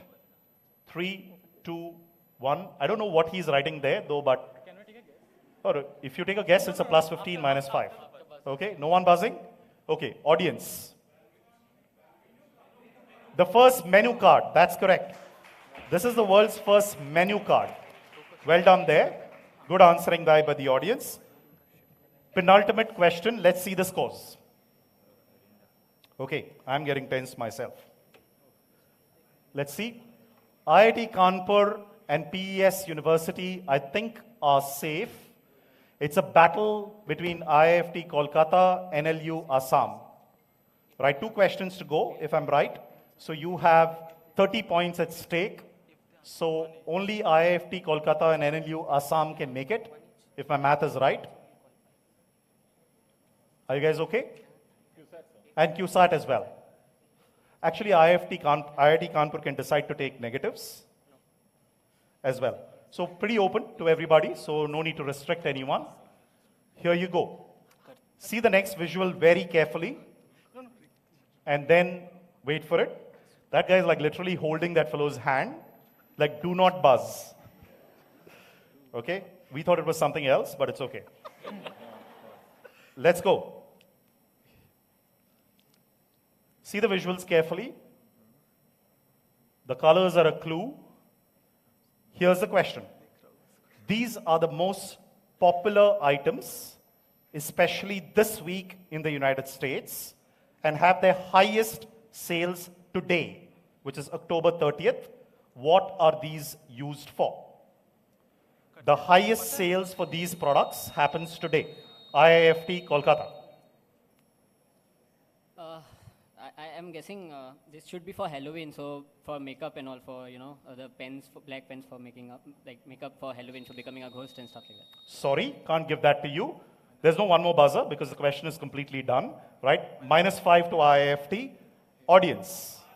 For the pumpkin, for pumpkin. Pumpkin carvings, absolutely right. Well done, right? Well done to the audience there, right? This is most popular equipment for pumpkin carvings during Halloween, which is obviously celebrated tomorrow out there, but people start buying it a day or two in advance, and the maximum amount of work happens. So it's not just for Halloween, makeup. Halloween makeup would be just the pen, but they don't even use a specific pen for even Halloween carvings. All right, on the pumpkin. That's why the orange color throughout, if you saw that. Yeah? Okay, let's see the scores. Let's see who's clearly qualified. PES University has clearly qualified. Well done, PES. IIT Kanpur has qualified as well. So you did hold his hands well. I think there's no one actually who can make it right, even with the last question. Unless QSAT decides to take a negative. QSAT, would you like to take a negative? Yeah, on that case also they can't make it. Yeah. Even then you can't make it. That's true. So the last question is actually for namesake, but we'll still play it. Okay? I could have used it as a question later, but let's still play it. Okay? Here we go. This is the concept of bowling ball cores. So you see this point out here, this particular object, they are put inside these cores here. What is the name of these weights inside a bowling ball core? This is the reason why a bowling ball never goes straight. It always curves because it has weights on one side. So that's why you get all the curves in a bowling ball. But that is a 4-letter term that has become so popular, right, and a movement. What is such a bowling ball curve called? Anyone? No one buzzing? You can read the question, it's exactly what I said. Audience. 4 letters, sir. Yes. No one buzzing? It's okay, let's go to the audience. No one? Tough one? Ping. Pink? P-I-N-G, ping. P-I-N-G. No, not ping. Okay, this is why the word bias comes into the English language, right? This is a bias. Okay, this is why you have the word bias, and this is how the English language got the word bias in a completely different way, the way we are distinguishing getting biased in business conversations, racial bias, gender bias in corporations, and so on. Right? So this is why the word bias comes from, the game of bowling. All right, so we have our top 3 semi-finalists moving into the finals. PES University, Rourkela, IIT Kanpur, and QSAT Ernakulam. Well done, folks. All the best to the others. Thank you very much. We'll see you in the finals in the next few minutes. Thank you all.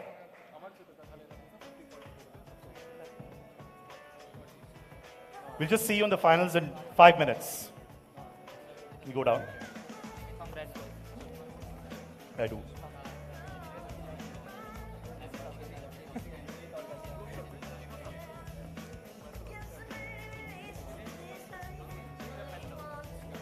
Thank you.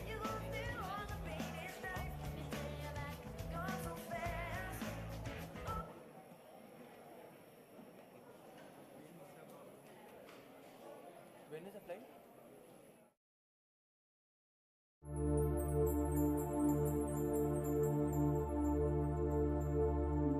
As a proud alumnus of Rajagiri, I'll always cherish the memories of my student life spent here, every minute of it.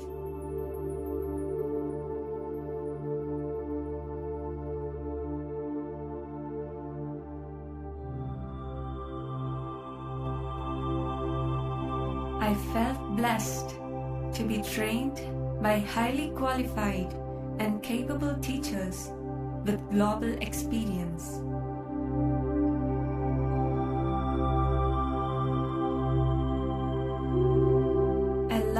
the facilities I had at my disposal and its widespread and picturesque campus.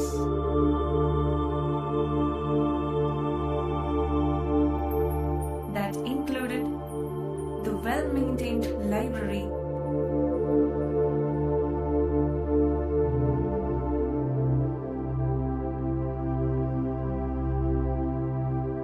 most advanced classrooms,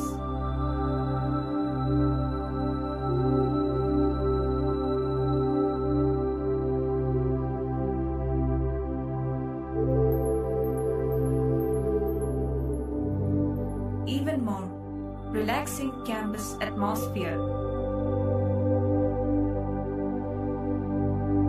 And not just me, but every student here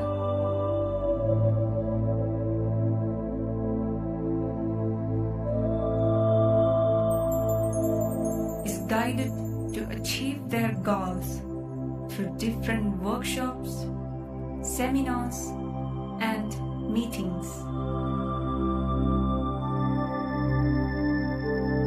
The initiatives such as the Rural Sensitization Camp, Calypso, Forms, the Forum of Rajagiri Management Students, and Inflore, South India's biggest international management fest,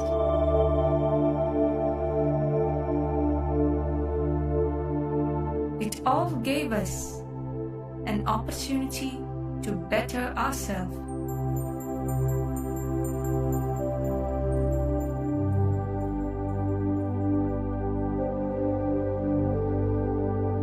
Hone our leadership skills while encouraging us to be good team players.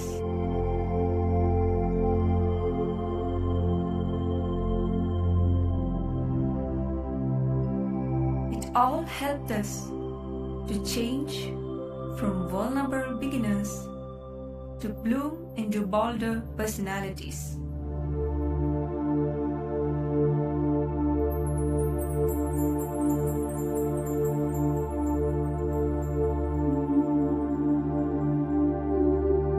The campus, enriched with greenery as well as the green initiatives,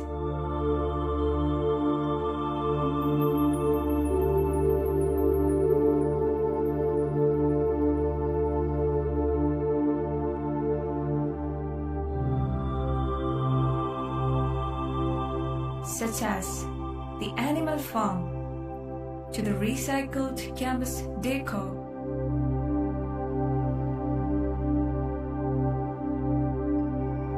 will always remain special to me and my friends.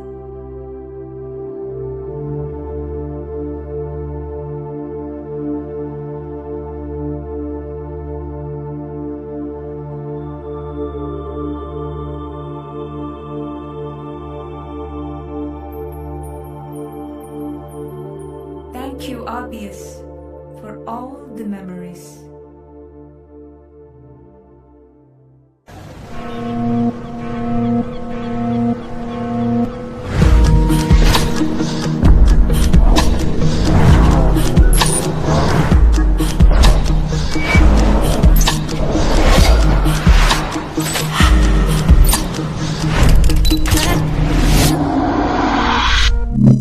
On the coronavirus outbreak. From Kerala, breaking a complete lockdown there in Kerala from 8th to 16th of May. A decision is now taken after reviewing the present situation.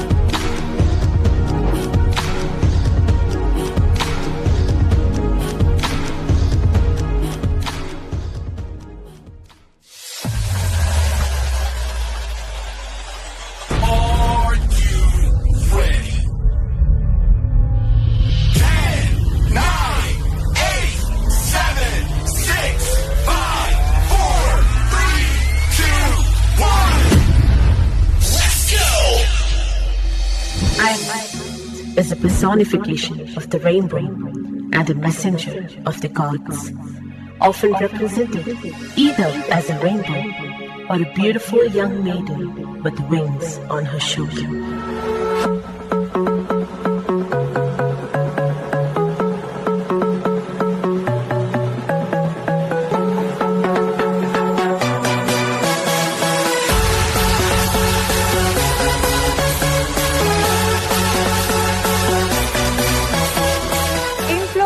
Like being in a colorful festival. We see different people, different experiences, which brings a smile to our face. It is a wonderful festival of fun and intellect at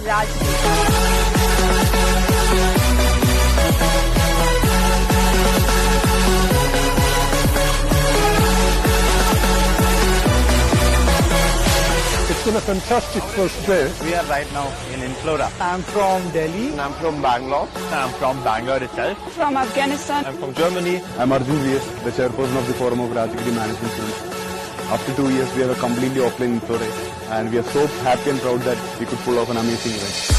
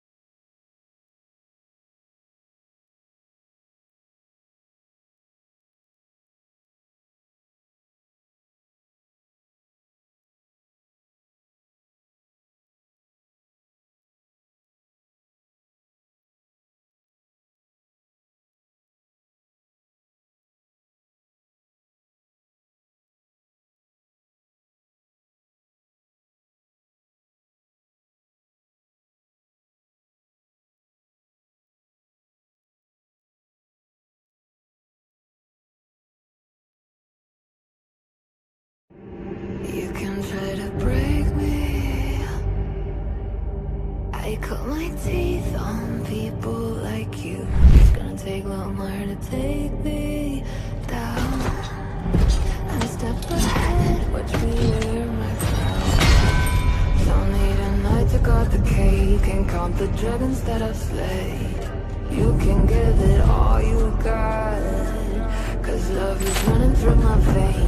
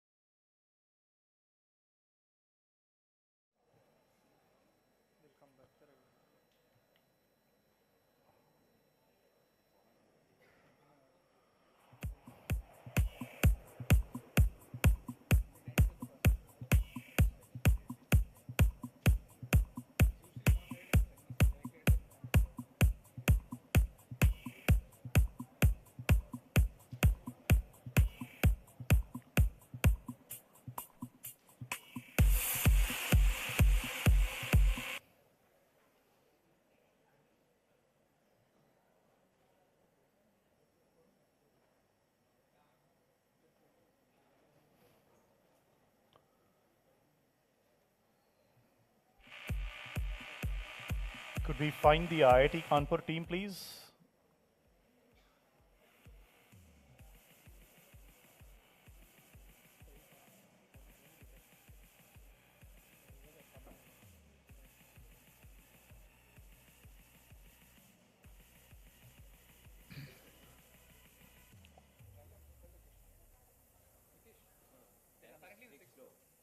They're on the 6th floor.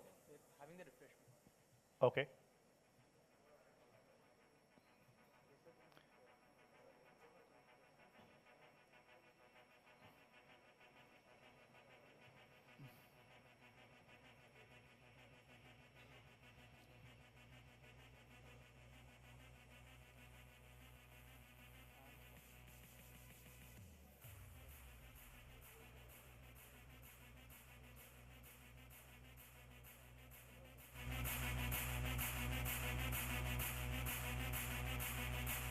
Okay, there they are.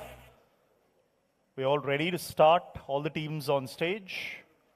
Ready? Let's do a quick buzzer check. Barclays. Okay. PES. TCS. Great IIT Kanpur. Capgemini. QSAT. Okay. Big round of applause to all the technical teams out there. Well done. Thank you. Working flawlessly. Everything. Thank you very much to the AV team. Let's start the national finals of Rajagiri National Business Quiz 2022. Finally back offline. So great to have all of you. We're running slightly behind schedule, and I think one of the teams needs to go to the airport. But don't worry, we'll get you there. Never missed a flight. Okay, I'm sure you'll want to miss a flight if you were winning, but it's okay. All right, let's start. Here's the format of the quiz. If you can switch back, please. Okay, we have 32 questions, 16 clockwise, 16 anti-clockwise. 2 special rounds and a buzzer. The special round is a grid round and a buzzer. Okay, but before we start, I did want to, start off by thanking, someone who's helped me with this quiz, being a guinea pig. We moved around a lot of questions. He trashed most of my questions, right? This is Shrikant, who's been here before. Thank you, Shrikant, if you're watching it live.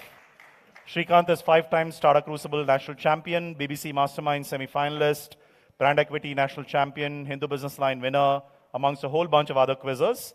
And he helped me be a guinea pig to this. 70% of my questions, he said, have been repeated, right? So I had no idea. But let's start this year's quiz with the RNBQ special, right? Shouldn't be very surprising to everybody because this is the finals grid. And we're going to start with a grid this time. Topics to be chosen, we just go clockwise on this particular one and then go anti-clockwise, the next one, okay? So we won't use scores the next time. We'll just go anti-clockwise so that it's fair to everybody. All right, all clear? Same thing, topics you choose, plus 10, you got to stop when you want to stop, all right? I thought this could be a popular round and people would score, but people have been very careful. So Barclays, you get your choice this time. Patents are just patents. Nicknames of business personalities. Okay, let me give you. Patents are patents. Pay your debts are the biggest debt companies that owe debt. Yes Minister is commerce ministers and finance ministers sort of thing. Skytech Oscars is obvious. Those who've got Skytech Oscars in the business world. Nicknames I already told you. Insta fame is Instagram fame, right? And economy indexes are various indexes. Okay, all clear? Anyway, Barclays chooses first.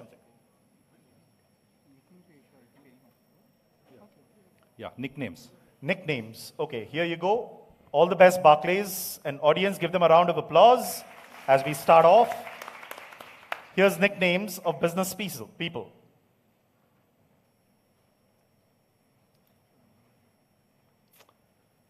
Choose yours for 10 and stop when you want. All points get wiped out if you get one wrong. So the trick is to stop at the right time.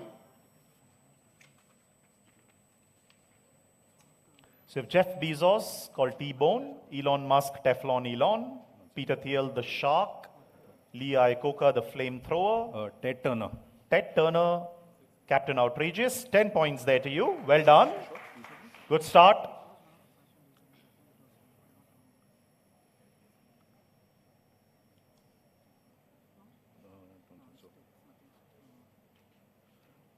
Christian Dior. Christian Dior, the tyrant of hemlines. 20 points there. Well done.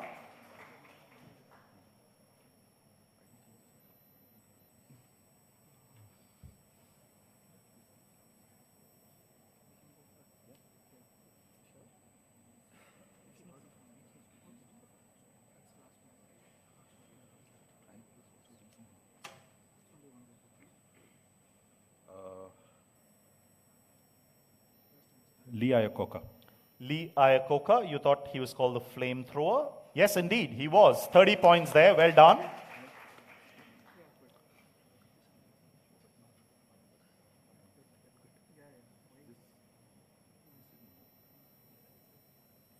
Tense moments. Yeah, don't worry. We'll give you a few seconds.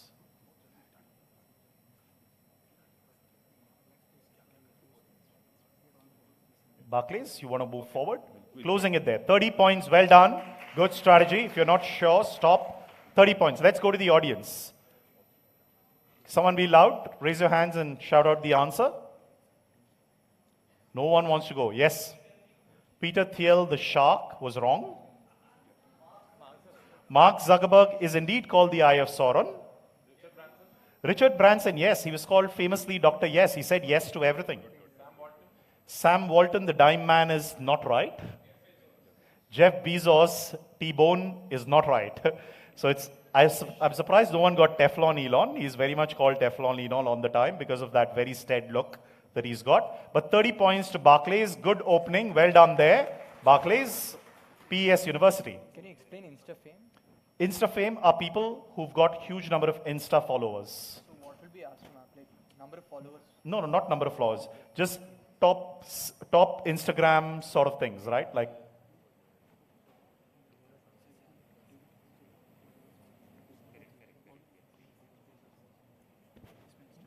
go ahead, PS.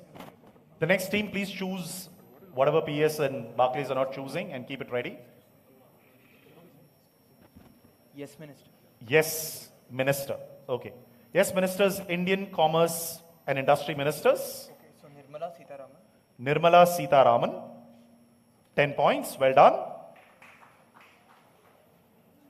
Manmohan Singh.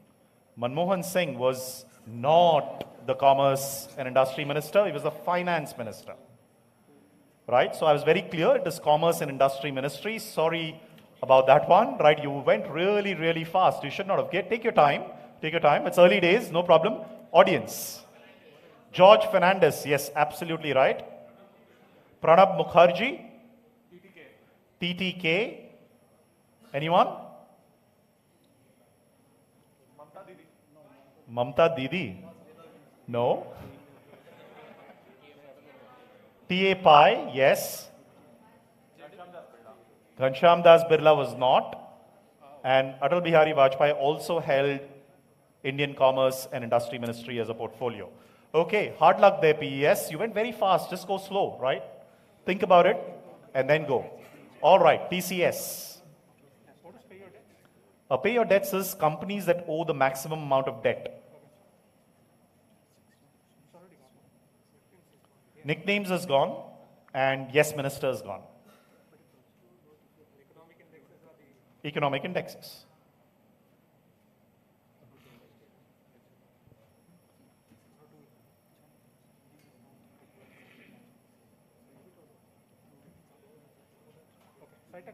Skytech Oscars. Here you go. These are recipients of the Scientific and Technical Academy Awards at the Oscars. Companies that got Skytech Oscars.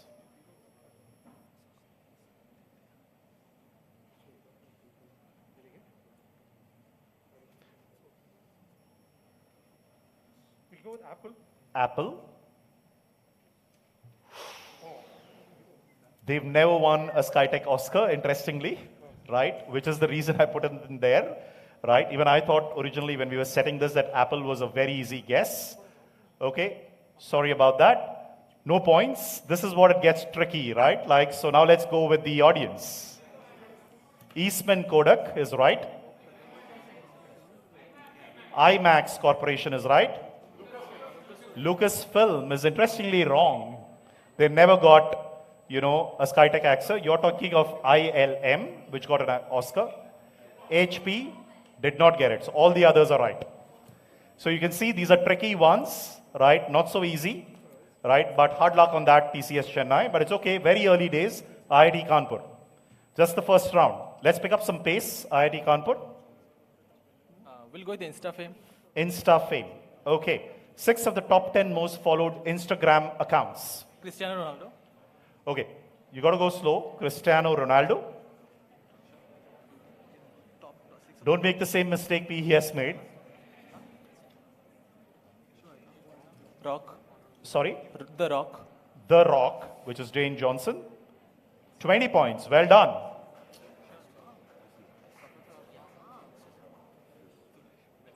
He doesn't want to even say the answer. Instagram. Absolutely right. 30 points. No more. No more. Okay. 30 points. Well done. Good strategy there. 30 points to IIT Kanpur. You can see one college played it really well. Audience. Kim Kardashian is right. Lionel Messi is correct. Virat Kohli is unfortunately wrong. Beyonce is right. And that keeps the other 2 are wrong. Okay?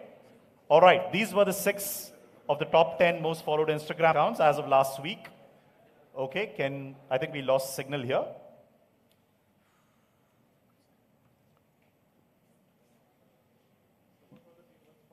Uh, 30 points to Barclays, 30 points to IIT Kanpur, no points to PES or TCS. Yep. There's one more such round, don't worry, you can make it up at that time if you want to.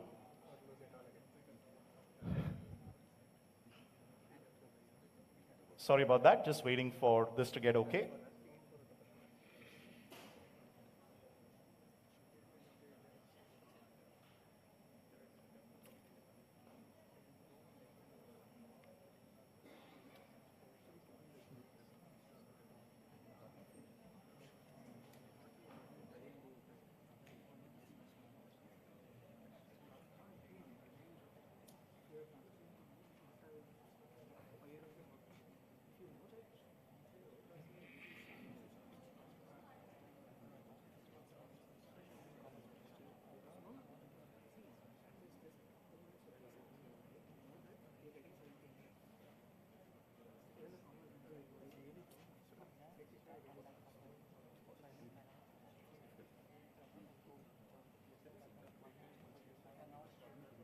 Yeah, perfect. Thank you.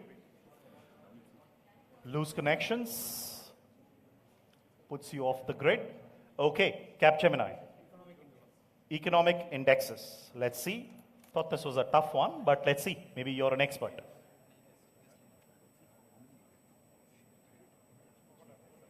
Never heard of even one.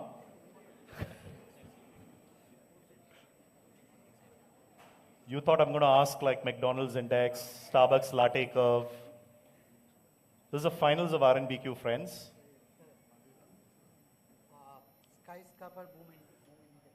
The skyscraper boom indicator. 10 points, well done. Not an easy one.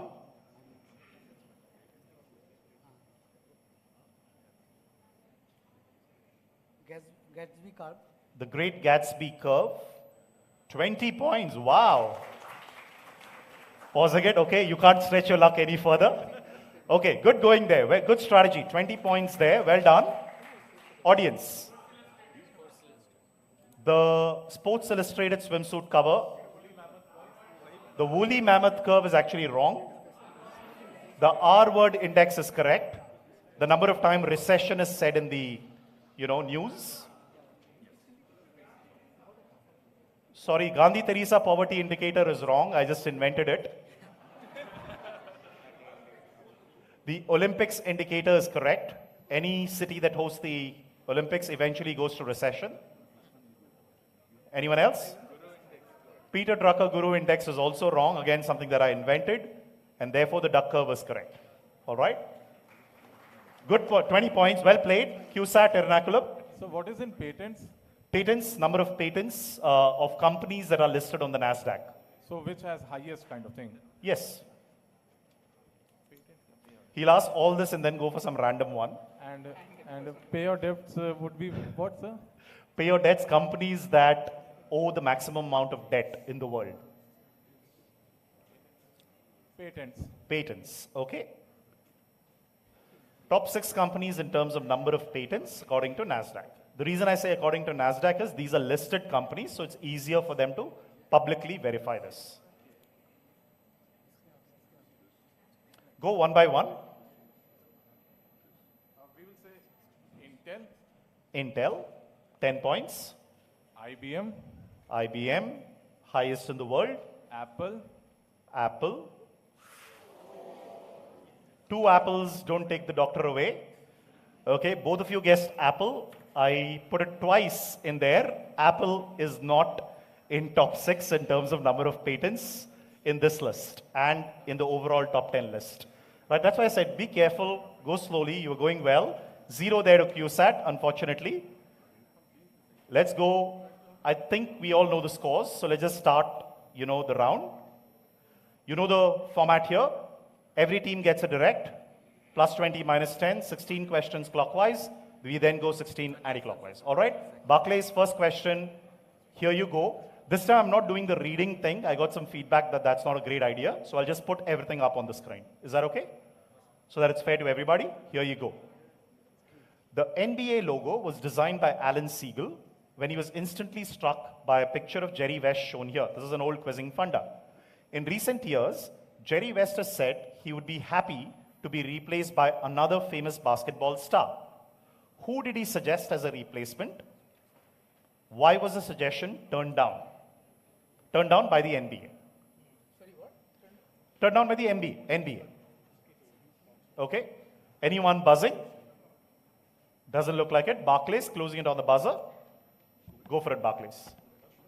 We'll say this is Kobe Bryant. Kobe Bryant. And the suggestion was turned down after he...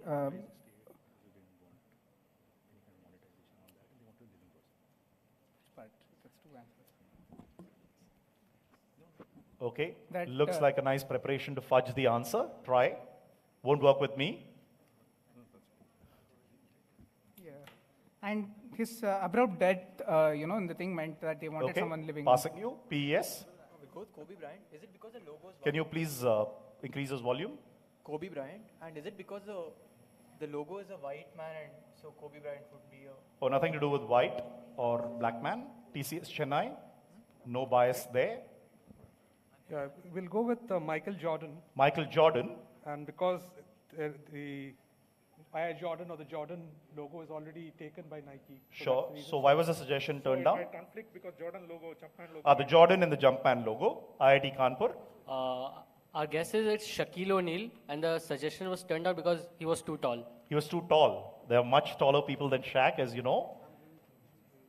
So Kobe Bryant and Volume, please, on his mic. suggestion was been turned down because there is a lot of allegation post his death of a sexual abuse. Oh, nothing to do with that. QSAT vernaculum. We will say Larry Bird, and suggestion was turned down because he features on some other logo that is... Some other logo as well. Okay. 10 points to Barclays for Kobe Bryant. That's correct. There's a very interesting reason why the NBA turned down the suggestion. Any guess? Okay, no one's guessing, so coming back to me. Okay, this is all just quizzing folklore that Jerry West is where it is based. The NBA has never officially said it's based on Jerry West. This would mean they would have to acknowledge it was based on Jerry West, and Jerry West would have to be paid royalties for all the years that was done. Right? So as a result, they decided they will never accept any such suggestions because it would simply mean that, they would have to give Jerry West the royalties. All right? Plus 10. I thought this would be cracked at the national level, but good going. Question to PES University, but open on the buzzer to everybody else. Here you go. What from the world of business inspired the movie title design of the movie Aankhein? This is a Ramanand Sagar movie. Became quite popular for some very interesting songs way back in the 70s. And Ramanand Sagar was a big, big fan of this brand. Right? And as a result, asked the person to design the logo of Ankhe, as you've seen there. It's a very unique logo. Anyone on the buzzer? So the operative part is the Ankhe part. I don't know what the operative part is. You decide, right? Okay, PES. No one buzzing? Go for it. Building of some World Trade Center because World Trade Center because of those two. No. TCS Chennai.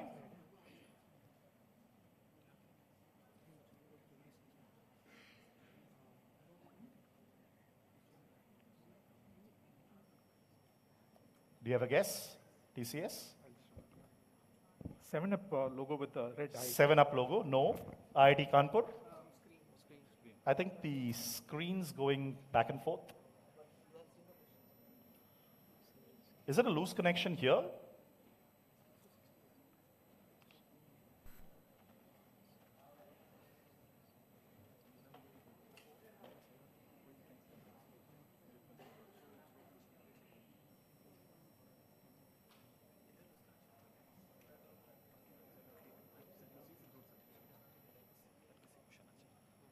Yeah, was it? IIT Kanpur? Maybe someone's stepping on it, so just be careful of the wires. Yeah. IIT Kanpur? You had enough time, otherwise I'm passing you. Capgemini? Dunhill. Dunhill, the cigarette. Absolutely right. Plus 20 there. Absolutely right. Ramanand Sagar was a huge smoker himself and used to love the Dunhill brand. And that's how he decided to have Ankhe's logo like Dunhill. Very well worked out. 20 points there to Capgemini. Big round of applause. Not easy at all. Not easy at all. Very, very well done. TCS Chennai, your direct coming up. Here you go. 240 chests of Bohe. Okay, Barclays is buzzed. 15 of Kongu, 10 of Sochong, 60 of Singlo, and 15 of Hysin have what specific connection to history?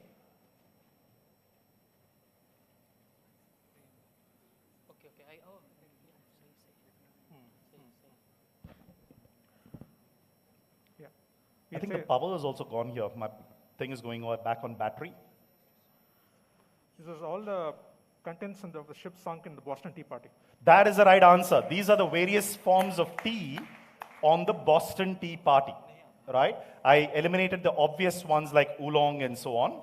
Can someone help here, please, with the power? Because otherwise my laptop will crash.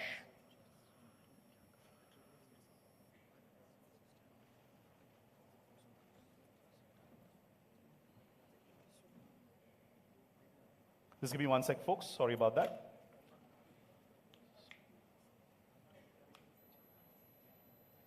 No, I've taken it out, but it's not working. It's not coming.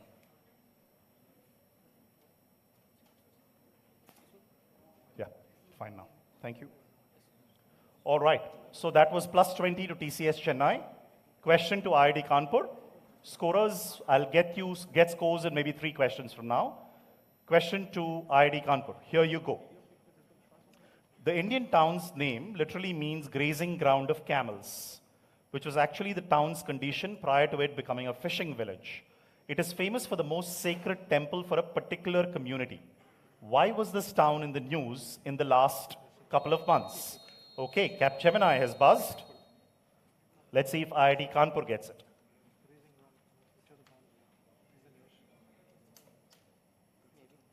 Okay, IIT Kanpur, go for it. Why was this town in the news? Yeah. I don't know. We are guessing this is where Rishi Sunak was born. I mean, get over Rishi Sunak, please. Right? I know he's handsome and all. Capgemini. This is the place where Cyrus Mistry and the others. Can you please get his mic, all right? Or you're switching off the mic by any chance? Yeah, please don't do that. Yeah, this is where the Cyrus Mistry and the Pendoles has gone to pay the tribute. Okay, somebody passed away, and while coming back, they died in a car accident. That is right, absolutely right. Plus 20 there. This is Udwada, right, which is the coastal town near the city of Surat, right, where Cyrus Mistry was visiting. This is the most holy town for the Parsis. He was visiting the Atash Baharam. Unfortunately, had a massive car accident, apparently not wearing a seatbelt, right? But we lost a great personality, Cyrus Mistry. Plus 20 there, Capgemini, to you. No, I never asked that, right? Capgemini, you're direct again.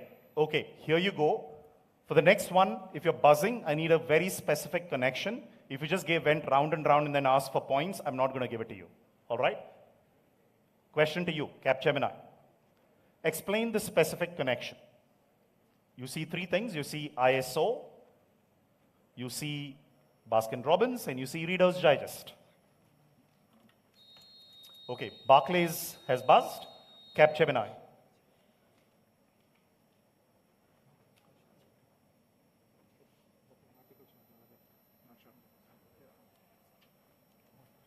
Go for it. Basically, for a smaller size, which connects them because... Smaller size. Yeah. No, I'll pass you. Nothing to do with smaller size. Barclays. So, Baskin-Robbins came up with 31 flavors, one for each day of the month, and that's the 31 that you see as pink within the logo itself. Reader's Digest, when it initially came out with a 30 or 31, one article for each day of the month. So like that, I think it's... and what does it have to do with ISO? Same way with ISO, the number of units, I guess, that they came up with. That is right. Absolutely right. All three right now. Okay, well done. This is 31. Each issue of the original Reader's Digest was one day of the month. Same thing, ISO 31 for quantities and units. And Baskin-Robbins is the more famous one, where 31 flavors for one day of each of the month. You got all three right. Plus 20. Well done there. QSAT, question to you. All ready? Here you go. Devika Bulchandani was appointed as a global CEO of Ogilvy, as we know, is well known for two very, very famous campaigns during her stint with McCann. The first one from 1997 helped a global brand get a makeover to take on a big rival. The emotional campaign expanded to more than 200 countries and became part of a bigger social conversation in which consumers made their own grocery lists that ended in something personally valuable to them. It went viral years before there was even such a thing as social media. The second one from 2017 triggered a global conversation around women empowerment and called attention to the glass ceiling in Wall Street and corporate sector in general. What are the two campaigns? You can also say that one can say that less seems to always help Devika. That's a clue to the ad campaigns.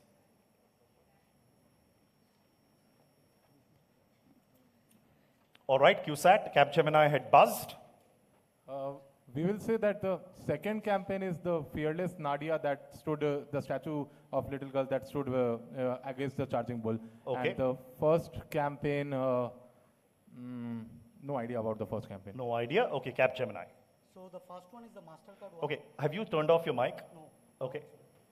First one is the MasterCard one. Okay, which... What is the MasterCard one? Okay. And second one is Fearless Nadia, the Wall Street. Sorry, you got to be specific. What? Fearless Nadia. The Fearless Girl. Okay, I'll give that to you. That's perfectly right. I don't know why you said Fearless Nadia and took them on a totally different track. Okay, it is Fearless Nadia as a movie, right? MasterCard's Priceless campaign, that's perfectly right. And the Fearless Girl campaign for Street Global, 20 points to Capgemini. You do get 10 points, right? You did clarify Fearless Girl later. QSAT gets 10 points and 20 points to Capgemini. Can we have the scores at this point, please? I think one of them can read it out from there. It's much easier.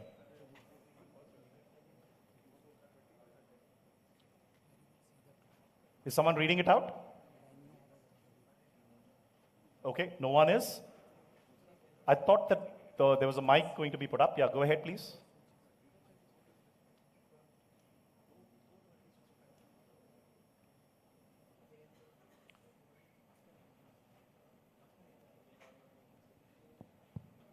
Okay, Barclays 60 points, PES 0 points, TCS 20 points, IIT Kanpur 30 points, Capgemini 80 points, and QSAT 10 points. Okay, tough battle on.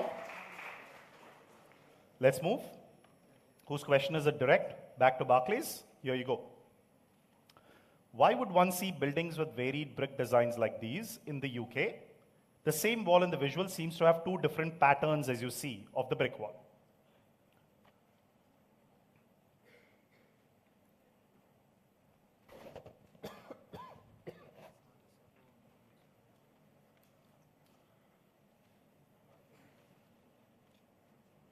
No one buzzing? Barclays, go ahead. We'll say essentially that these were buildings that were partially or almost completely destroyed during the London Blitz, and some of the older walls remain. Some of the newer ones were constructed with more modern styles, which is why you see like two. Okay, nothing to do with that. PES University.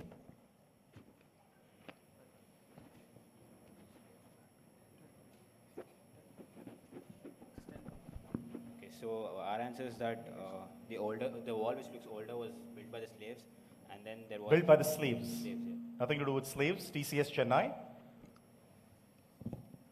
This is for tax purposes, where some of the older buildings, they bricked up the wall to reduce the number of windows, doors, and all that to provide this thing called daylight robbery. It was called as in tax for light coming through was being taxed.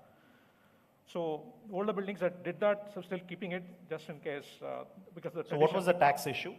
This is basically window taxes, where the daylight which is falling on the property. If you had more windows, you would be taxed more. So they more windows, more tax. No. IIT Kanpur. So the new walls are mostly like dummy metro stations, like dummy buildings to cover up metro stations. Okay, nothing to do with dummy buildings. Capgemini. Probably something to do with the insurance companies. Nothing to do with insurance. QStat. Applying engineering concept, English bond used and Flemish bond used in both. So No engineering concepts. Too tough for that. Barclays, it was yours. Okay, audience. Nothing to do with the London fire. On my discretion, I'm going to give 10 points to TCS Chennai. They got closest to it, but they got the wrong tax out there, right? But they did explain a bit on the tax part. This is basically the brick tax, actually, which is the size of the brick itself. The window tax that you're talking about, JK, is totally different, right? This was a property tax introduced during King George III's reign to help pay for the wars in American colonies. Bricks were initially taxed at 4 shillings per thousand. So what people started doing is using lesser bricks by just changing the size of the brick. All right? So 10 points to TCS Chennai, PES University, your direct coming up. Here you go. Shown here is a ring road that surrounds Washington, D.C. There are several companies whose offices and headquarters are located near this ring road. What two-word alliterative term is used for these companies? It was originally a mild insult. What was their primary business? And that's why the mild insult. I mean, the ring road is quite popular. Even today, it's called the same thing if you went in around Washington. So if you came in from Virginia or came in from any of the states that connect Washington, it's got a particular name of the ring road. Anyone buzzing? Doesn't look like it. PES, take it away. Just say brick and mortar for the two-word. Brick and mortar, and what is their primary business? Like, so whatever isn't sold online. So you. Whatever isn't sold online. Okay, TCS Chennai. Yeah, but. Go for it, JK. These are the companies which are into public relations, lobbying efforts, things like that. You'll say lobby lane. Lobby lane. Okay, IIT Kanpur, public relations and lobbying, and lobby lane. IIT Kanpur. So I'm guessing this is like cheap companies for the alliteration. Cheap companies, no. Capgemini. Advertising Avenue. Advertising Avenue. Washington, no. QSAT. I'm making up Seattle Settlers.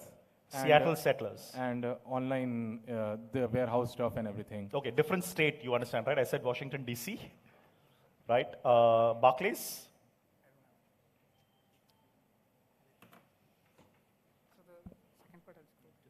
Second part I'll say is essentially private security. Private security. And what's the name of the ring road? Secure Street. Secure Street. PES, it was yours. Okay, I'm going to give 10 points to TCS Chennai. They got the lobbying part absolutely right. But what are these things called? Not lobby lane, they said lobby lane as well. No, these are called Beltway bandits. Okay, because that's where all of the lobbies are there around Washington, and that's why Beltway bandits was kind of a mild insult, right? But was always called Beltway bandits even before lobbies, came in there. Okay, next question to TCS Chennai. Your direct coming up. Whose business venture is named after this earliest and strategically most important roads of the ancient Roman Republic? So either get it from history or get it from the name of the company. Yeah. This is Leonardo DiCaprio's Appian Way. That is absolutely right. Plus 20. Well done. This is Leonardo DiCaprio's company, Appian Way, named after from the road from Rome to Brindisi, which is called the Appian Way. TCS Chennai on a roll, plus 20 there. IIT Kanpur, your question coming up. One of my favorite questions, here you go. Harvard Business School professor Rohit Deshpande says this is one of the hardest cases he has worked on. He has taught the case in HBO's owner or president management executive education programs. The case study also became an article in the HBR, which he co-authored with Anjali Raina. It highlights a behavior that is quite opposite to the natural human instinct, which led a certain group of employees to display spirit and resourcefulness and to instinctively do the right thing. The 5-word title of the HBR article was a dash dash of the dash. The first blank is a word that is not usually used with the word that forms the second blank. And it is a testimony to the fact that it was the rank and file employees who displayed outstanding leadership and resilience. What is the title of this HBR article? Anyone buzzing? No one buzzing? IIT Kanpur, go for it. Just taking a guess on the funda, we are guessing this is the whistleblowers. Not the whistleblowers, Capgemini. The curious case of the worker. The curious case of the worker, okay. QSAT? Survival instinct of the man. Of the man, okay. Barclays Chennai? Yeah. So we'll say this has to do with how the employees at Taj didn't flee during the 26/11 attacks, right? They stayed back to help the guests. Okay. And what's the title? So last word we'll say is Taj. Yeah. Last word we'll say is Taj. Okay.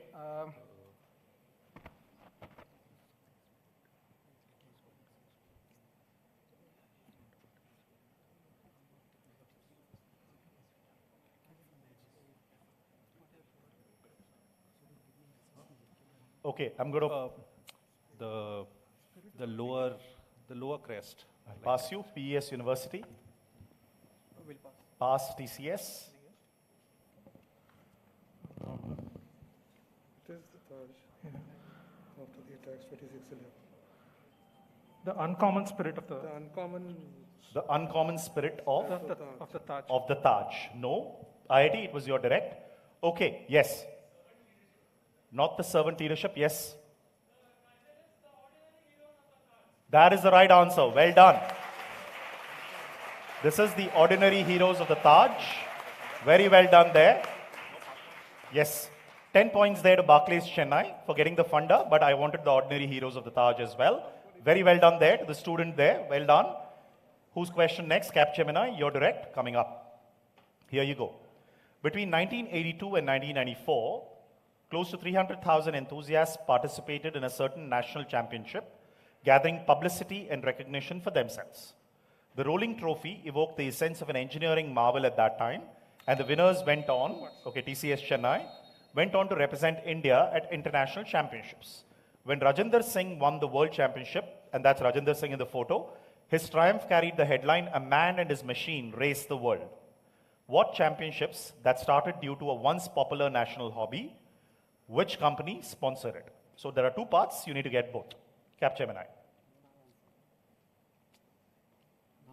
This is photography championship. Photography championship. And this is probably by a company called Hotshot. By Hot Shots. Okay, TCS Chennai. This is the typewriting championship, the fastest typist. Okay. And Godrej was the... Absolutely right. Plus 20 on both parts. Perfect answer there by TCS. Can we have the scores ready after this question, please? Here you go. The next question to QSAT coming up here. The Agaria community, not the Agarwal community, just to be clear. Even before I read the question, in Little Ran, Gujarat, is a denotified tribe united by their shared occupation. A popular story goes around in the Run that as an unfortunate consequence of their occupation, after an Agaria's death, their legs had to be buried separately. Very unfortunate, but why were the legs to be separated out? So yeah, basically the agarias collect the salt that comes on the run of the Kutch. So that salt keeps on accumulating on the legs, and then the legs turn blue or something, and then they become stiff, so they can't be put out together. So that is why they are separately buried. Beautiful answer there by QSAT. Perfect, 20 points.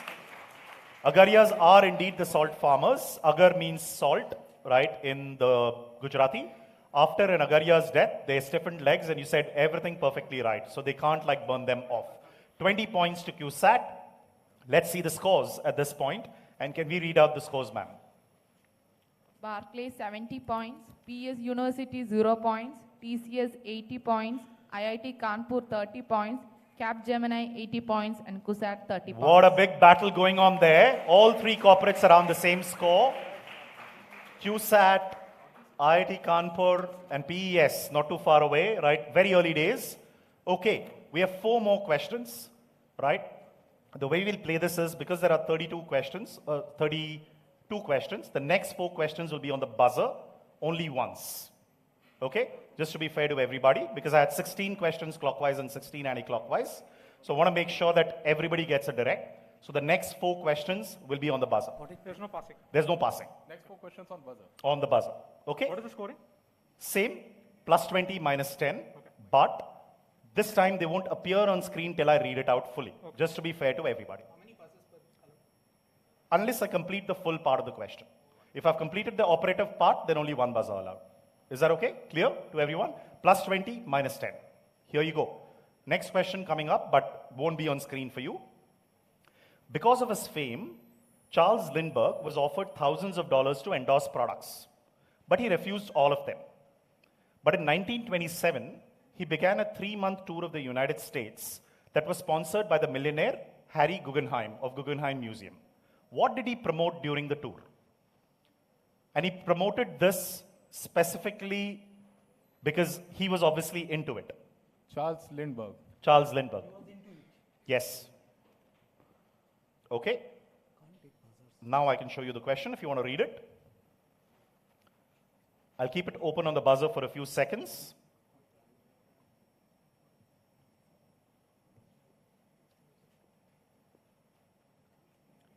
Anyone buzzing? No one? Okay, let's close it. Audience. Non-compete. Basically, Charles Lindbergh had someone died because of he didn't get organ properly. Well, nothing to do with organs. Longines. Not longines. Sorry? If you whisper from there, I really can't hear you. Detroit.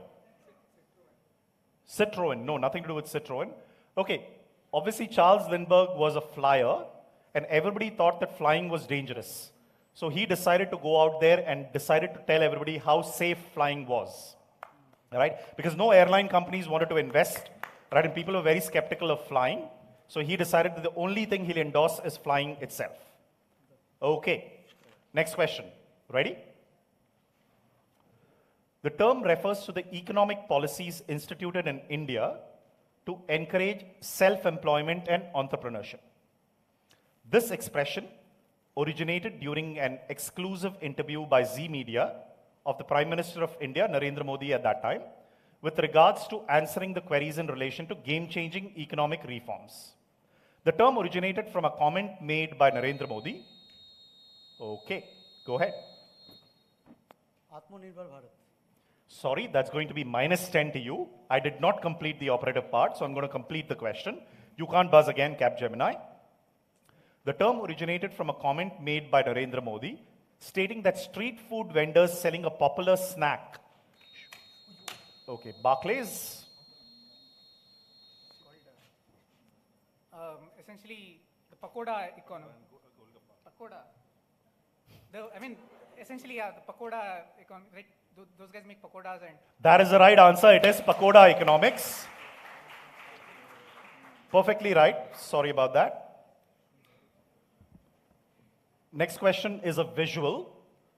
The Dolly Parton Challenge is a series of 4-panel image macro series in which people parody themselves. What is the challenge all about? TCS. How they represent themselves on various social media. This is how I'm on LinkedIn, this is how I'm on Instagram. Absolutely right. Well done. Plus 20 there. The Dolly Parton Challenge is a series of 4-panel images. This is how people, put themselves on LinkedIn, Instagram, Facebook, and Tinder.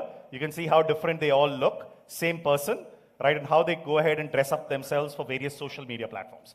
Plus 20 there to TCS. Great going. Next one's also a visual. 2 parts to the question. Which brand? Tell me the inspiration behind what you see on the shopping bag. Okay? 2 parts. Here you go. So who is John Galt? And which brand came up with this? Life gives you what can you sign on? Written by Lauren Wiesberger.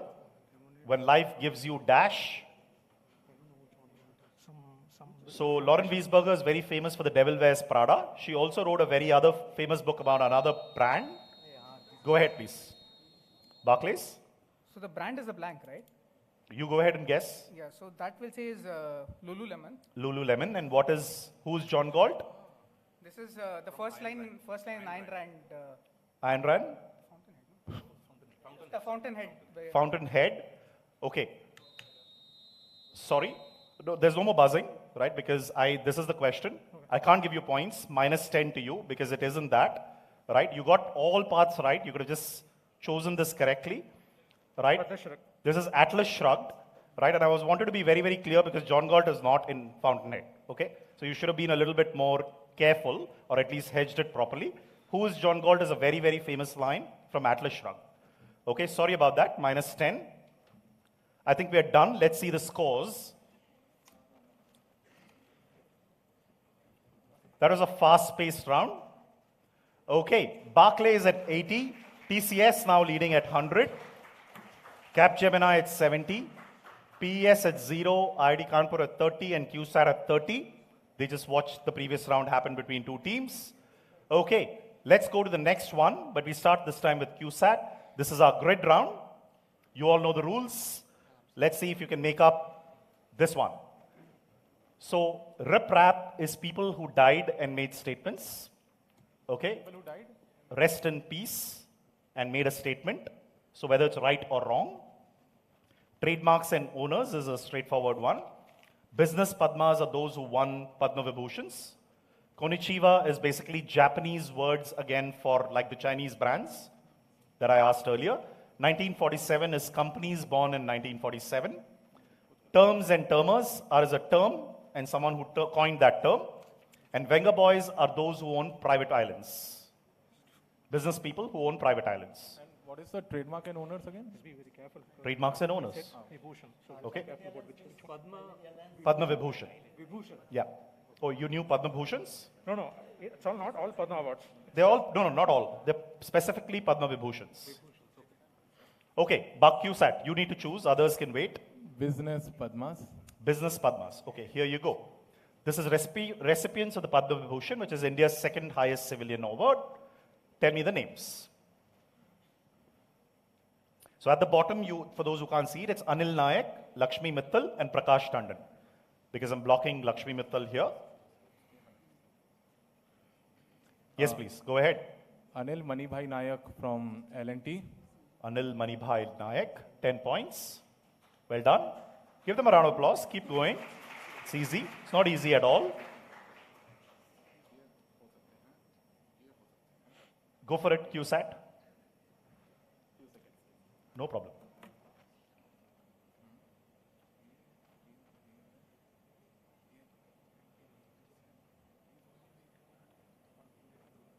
So almost like this much the committee also wouldn't have thought of before giving with Padma Vibhushan.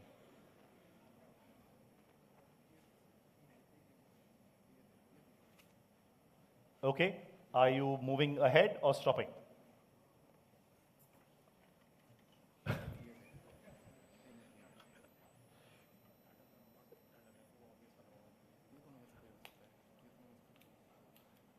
Pratap C. Reddy, Apollo Hospitals. Pratap C. Reddy is right. 20 points. Now he's got his confidence back.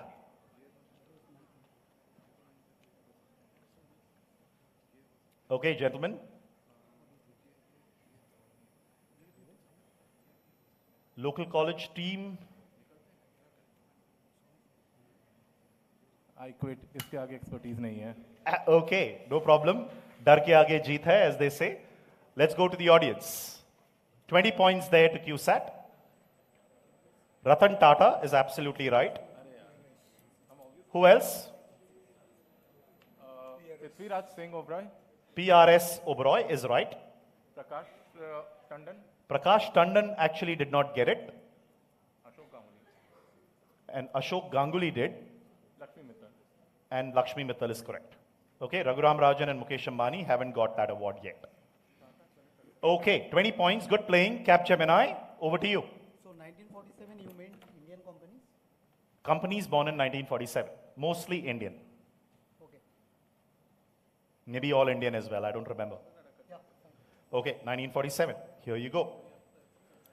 So, Azadi Ka Amrit Mahotsav, dedicated to that, 1947 establishments.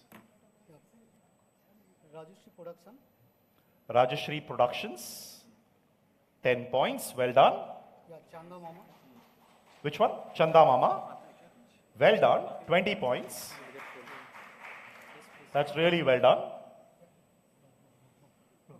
You quit. Okay, smart move there. They quit there. 20 points to them as well. Let's see the others. Delhi Stock Exchange. Sorry? Atul Limited. Atul Limited is correct. Delhi Stock Exchange. Delhi Stock Exchange is also correct. Excite. Excite Industries is also correct. But most probably Press Trust of India. Sorry? Mahindra and Mahindra is wrong. HMT. HMT is also wrong. It is Press Trust of India. Absolutely right. Okay, I just wanted to actually rule out this whole round on 1947. There are quizzes that have been formed just on this basis. So I hope one particular quiz stops asking questions on what was formed on 1947.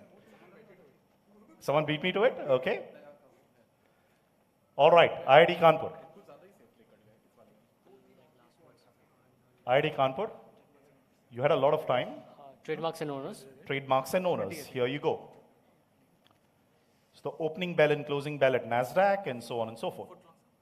Footlong, Subway. Footlong, Subway.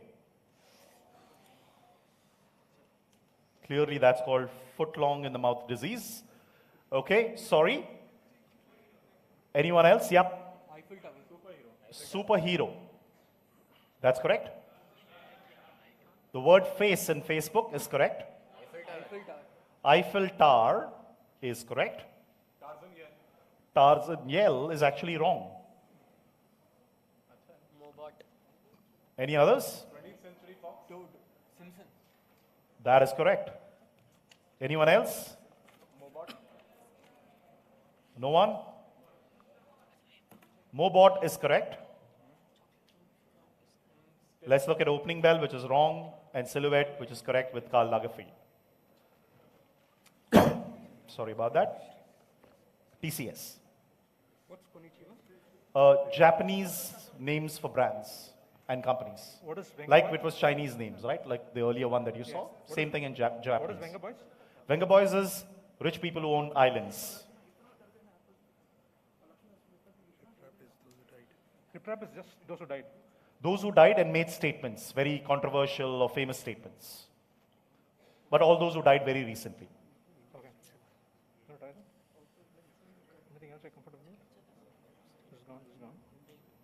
What is gone? This is gone, right? Go ahead. We'll try rip-rap. Try rip-rap. Here you go. Identify the 6 correct statements made by these people who all passed away recently.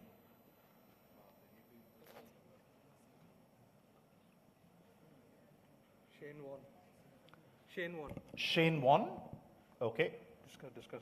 worked as a pizza delivery boy and drove trucks for 40 wings. Well done, 10 points. Discuss answer. Yes, you want to go for that? No problem. Take your time. Okay, try that. Anshu Jain. Could you repeat that? Anshu Jain succeeded Jorgen Fischen.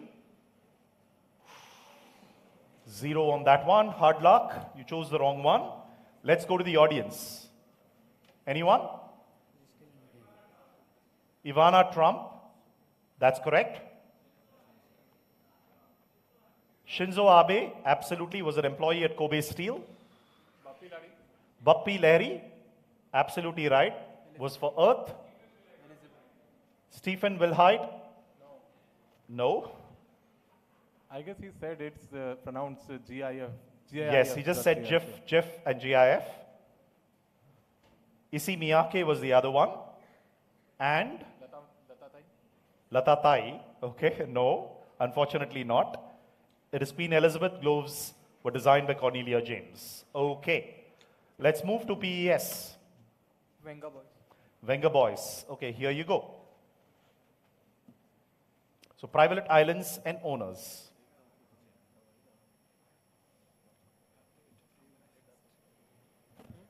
Richard Branson. Richard Branson. Where's he gone?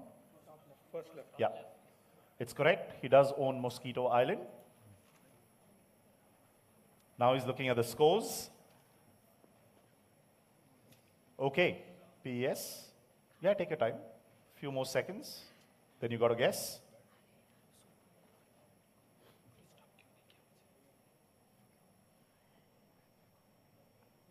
We should keep the scores ready at the end of this. Larry Ellison. Larry Ellison. Oops. No, he doesn't own this island, unfortunately. All right, anyone wants to take a guess? Agnelli. Agnelli is correct. Laukala Island, yes. This is the Red Bull owner. Anyone else?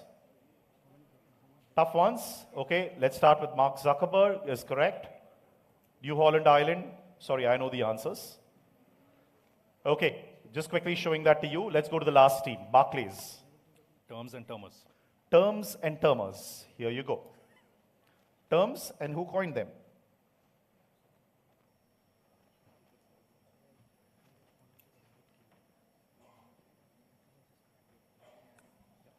Metaverse, William Gibson. It was not coined by William Gibson. Right? Sorry about that. Right? You went for the obvious wrong one. Right? I thought this was the easier one amongst the lot. It isn't Metaverse William Gibson. Okay, that is Neil Stephenson. You got it wrong there, Preetham. Yeah. Pac-Man Defense is correct. Peter Drucker is wrong. That's Tom Peters. Netflix and Chill is correct. Lipstick Index is incorrect, and all the others are correct, therefore. All right, let's see the scores at this point in time. Barclays at 80, TCS at 100, Capgemini at 90, creeping up. Very well done on those 20 points. PES at 0, QSAT at 50, and IIT Kanpur at 30. All right, great. Let's move to the anti-clockwise round. QSAT, starting with you. Let's pick up some pace. All right. Plus 20, minus 10, same format. Okay, here we go. A bit is a type of horse tack used in equestrian activities. So you see that round thing there, that's the bit. Okay. Usually made of metal or a synthetic material and is placed in the mouth of a horse or other equid and assists a rider in communicating with the animal. It rests on the bars of the mouth in an interdental region where there are no teeth. What famous brand or object from fashion did this inspire? Very, very famous. You all have seen it, but perhaps don't know it comes from here. Anyone buzzing? Closing it on the buzzer. QSAT. Go ahead, QSAT. Because of lack of guess, we will say Nakanath. Nakanath. No, that's much different. Capgemini. This is kind of a boot buckle. Boot buckle. Boot buckle. No. IIT Kanpur.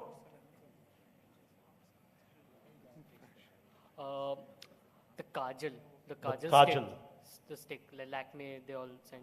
Okay, no, nothing to do with the Kajal. TCS Chennai.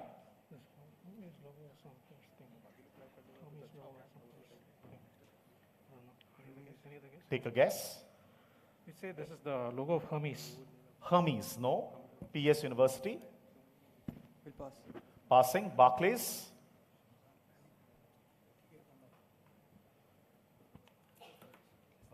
Polo, as in Ralph Lauren. Ralph Lauren. No, that was your question. Audience. Absolutely right. This is Gucci's loafers. If you see Gucci loafers, they always have this thing. This is what Gucci loafers have. It actually comes from these horse things that you see out here. This is exactly what they use on Gucci loafers. And that's their popularity out there. And that you must have seen these loafers. A lot of people use this. And obviously lots of fakes as well. But if any of you are wearing it, this is where it originally came from. Okay, they don't actually check the leather. They check whether this is the horse bent out there. I'm Cap wearing Gemini? mochi. I'm wearing mochi, the Sasta Gucci. I understand, but on this one, Sasta 0 for you, right? Cap Gemini, your question. Ancient Egyptians used papyrus to make these. They were also found in the ruins of Pompeii. A 15th century invention enabled mass production of these by 1722. Daniel Defoe, author of Robinson Crusoe, was complaining about these. The golden era for this important tool in business started in France with Toulouse-Lautrec and Jules Chéret. What is this tool or idea that changed the business world? From what structures did the concept and the term come from? So very common thing that you see today, clue to everybody, you see this very much in this room as we speak. So this whole concept. So you can look around. The RMBQ team has done a great job of, of this, right? So tell me, what is this tool or idea? From what structures did the concept and the term come from? But as far as you gave me something close by, I'm okay with this, right? Like even on the buzzer. So it's very much all around us here. If you came to campus, came to this auditorium, and so on and so forth. Anyone buzzing? No. Yeah, Cap Gemini. So we'll say, okay, this is signboards or banners or posters. Okay. And from what structures did the concept and the term come from?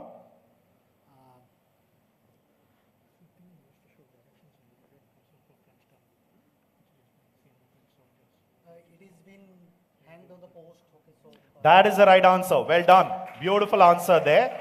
Posters. The term posters derived from the wooden roadside posts to which ancient billboards were attached. As you can see, there's enough posters of the quiz all around, right? And the wooden posts is why they are called posters, right? Very well done. Plus 20. Well worked out, Cap Gemini.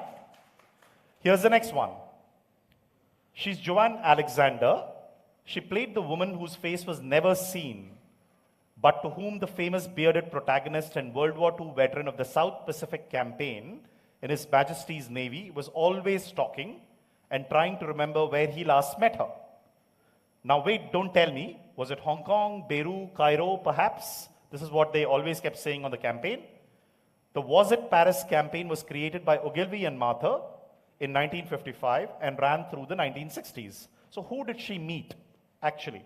But you'll never actually see her in most posters. But you'll always hear about Joanne Alexander in all the various campaigns. I'll not guess. But this one, this seems. Anyone buzzing? No, veteran of the South Pacific campaign. No one buzzing? IIT Kanpur. It's your direct, right? Okay, let's pick up some pace. Passing you. TCS Chennai. This is a man in the Hathaway shirt. Man in the Hathaway shirt? No. You just say Johnny Walker. Keep walking. So Johnny Walker? No. Not Johnny Walker. Captain Morgan. Captain Morgan? No. QSAT? The Air India Maharaja? Not the Air India Maharaja. Good guess. Cap Gemini? The Arrow Man. The Arrow Man? No. Audience? Schweppes? Yes, this is the Schweppes mascot, or Commander Whithead as he was called. Right? You would find that in every other thing, he would be talking to actually this lady and keep saying, did I meet this lady here or there or whatever? I forgot. Right? So that's the famous thing. This is the lady who's there, supposed to be there in the pictures, but cut off everywhere, as you can see. Question to TCS Chennai. Who is this Ford fan? The letter says this: while I still have got breath in my lungs, I will tell you what a dandy car you make. Okay, Cap Gemini. I've drove Fords exclusively when I could, get away with one, for sustained speed and freedom. What are you thinking? From trouble, the Ford has got every other car skimmed, and even if my business hasn't been strictly legal, Get away. it won't hurt anything to tell you what a fine car you got in the V8. So, TCS. This is Clyde Barrow from Bonnie and Clyde. Absolutely right. It is Clyde Barrow from Bonnie and Clyde. who wrote this famous letter to Henry Ford saying, what a fine car that you've got. He used to use Ford cars in all the getaway, stuff that they did. Great answer, 20 points to TCS Chennai. Question to PES. UCLA film graduates John J.B. Wilson and Mo Murphy created this award inspired by the Cockney rhyming slang for flatulence. How is a 1987 creation, a tribute to Lou Stone, a stockbroker during the Great Depression, a unique entrant in the list to receive this recognition, quote unquote? All I want is the uniqueness of this 1987 creation, quote unquote, as I said. Anyone buzzing? So what is flatulence? What is flatulence? You really want me to tell you that? Right? Having a bad stomach and making various sounds. Okay, closing it on the buzzer. PES. No idea. No. Barclays? We'll say the creation is the Wall Street Bull, and so this is the only human to kind of receive this recognition. Receive this recognition. Wall Street Bull. Okay. QSAT? No idea, sir. No idea. Cap Gemini? Passing. IIT Kanpur? So we are guessing this is the Raspberry Awards because like the sound of the raspberry is using I get that. Yeah, TV commercials to create the sound of flatulence and stuff. Okay. And? So The Razzies. Okay. But what does it have to do with the creation? So you're saying the creation is the Razzies? Yes. Oh, no. TCS Chennai? This is the Razzie Awards. The Razzie Awards started in '87, so this could be the first winner of the Razzie Award. So the first Razzie Award. No. The first winner of the Razzie Award. This particular. First winner. No, it wasn't. PES. Yours. Lou Stone. Yes, and. No. So there's right, Tanmay. It is Wall Street the movie, not Wall Street Bull. Okay, but the interesting thing is Wall Street till date is the only movie to have won both an Oscar and a Razzie. Okay, so Raspberry Awards is correct, right? So we're going to give you 10 points for Raspberry Awards, the first part. But Wall Street is the only movie to win an Oscar as well as a Raspberry Award. All right, so that's the reason on the business quiz part. Whose question now? Barclays, you're direct, coming up. This company hired PR professionals from Ogilvy and Mather to provide the slant that a certain phenomenon is not the fault of companies like itself, but that of individuals. It's here that the company first promoted and soon successfully popularized a certain term in our everyday lexicon. The company unveiled a calculator in 2004, so no one could assess their normal daily life, going to work, buying food, etc. In 2004 alone, nearly 300,000 people worldwide used the calculator on the company's website. According to many, it was one of the most successful deceptive PR campaigns ever. Which campaign?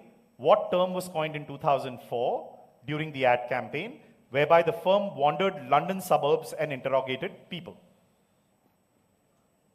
This is one of those terms that every corporate company, just so that everybody is on the same, okay, not going to give a clue. Go ahead, Barclays.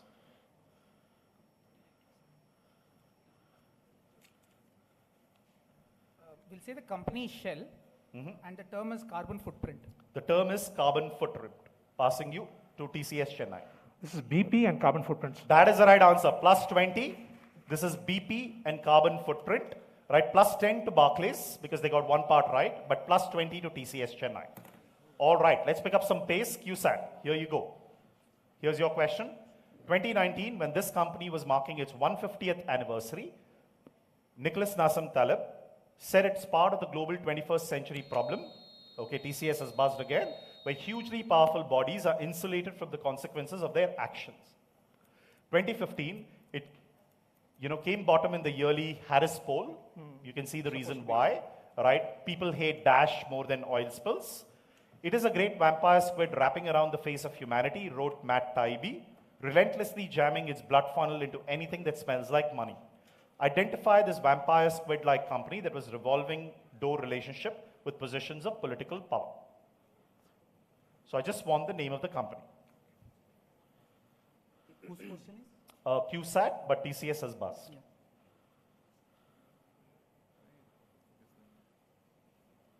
Last few questions of the quiz.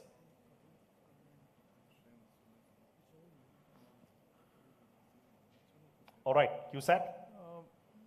We will say Saudi Aramco. Not Saudi Aramco, TCS? Goldman Sachs? It is Goldman Sachs. Well done. 20 points there to you. Goldman Sachs, where several ex-Goldman employees go on to become part of the US administration, which makes them the firm very, very powerful. That is Goldman Sachs. 20 points to TCS Chennai. Capgemini, your question coming up.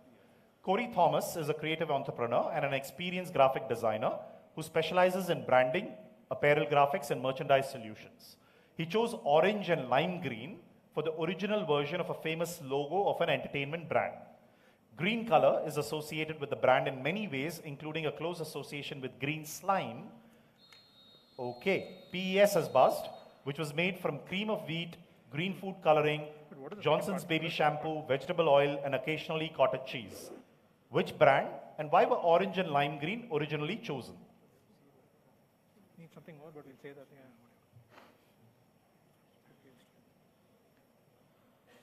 Yes, Capgemini.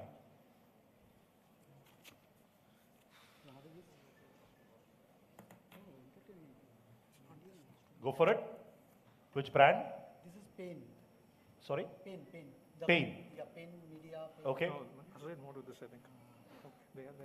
Which earlier used to borrow, rent the BCDs and cassettes. No, nothing to do with that.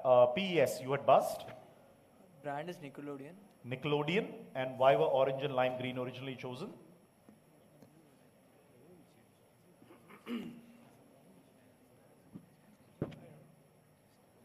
Appealing to children. So Appealing to children. No. IIT Kanpur. -10 there to PES. IIT Kanpur. So we are guessing something to do with Teletubbies. Teletubbies. No. TCS Chennai. This is Nickelodeon, Nick Juniors and all that, where the award where they pour the slime on the award winners and all that. Sure. Orange and lime was basically associated with childhood candy colors and all that. So Candy colors. Okay. Barclays Chennai. We'll say Nickelodeon, and the second part we'll say is these were the colors of the coins that inspired the name Nickelodeon. Colors of the Nickelodeon coins. Okay. Nice guesses. QSAT. We will also say Nickelodeon, and for this we will say that orange and lime green were chosen because they are very contrastive, so the children can understand that branding anywhere, wherever. Anywhere in the world. No. Capgemini, it was your question. Audience? Not MDV. Who said Nickelodeon first? Not you, because you'd got a negative. Who was the first? You guys said Nickelodeon? No, you said Teletubbies, but TCS said it. 10 points to TCS.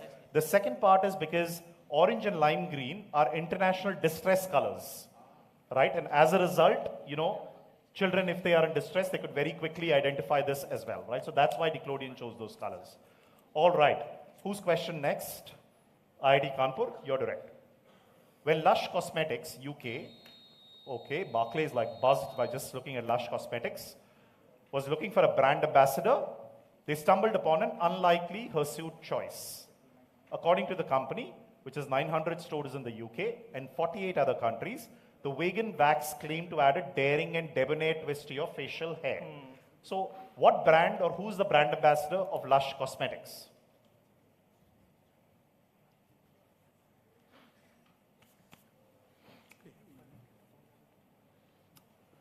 Barclays had buzzed. Yes, IIT Kanpur. Are you guessing? Yeah, we are guessing Colonel Sanders. Not Colonel Sanders. Yes, Barclays. Veerappan. Veerappan is absolutely right. Interestingly, he is the brand ambassador or on the logo of Lush Cosmetics in every bottle for his fantastic mustaches. Great answer. I think you should give him a big round of applause. Barclays nailed that one. Very well done. Question now to TCS Chennai. Direct to them and passing on the buzzer. An estimated 34 billion of these little delights are sold worldwide every year in over 100 countries. What endeavor was carried out in 2020 when a concerned customer sent a tweet concerning the impending calamity? So this person, Olivia Gordon, said, so apparently there's an asteroid coming close to Earth soon. I wonder who will save the dash. Anyone buzzing?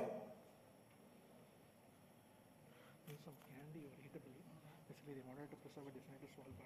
Any idea what was it, Svalbard? Has to be some brand. Doesn't seem familiar.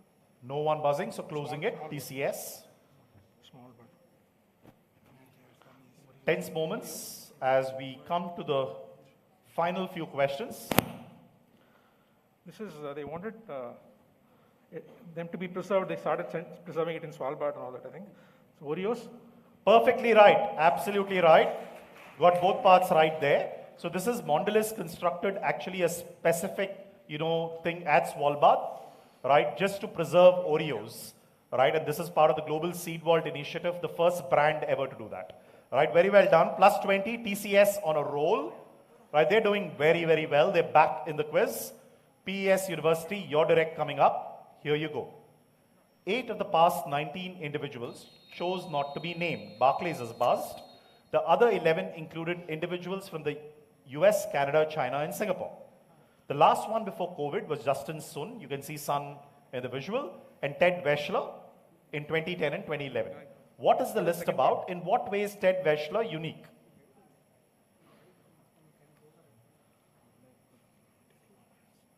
No, 2010. Go for it. PES.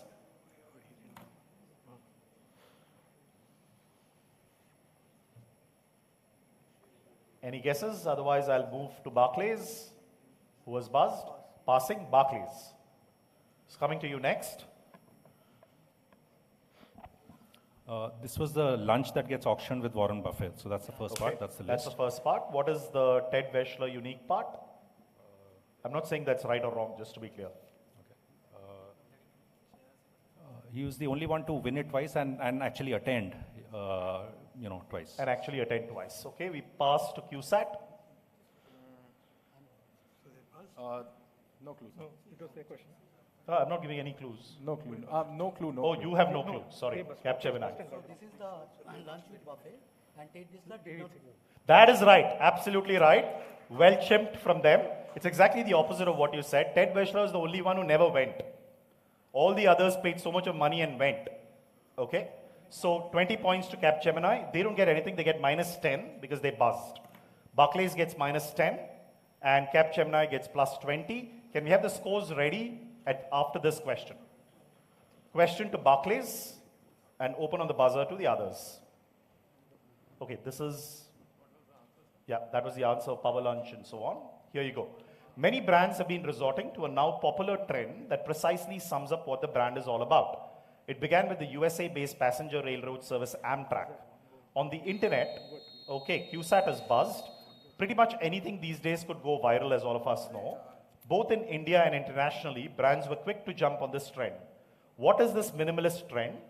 As part of the above trend, if it is rewards for Amazon India and Binod for Amazon Prime Video India, what is it for Netflix and Domino's? Of course, pass points are 10, 5, and 5 on the pass, but you have to get all 3 if you've buzzed. No, you can't withdraw your buzz now. You buzzed. So we know 3, but we don't know 1. That's okay.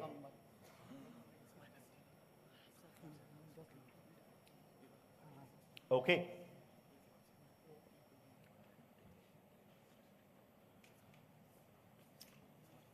Barclays, do you have a guess? So this is essentially using one word to represent what the brand is about on Twitter, etc. Okay. So what is the one word for Netflix? We'll say chill. Chill, okay. And Domino's.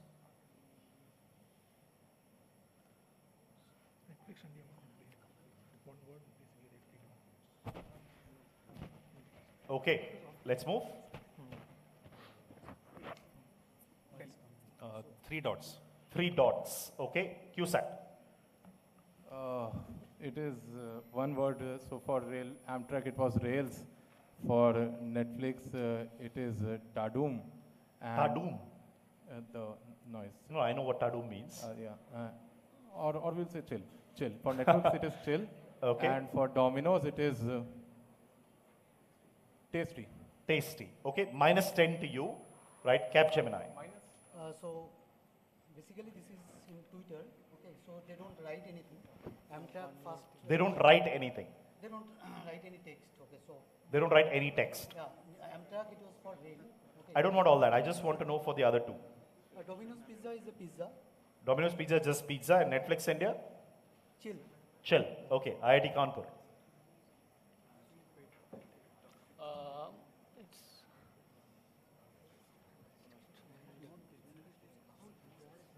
Okay, passing you, TCS Chennai.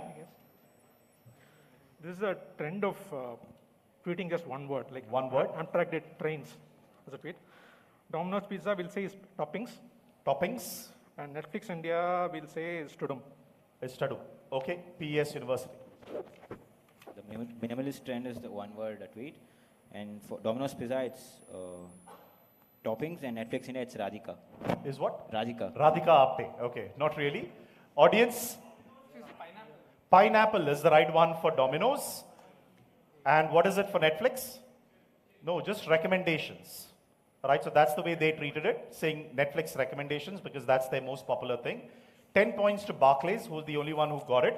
Right, nobody else got any other part, so no points there. Right, and of course Amtrak was not part of the question. Anyway, let's see the scores at this point. Okay, Barclays at 100, and TCS has raced away. We got 10 more, Nitish. We just got 10. Did you add the 10 to TCS, to Barclays score? We just got this 10, no? They are 100. Yeah. So they should be at 110 apparently. Yeah. Is that right? Yeah. Okay. Barclays at 110, TCS at 190, Capgemini at 130, right? Yeah. Okay. And PES at -10, IIT Kanpur at 40, and QSAT at 40 as well. So big battle on. Remember, we'll need a winner for both corporate and college, and this runner-up and the second runner-up. Okay, 4 questions on the buzzer, same format. Is there a round after this? There is a round after this. There's 6 questions on the buzzer after this. Yeah? Okay, nothing coming on screen now. On the buzzer, right? On the buzzer, like the earlier format, we're done with 12 questions. 4 more on the buzzer now, and 6 more after that. Yeah? All right. Would be on buzzer or non-buzzer? Sorry? That 6 would be on buzzer or non-buzzer? Buzzer. Okay. 4 buzzer, 6 buzzer. Why don't you just take the quiz now, right, and you'll be fine. A barrister at Bombay High Court. Nothing's appearing on screen because it's on the buzzer. One of the largest landowners in Bombay, the head of the Central Bank of India, the founder of the Jahangir Art Gallery, one of Bombay's most prominent stockbrokers. So I told you 5 things. These were the kind of people who were the original directors of a company that was set up in August 1934.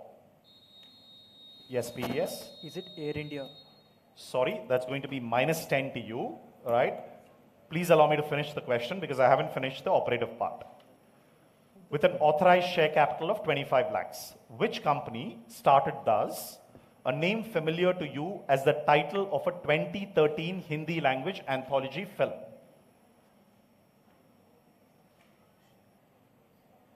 Two-word name. Bombay Talkies. Bombay Talkies. 2013 anthology film. Two-word name. Obviously, okay, TCS. Bombay Talkies? It is Bombay Talkies, perfectly right, plus 20 there. TCS is cementing everything there. Here's the next question. Moving on. Charles Eames, who was a famous designer, as you all know, right, minimalist designer and so on, right? He was a founder of the National Institute of Design and so on and so forth. He gave a particular lecture, which is the Eames viewpoint. And he said, right, that there's one perfect object, right? Okay, I have not completed the question. Go ahead, QSAT. That perfect object is Lota. Is the Lota. Yeah. Plus 20 to you. Absolutely right. It is the Lota. All right. Let's look at the next one. All set? Anybody wants to see scores? You want to keep the scores up here? Just for a moment. Yeah.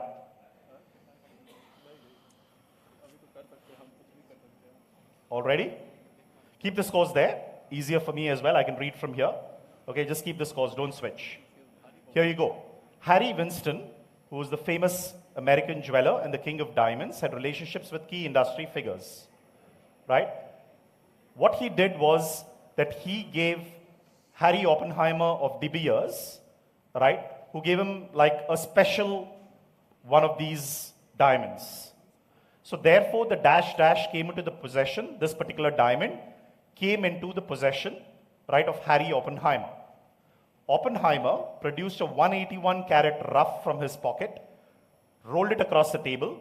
Harry Winston picked it up, smiled and said simply thanks, and he cut it into 5 gems, the largest being named the dash dash. What was the diamond appropriately called? This is because Harry Oppenheimer, or rather Harry Winston, gave a little bit extra, to Oppenheimer. Yes, Capgemini? Hope diamond. Not the Hope diamond. Sorry, that's going to be a -10. Anyone? I think there's only one. This is called a deal sweetener, and this is how the term deal sweetener came, because he threw in an extra diamond as part of it, right? So that's how we call deal sweeteners came into, the picture. All right. So we are at the penultimate question, and I think it's only appropriate that I go out and thank many, many folks here who have done a great job, as always, of the quiz. So a special, special thanks to the following folks. First, Father Francis Sebastian, thank you so much, right, for being there for us. Father Saju, thank you very much. The leadership team, Dr. Binoy Joseph, Dr. Sunil Polyakot, thank you so much for being there. And I think 3 people who've been the pillars of this quiz always, Dr. Krishnan, Arun George sir, and Angela ma'am, thank you so much. Not sure if you're there in the auditorium, as always, you're there. Okay, there you are. Okay, student team coordinators, Amanda, Adarsh, and Anu, thank you so much for doing all that you do. Take a bow. Scoring, the team led by Twinkle and Maria, thank you so much. Well done. Tech team, Kishore, Albin, Akshay, thank you so much for doing what you've done.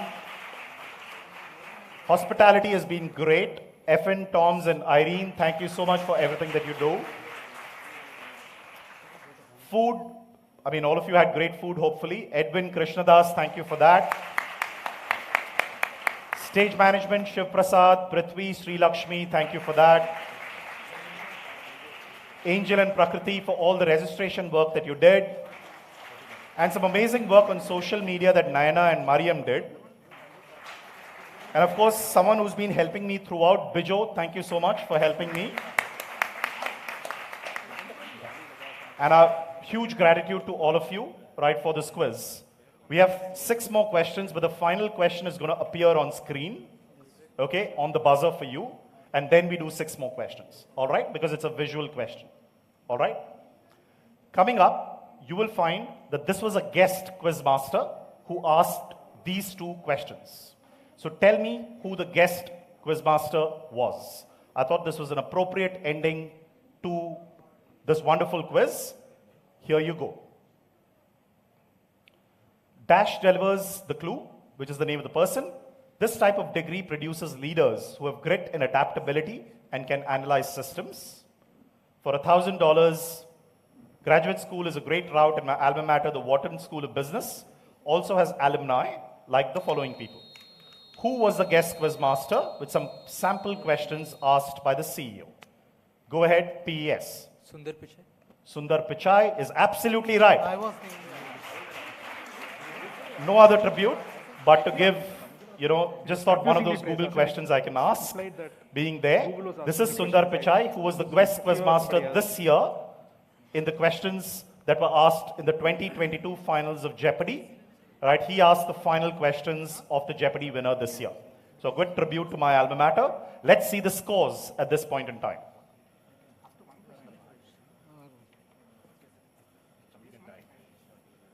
Okay, let's keep the scores as is. And if it's okay, don't switch back to my laptop. Is that okay? All right. Let's start. First question. On the buzzer, plus 15, minus 5. Question answer come. Oh, is it coming on their screen? Yeah, it came first. Okay, no problem. I won't ask those questions. I'll ask other questions. Don't worry about it. Okay? I thought that won't come for them as well. Okay, don't worry. What's the scoring, Nitish? The scoring plus 15, minus 5. Okay? Clear? No, it won't. It won't. because it was with answers. Don't worry about that. Can we just switch off all of those so that nothing comes on their screens? Is it possible? Are we completely safe? Or forget about it, I'll ask you from my here. Okay, nothing will appear there. Don't worry, leave it. They can take. Let's see first the scores. That's fine. Your Barclays at 110. Clearly TCS has perhaps won the quiz already, so they may not be worried. It's fine, no need to do anything, sir. Leave it. It's fine. They have to get out. They have to get out. Capgemini and Barclays 120 and 110. TCS thinks that Capgemini can tie them. Yes, that's fair. Right? But big battle on in college, QSAT at 60, IIT Kanpur at 40, and PES at 0. So anyone can win. All right? Here you go. You saw the first three, so I won't start there. I'll go with the fourth question and then come back to three more. All right? First one. What was the Russian scientist Mendeleev doing when he had his brainwave about the organization Capgemini? He was drinking vodka. He was not drinking vodka. I did not complete the question. -5. Let me complete the question for one more chance. +15, -5. Capgemini, you can't buzz. TCS have won it, no? TCS have won it, of course. Can they stay off the buzzer? No, yeah, that's fine. They can stay off the buzzer. That's perfectly okay if they want, right? It's only the first question. What was Russian scientist Mendeleev doing when he had his brainwave about the organization of the elements and thus was born the periodic table? He was specifically doing something, and that's how the periodic table was born, because in that particular activity, you do it in a particular way. Yes, PES. Was he solving a crossword puzzle? So He was not solving a crossword puzzle. Sorry, that's a -5 again. Audience.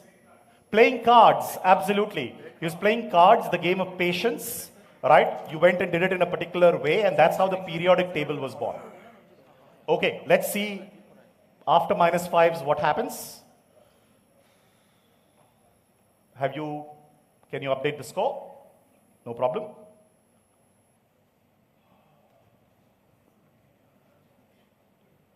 So what is the scoring for this one? 20 or +15, -5 for the buzzers. Okay. Do we have the scores up? Barclays 110, Capgemini 115, maybe TCS, you can relax, right? And take home your 1 lakh that you've been taking home every year. PES University -5, IIT Kanpur at 40 and QSAT at 60. Big battle on the college side this year. Here's my next question. Very simple, short question. We have all heard of the term Great Resignation. What does the term quiet quitting? Okay, go ahead, Barclays. Yeah, so quiet quitting is when a person doesn't really resign, but just does enough to get by. Basically, they stop, stretching and take care of their well-being. Perfect answer. +15 there to Barclays. Keep the applause going. Keep the applause going. That's fantastic. +15. Let's see the scores after this. Okay. Looks like I'll have to do a separate one for the college teams, right? Because Rohan and Capgemini are like going to pounce on the buzzer like crazy. Here's the next one. Listen to it carefully. Many change their avatar, online avatar, to the monochrome bear. Bear, B-A-A-R, monochrome bear, a black or a white symbol for a bear, right? What B? What B-E-A-R, like bulls and bears. So the monochrome was either black or white. The bears are seen doing a fusion dance from Dragon Ball Z. What was this the symbol of specifically on September the 15th, 2022? Some major thing happened on September 15, 2022 in the world of crypto, in the world of cryptos. No one, very surprising. September 15th, 2022, no one going for it. Closing it on the buzzer. Audience. That is right. This is the merge. Okay, the big merge that happened in the Ethereum world. Right, I thought everybody would get that. Sorry, tough one on that. No one gets points. Sorry. Did anybody have a question? Okay, 3 questions done. Question number 4. Sorry, I'm just pulling out some questions because of the earlier one. Give me 1 sec. Okay, Alex Onanian, who is the founder of Reddit, he has a foundation called the 776 Foundation. Why is it? Okay, Barclays? Yeah, the ancient Olympics. And his daughter is named Olympia. That is the right answer. Perfect. Named after the ancient Olympics in the 776 BC and named his daughter as a tribute, named Olympia. Perfect. 776 BC. I don't think there's any chance for Capgemini to make up. 2 questions. You need 30 points. Oh, you can. Yeah. All right. Perfect. QSAT. So the game is between QSAT and IIT Kanpur, and the game is between Barclays and Capgemini. Fair? All okay? Here's the next one. Question number 5. As always, RNBQ has this very famous thing to get decided always on the last question. Believe me, it's not put together that way. Okay. Because 3 questions were gone, I've got to have an appropriate question.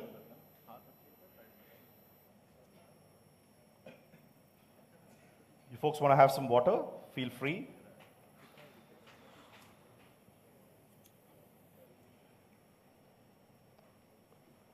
All right. Next question from India. Okay. While it was always manufacturing and assembling its bicycle in India, this company rebranded the most visible brand of bicycles. It was originally called Frog Bicycles, to a particular name that will symbolize that it was all manufactured in India.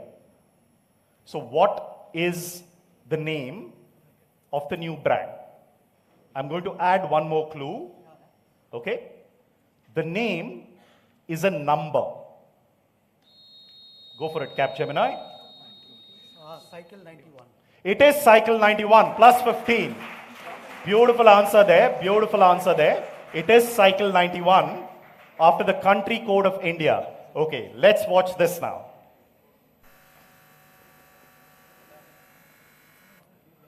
Big battle on there. We have a clear winner in the corporate part. TCS wins the quiz yet again for the 4th time in a row, as far as I know. Well done, JK and Anuruddha. I think QSAT wins the quiz as well. Very well done, QSAT. Give them a big round of applause. QSAT there. Coming runners-up is IIT Kanpur. Well done, IIT Kanpur. You take away 50,000 bucks.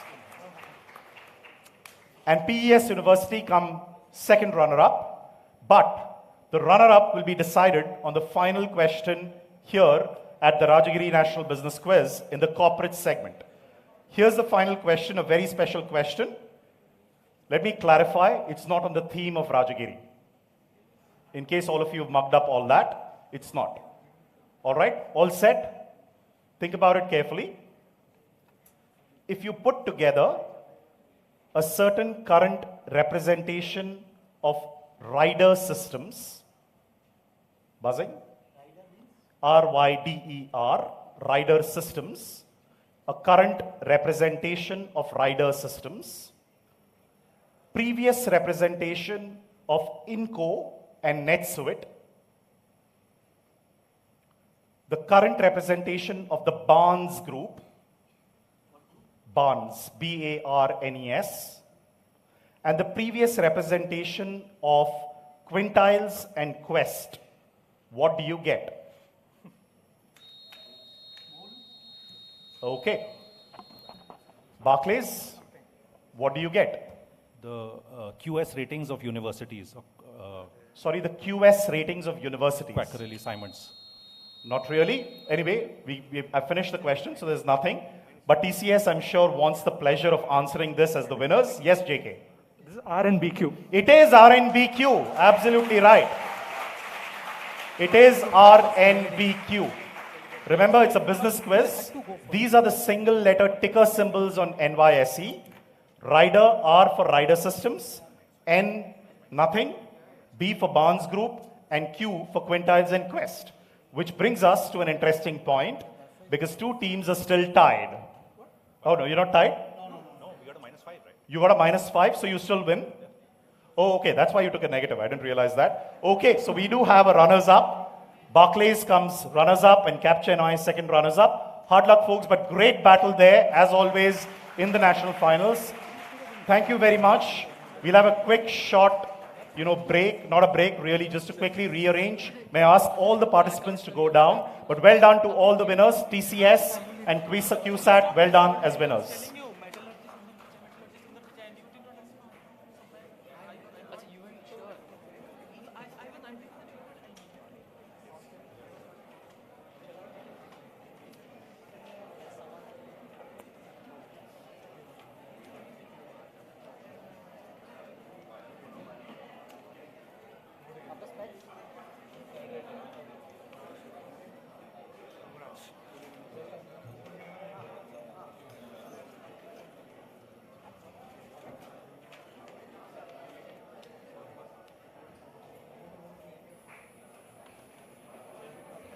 Just take this.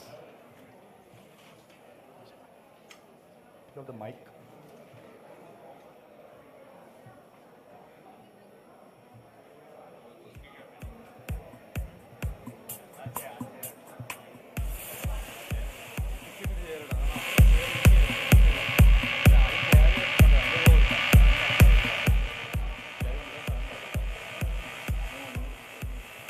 I kindly request everyone to remain seated as our valedictory ceremony will be beginning very shortly. Can you just take these? I also have a lost and found announcement to be made. I have a wristwatch with me. If anybody has Can a you just claim cut off on my this, mic? you can come and collect it. Yeah, it's a bluish black.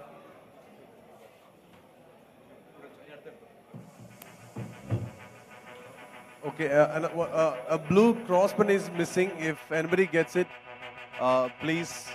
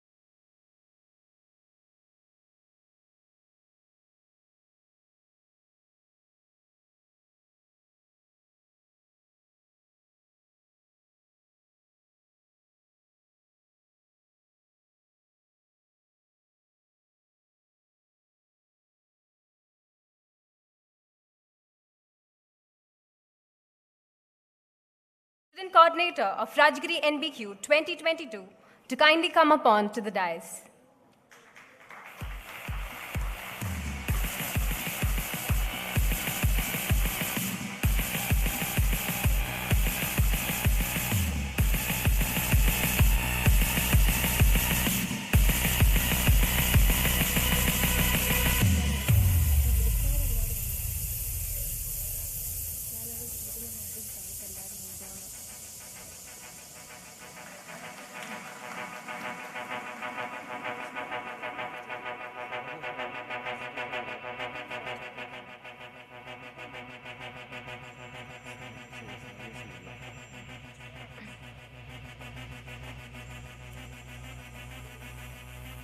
It is indeed a matter of immense privilege to have Mr. Cherian George, CEO and whole-time director of Harrison's Malayalam Limited, as a chief guest for the valedictory function of Rajagiri NBQ 13th edition.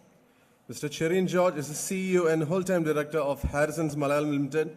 Mr. George joined HML in 1995 as an assistant manager in T Estate. In 2006, he became a part of the Human Resources and Industrial Relations team and later became the General Manager, Human Resources. In 2015, he was given the responsibility of Tea Sales and Marketing, and in 2016, he became the Vice President of Tea Division. He was elevated as Business Head of Tea and Rubber Business in April 2018, and in 2019, he became the CEO and whole-time director of the company. With over 27 years of experience in HML and deep knowledge in plantation and allied businesses, Mr. George has made significant contributions to the business growth and performance excellence of the company. He has done his BA and LLB from Bangalore University and postgraduate diploma in business administration from St. Joseph's College, Bangalore. Mr. Cherian George is an executive committee member, Association of Planters of Kerala, Chairman Tea Committee, United Planters Association of South India, member of Plantation Labour Committee, Kerala, and advisory board member of Xavier School of Sustainability, Bhubaneswar. I'd also like to extend a very hearty welcome to Gigi Cherian, wife of Mr. Cherian George, our chief guest of the evening. May I request Father Dr. Francis Sebastian, CMI, to welcome the guest with a bouquet. Sir, on behalf of Rajagiri NBQ team, we extend a warm welcome to you.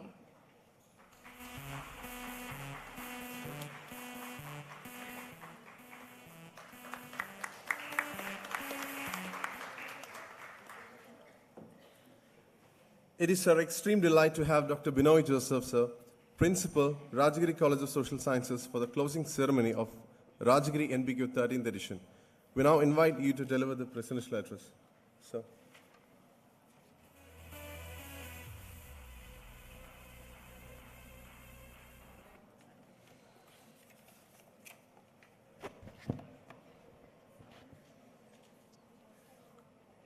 The chief guest for the valedictory section of Rajagiri National Business Quiz 2022, Mr. Cherian George, CEO and whole-time director, Harrison's Malayalam Limited.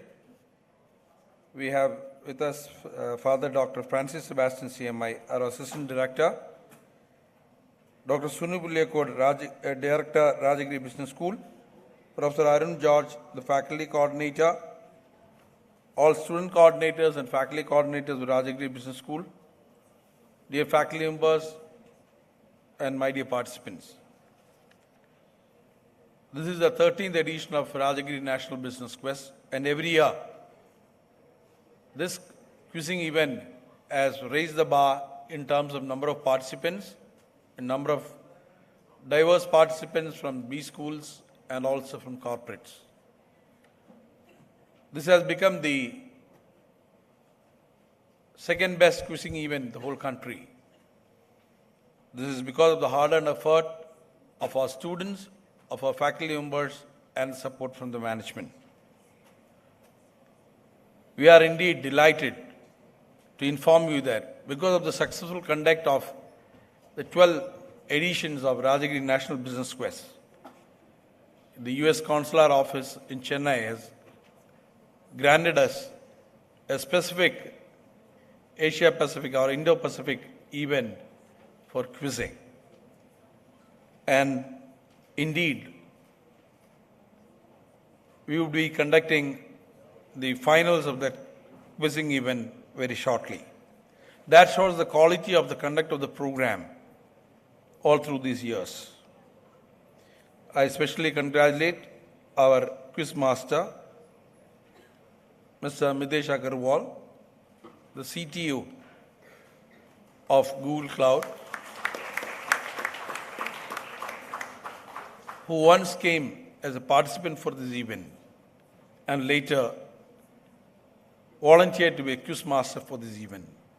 And we are indebted to him because he had to come all the way from Singapore, as he has changed his location from Bangalore to Singapore, as he has given the additional responsibilities of the Asia Pacific as well. Congratulations to all the winners from both the corporate and also the business school, and also to all the participants as we have come all the way from the different states of India. I am sure these events would help to have great networking and also help the students to have the implementation and the experience of the various lessons of management. Once again, a hearty congratulations to all the winners, all the participants and the organizing team. And I'm sure in the years to come, the student group will be able to take it to further levels. Thank you very much.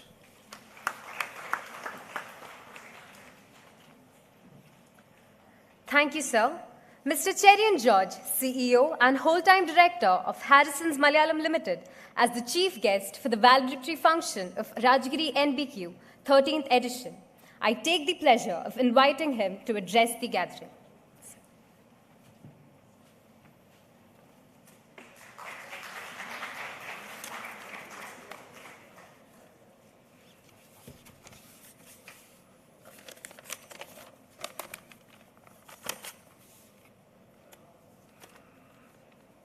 Good evening, the quiz enthusiasts, particularly Mitesh Agarwal. I think he's a walking legend, a champion turned quiz master. I think, again, another feather in his cap has become a global quiz master. Good evening to all the dignitaries of the dais and on the dais, and to the team of Rajagiri. My hearty congratulations to all the winners of the National Quiz Competition. I understand from the organizers that from the 1,280 participants, it has been boiled down to what we saw in the last 2 hours. It was a war of talents. I congratulate, therefore, not only the winners, but also all the participants through this journey. I don't intend to give a keynote address on the quiz competition as such, but I wish to share my perspective on its application in the business and for the career aspirants of this college. Ladies and gentlemen, today's employers look for a multi-skilled employee who has agility and the out-of-box thinking in their work area. Employers give preference to not only performers in the next respective area, but also give weightage for their originality of thinking, quick decision-making, result orientation, innovation, etc., etc. Therefore, while we work hard to become master in our respective subject area, it's equally important to acquire the above-mentioned skills. Competing in sports, soft skills, fine arts will help to develop such attributes and excel in your day-to-day work. Quiz competition will not only help to improve your general knowledge, but also equip you to be quick in grasping and quick in response. The quality of quick grasping is very essential in today's competitive world. The person who is late to grasp or articulate his question will always lag behind. One needs to be very attentive and alert and focused while question is being asked.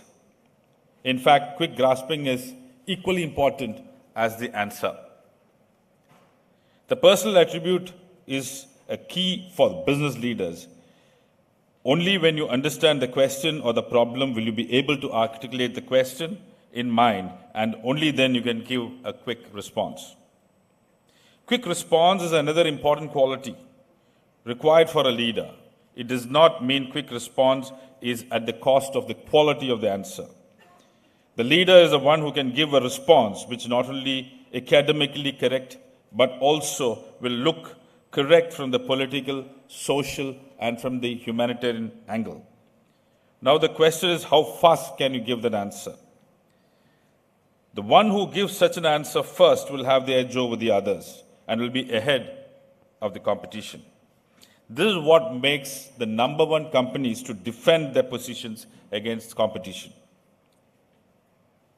When leaders are faced with challenges, what determines the destiny is how they respond and how fast.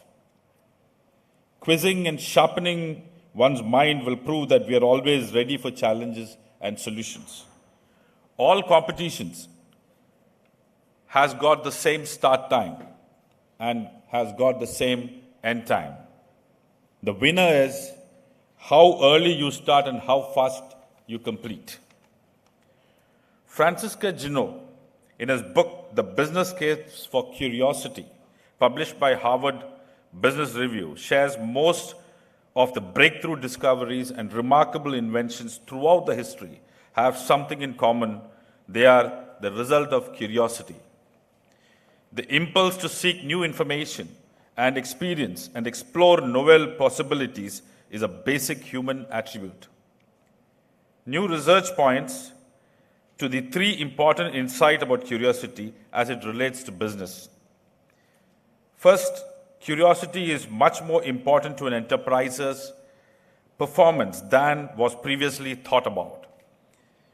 That's because cultivating it at all levels helps the leaders and its employees adapt to the uncertain market conditions and external pressures. When our curiosity is triggered, we think more deeply and rationally about decisions and come up with more creative solutions. In addition, curiosity allows the leaders to gain more respect from their followers and inspires employees to develop more trusting and more collaborative relationships with colleagues. Reading of Francisca Gino's book is a highly recommended for successful leaders. With this, I end my talk and I compliment all the team members of Rajagiri who has been driving this 13-year journey with Quest and take it to the next levels and greater heights. I wish the team Rajagiri and its team of the quiz coordinators, I'm sorry I slipped my names, who has been driving this to take it to next level. A special mention of thank you to Mitesh Agrawal for his fantastic way of conducting the program. I thank the management of Rajagiri for inviting me and my wife Gigi for this program, and I'm honored. Thank you and a good evening.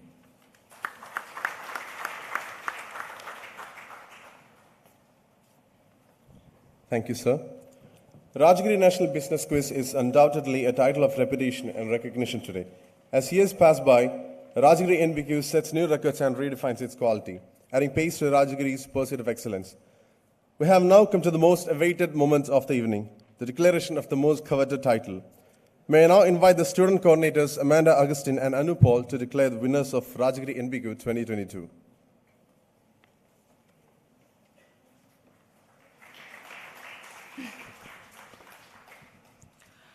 Good evening all.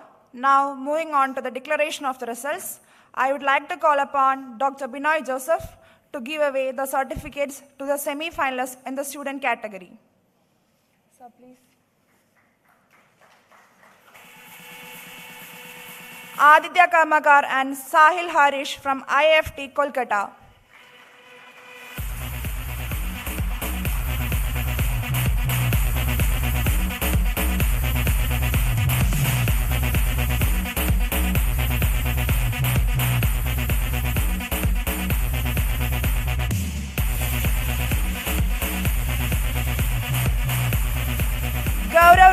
and Aroni Ditto from National Law University and Judicial Academy, Assam.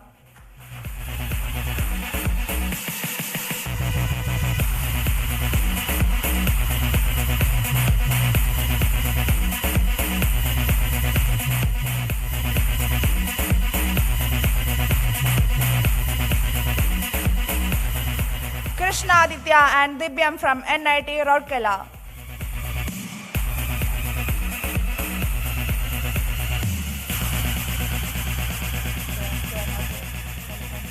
Thank you, sir. Now, I would like to call upon Dr. Sunil Pulyakot to give away the certificates to the semi-finalists in the corporate category. Sir, please. Himadri Banerjee and Akshat, Paper Crane Lab.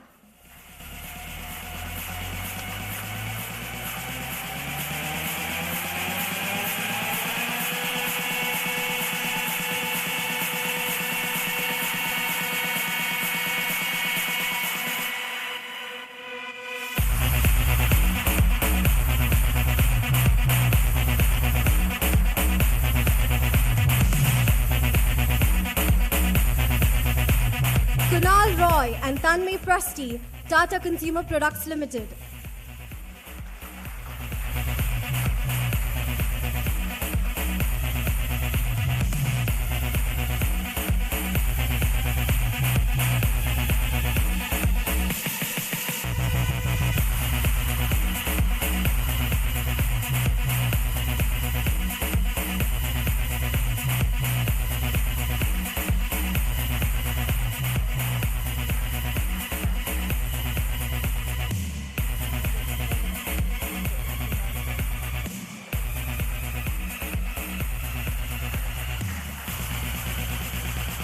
Vipul Tyagi and Rohit Bindal, Oceaneering International Services Limited.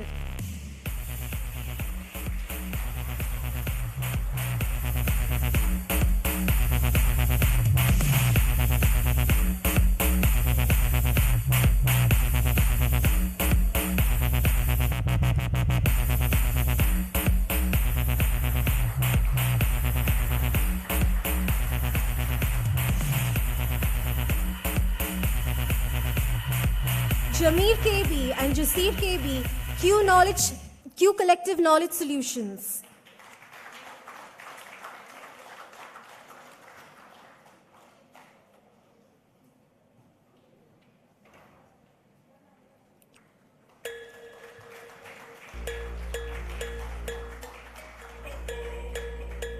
Shibin Azad and Deepak A, Defense Accounts Departments.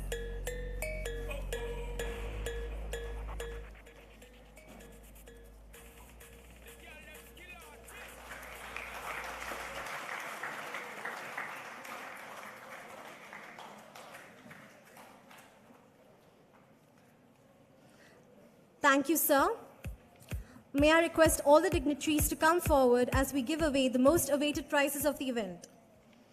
May I now request Father Dr. Francis Sebastian CMI and the Chief Guest to jointly give away the cash prize of Rs 15,000 to the second runner-up in the corporate category, Rabi Shankar Saha and Seid Madhavan from Cape Gemini.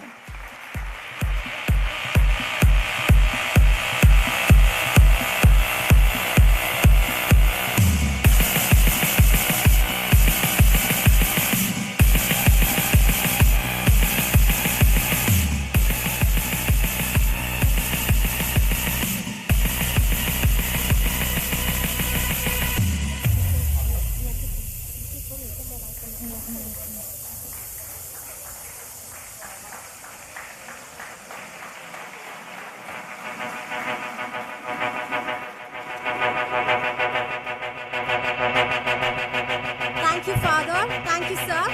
May I now request our sponsor, Mr. Alex Thomas, MD, Annex Overseas Education Consultancy, to present the cash prize of Rs 15,000 to the second runner-up team in the student category, Banusutta and Dhruvaji, PS University.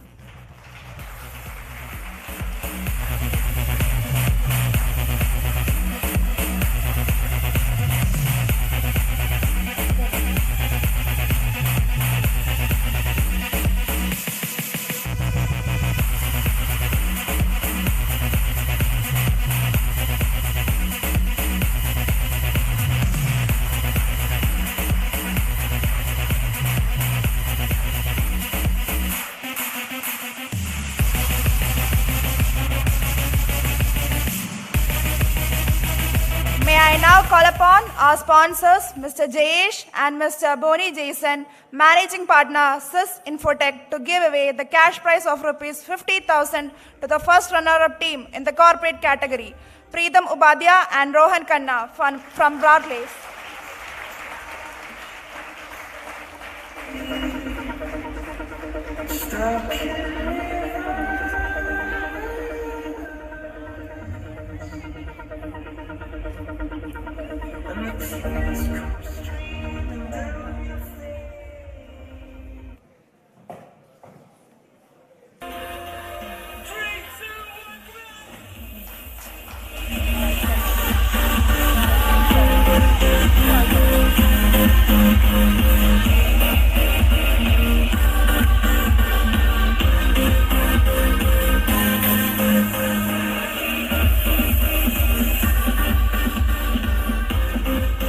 Thank you, sir.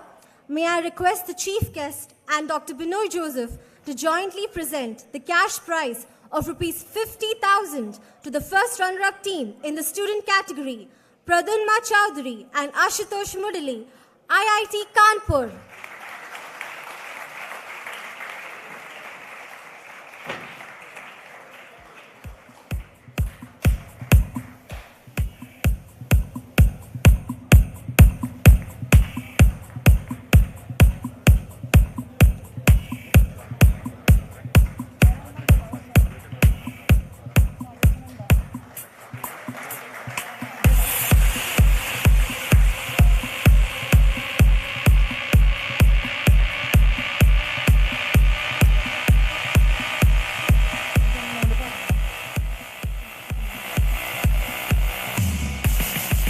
I request the chief guest and Dr. Binoy Joseph to kindly remain on the stage to award the winners. Finally, moving on to the ultimate winners of the Rajagiri National Business Quiz 13th edition grand finale, presenting the cash prize of rupees 1 lakh to the title holders in the student category of Rajagiri NBQ 2022, Shubham Jha and Gautam Anand, Kusat.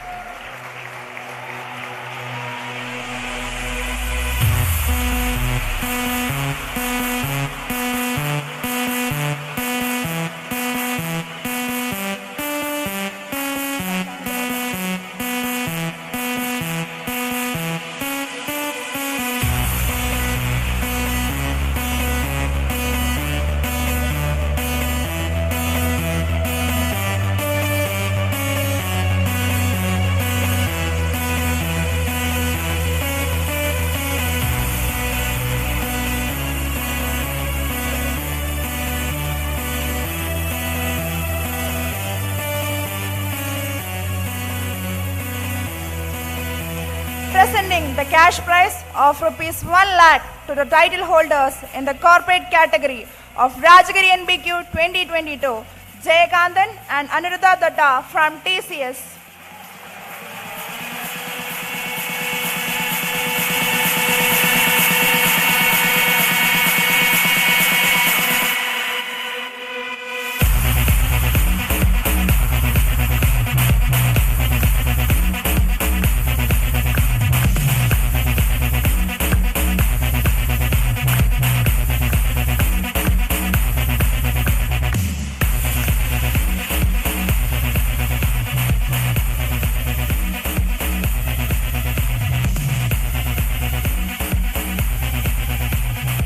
Thank you, sir. Thank you, Father. A hearty congratulations to all the winners.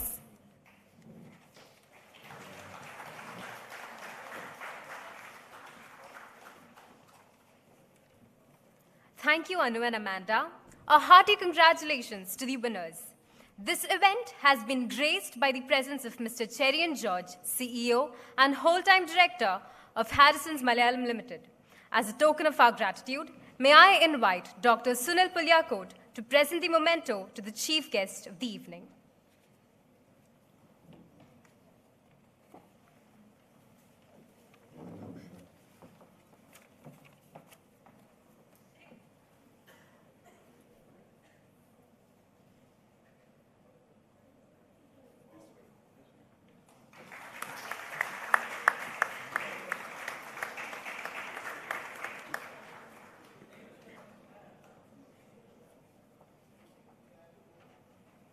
May I now request Dr. Sunil Pulyakot to present the memento to the quiz master of the day, Mr. Mitesh Agarwal, the CTO of Google Cloud Southeast Asia and Partners Asia Pacific.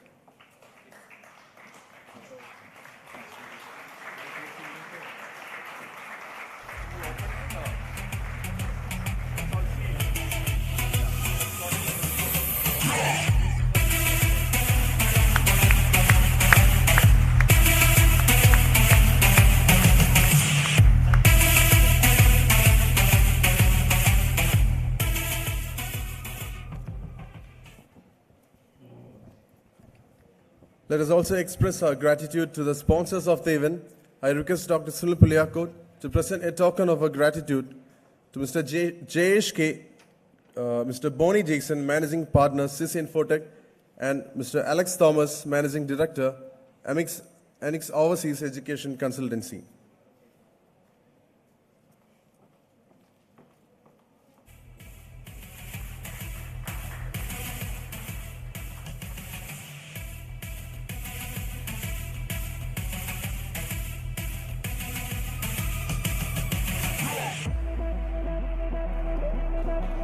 Mr. Alex Thomas, Managing Director of Anix Overseas Education Consultancy. Mr. JHK and Mr. Bonnie Jason, Managing Partners of CIS Infotech.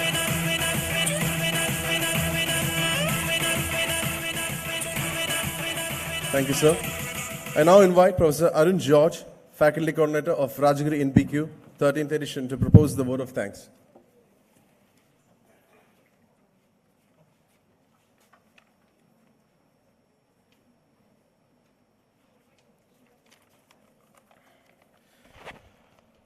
Honorable Chief Guest, other dignitaries on the stage and off the stage, participants, faculty, colleagues, and students. It's a privilege to extend a vote of thanks to all those who contributed to the 13th edition of Rajagiri National Business Quiz. We are late on the day, but this is a result of months of work. So I think that we'll take a few minutes to say thanks to whoever has helped this happen. This evening, we are graced by the presence of Mr. Cherian M. George, CEO and whole-time director at Harrison's Malayalam Limited. Thank you, sir, for sharing your insights. As a practitioner, we value, your insights on how you make decisions or the link between, the competition and the way in which business decisions are made. On behalf of Rajagiri fraternity, I thank you for your time and your words of wisdom. I also thank, on this occasion, Mrs. Gigi Cherian for joining us and spending time with us today. Thank you, madam. Rajagiri National Business Quiz is in its 13th year because of the continuous support and encouragement of the entire management of Rajagiri institutions to pursue excellence in all what we do. Thank you, Dr. Father Francis Sebastian CMI, Assistant Director, for being present here and for your guidance and support throughout for this year's Rajagiri National Business Quiz. I thank Dr. Binoy Joseph, Principal, Rajagiri College of Social Sciences, who has set new vision and benchmarks for the business quiz every year. Thank you, sir. Rajagiri National Business Quiz is organized by Rajagiri Business School and Rajagiri College of Social Sciences. I thank the Director of Rajagiri Business School, Dr. Sunil Pulyakot, for his valuable support for the 13th edition of quiz. He is one person who I have seen, who is here for the entire day, and in all the years he watched the entire show. Thank you, sir. My faculty colleagues, many of who are here, have supported the quiz in one form or another. Some of them are watching online. Thank you for your support and presence this evening. I especially thank Dr. Manoj Matthew for the special role he has played as the Director of Corporate Relations. Thank you, sir. I thank my non-faculty colleagues from PR, IT, Finance, who work day and night for facilitating this event. I also thank the videography team, core creative consultants with whose help the event is telecast to all the subscribers on our social media platforms, and Pix Media for all the technical help provided to us today. Thoreau once wrote that men go fishing all their lives without realizing that it's not fish they are after, and for many participants, it's not just winning that they are after. We are providing a platform for encouraging and nurturing a culture of quality biz quizzing in this country. We thank all the participants who have come here from far and wide and help us create a quality quiz show in this 13th edition. Businesses play a crucial role in encouraging and financing at least a part of the cost of an event of this scale. Our sponsors, Green Valley, Happiness Lounge, Decathlon, Donut Factory, Syst Infotech, the second prize sponsor for corporate category, thanks to managing partner Mr. Jayesh K and Mr. Bonnie Jason who are here. Cricket Shack, 12 to 12 Barbecue, Radio Mirchi, Chai and Chat, Lucre, who are the third prize sponsor for corporate category. Anix Overseas Education Consultancy, Mr. Alex Thomas, Managing Director, who is here with us today. We thank you for your presence and support. We hope more corporates to join us and encourage us in this endeavor. The quizmaster for the day, Mr. Mitesh Agarwal, has been doing this quiz with us for the last 7 years. He is as much a part of Rajagiri fraternity like many of us here now. Thank you, Mr. Mitesh, for creating such a show that engaged us for more than 3 hours in this 13th edition. The batches of PGDM, MBA, and MAHRM, the students of management programs of RCSS and RBS, are here to witness what their batchmates and the institution has created. When we watch the show, whether we know the answers or not, we can feel the competitive tension and sweet joy of success as well as the heartache of failure. Seeing the drama matters. Thank you for being a great audience and part of 13th edition of National Business Quiz. The business quiz is an effort of last several months. The student team here had to start several things from scratch because the last 2 editions were online and we had a long break of 3 years after the last offline edition, so long that we started to forget how events are conducted outside the virtual world.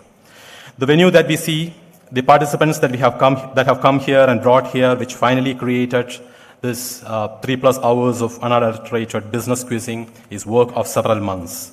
The 3 heads of Rajagiri National Business Quiz, Ms. Amanda Agustin, Mr. Adarsh Podimatam, and Ms. Anu Paul, led the student team from forefront.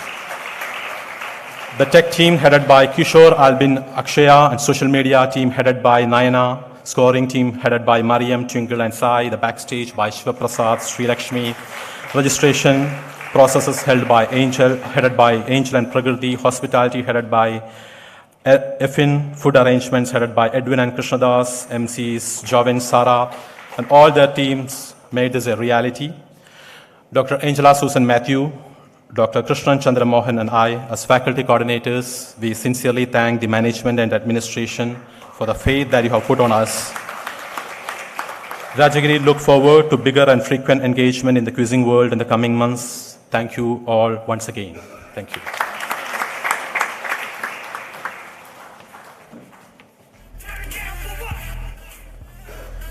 I can't say I would be the winner, but I can say I will try to be the winner in any challenge.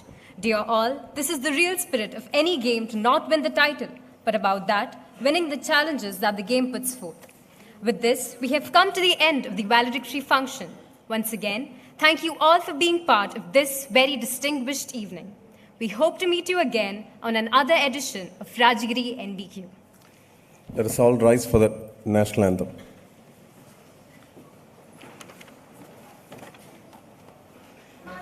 Vinayak जय हे भारत भाग्य विधाता पंजाब सिंध गुजरात मराठा द्राविड उत्कल बंगा विंध्य हिमाचल यमुना गंगा उच्चल जलधि तरंगा तव शुभ नामे जागे तव शुभ आशीष मांगे गाहे तव जय गाथा जन गण मंगलदायक जय हे भारत भाग्य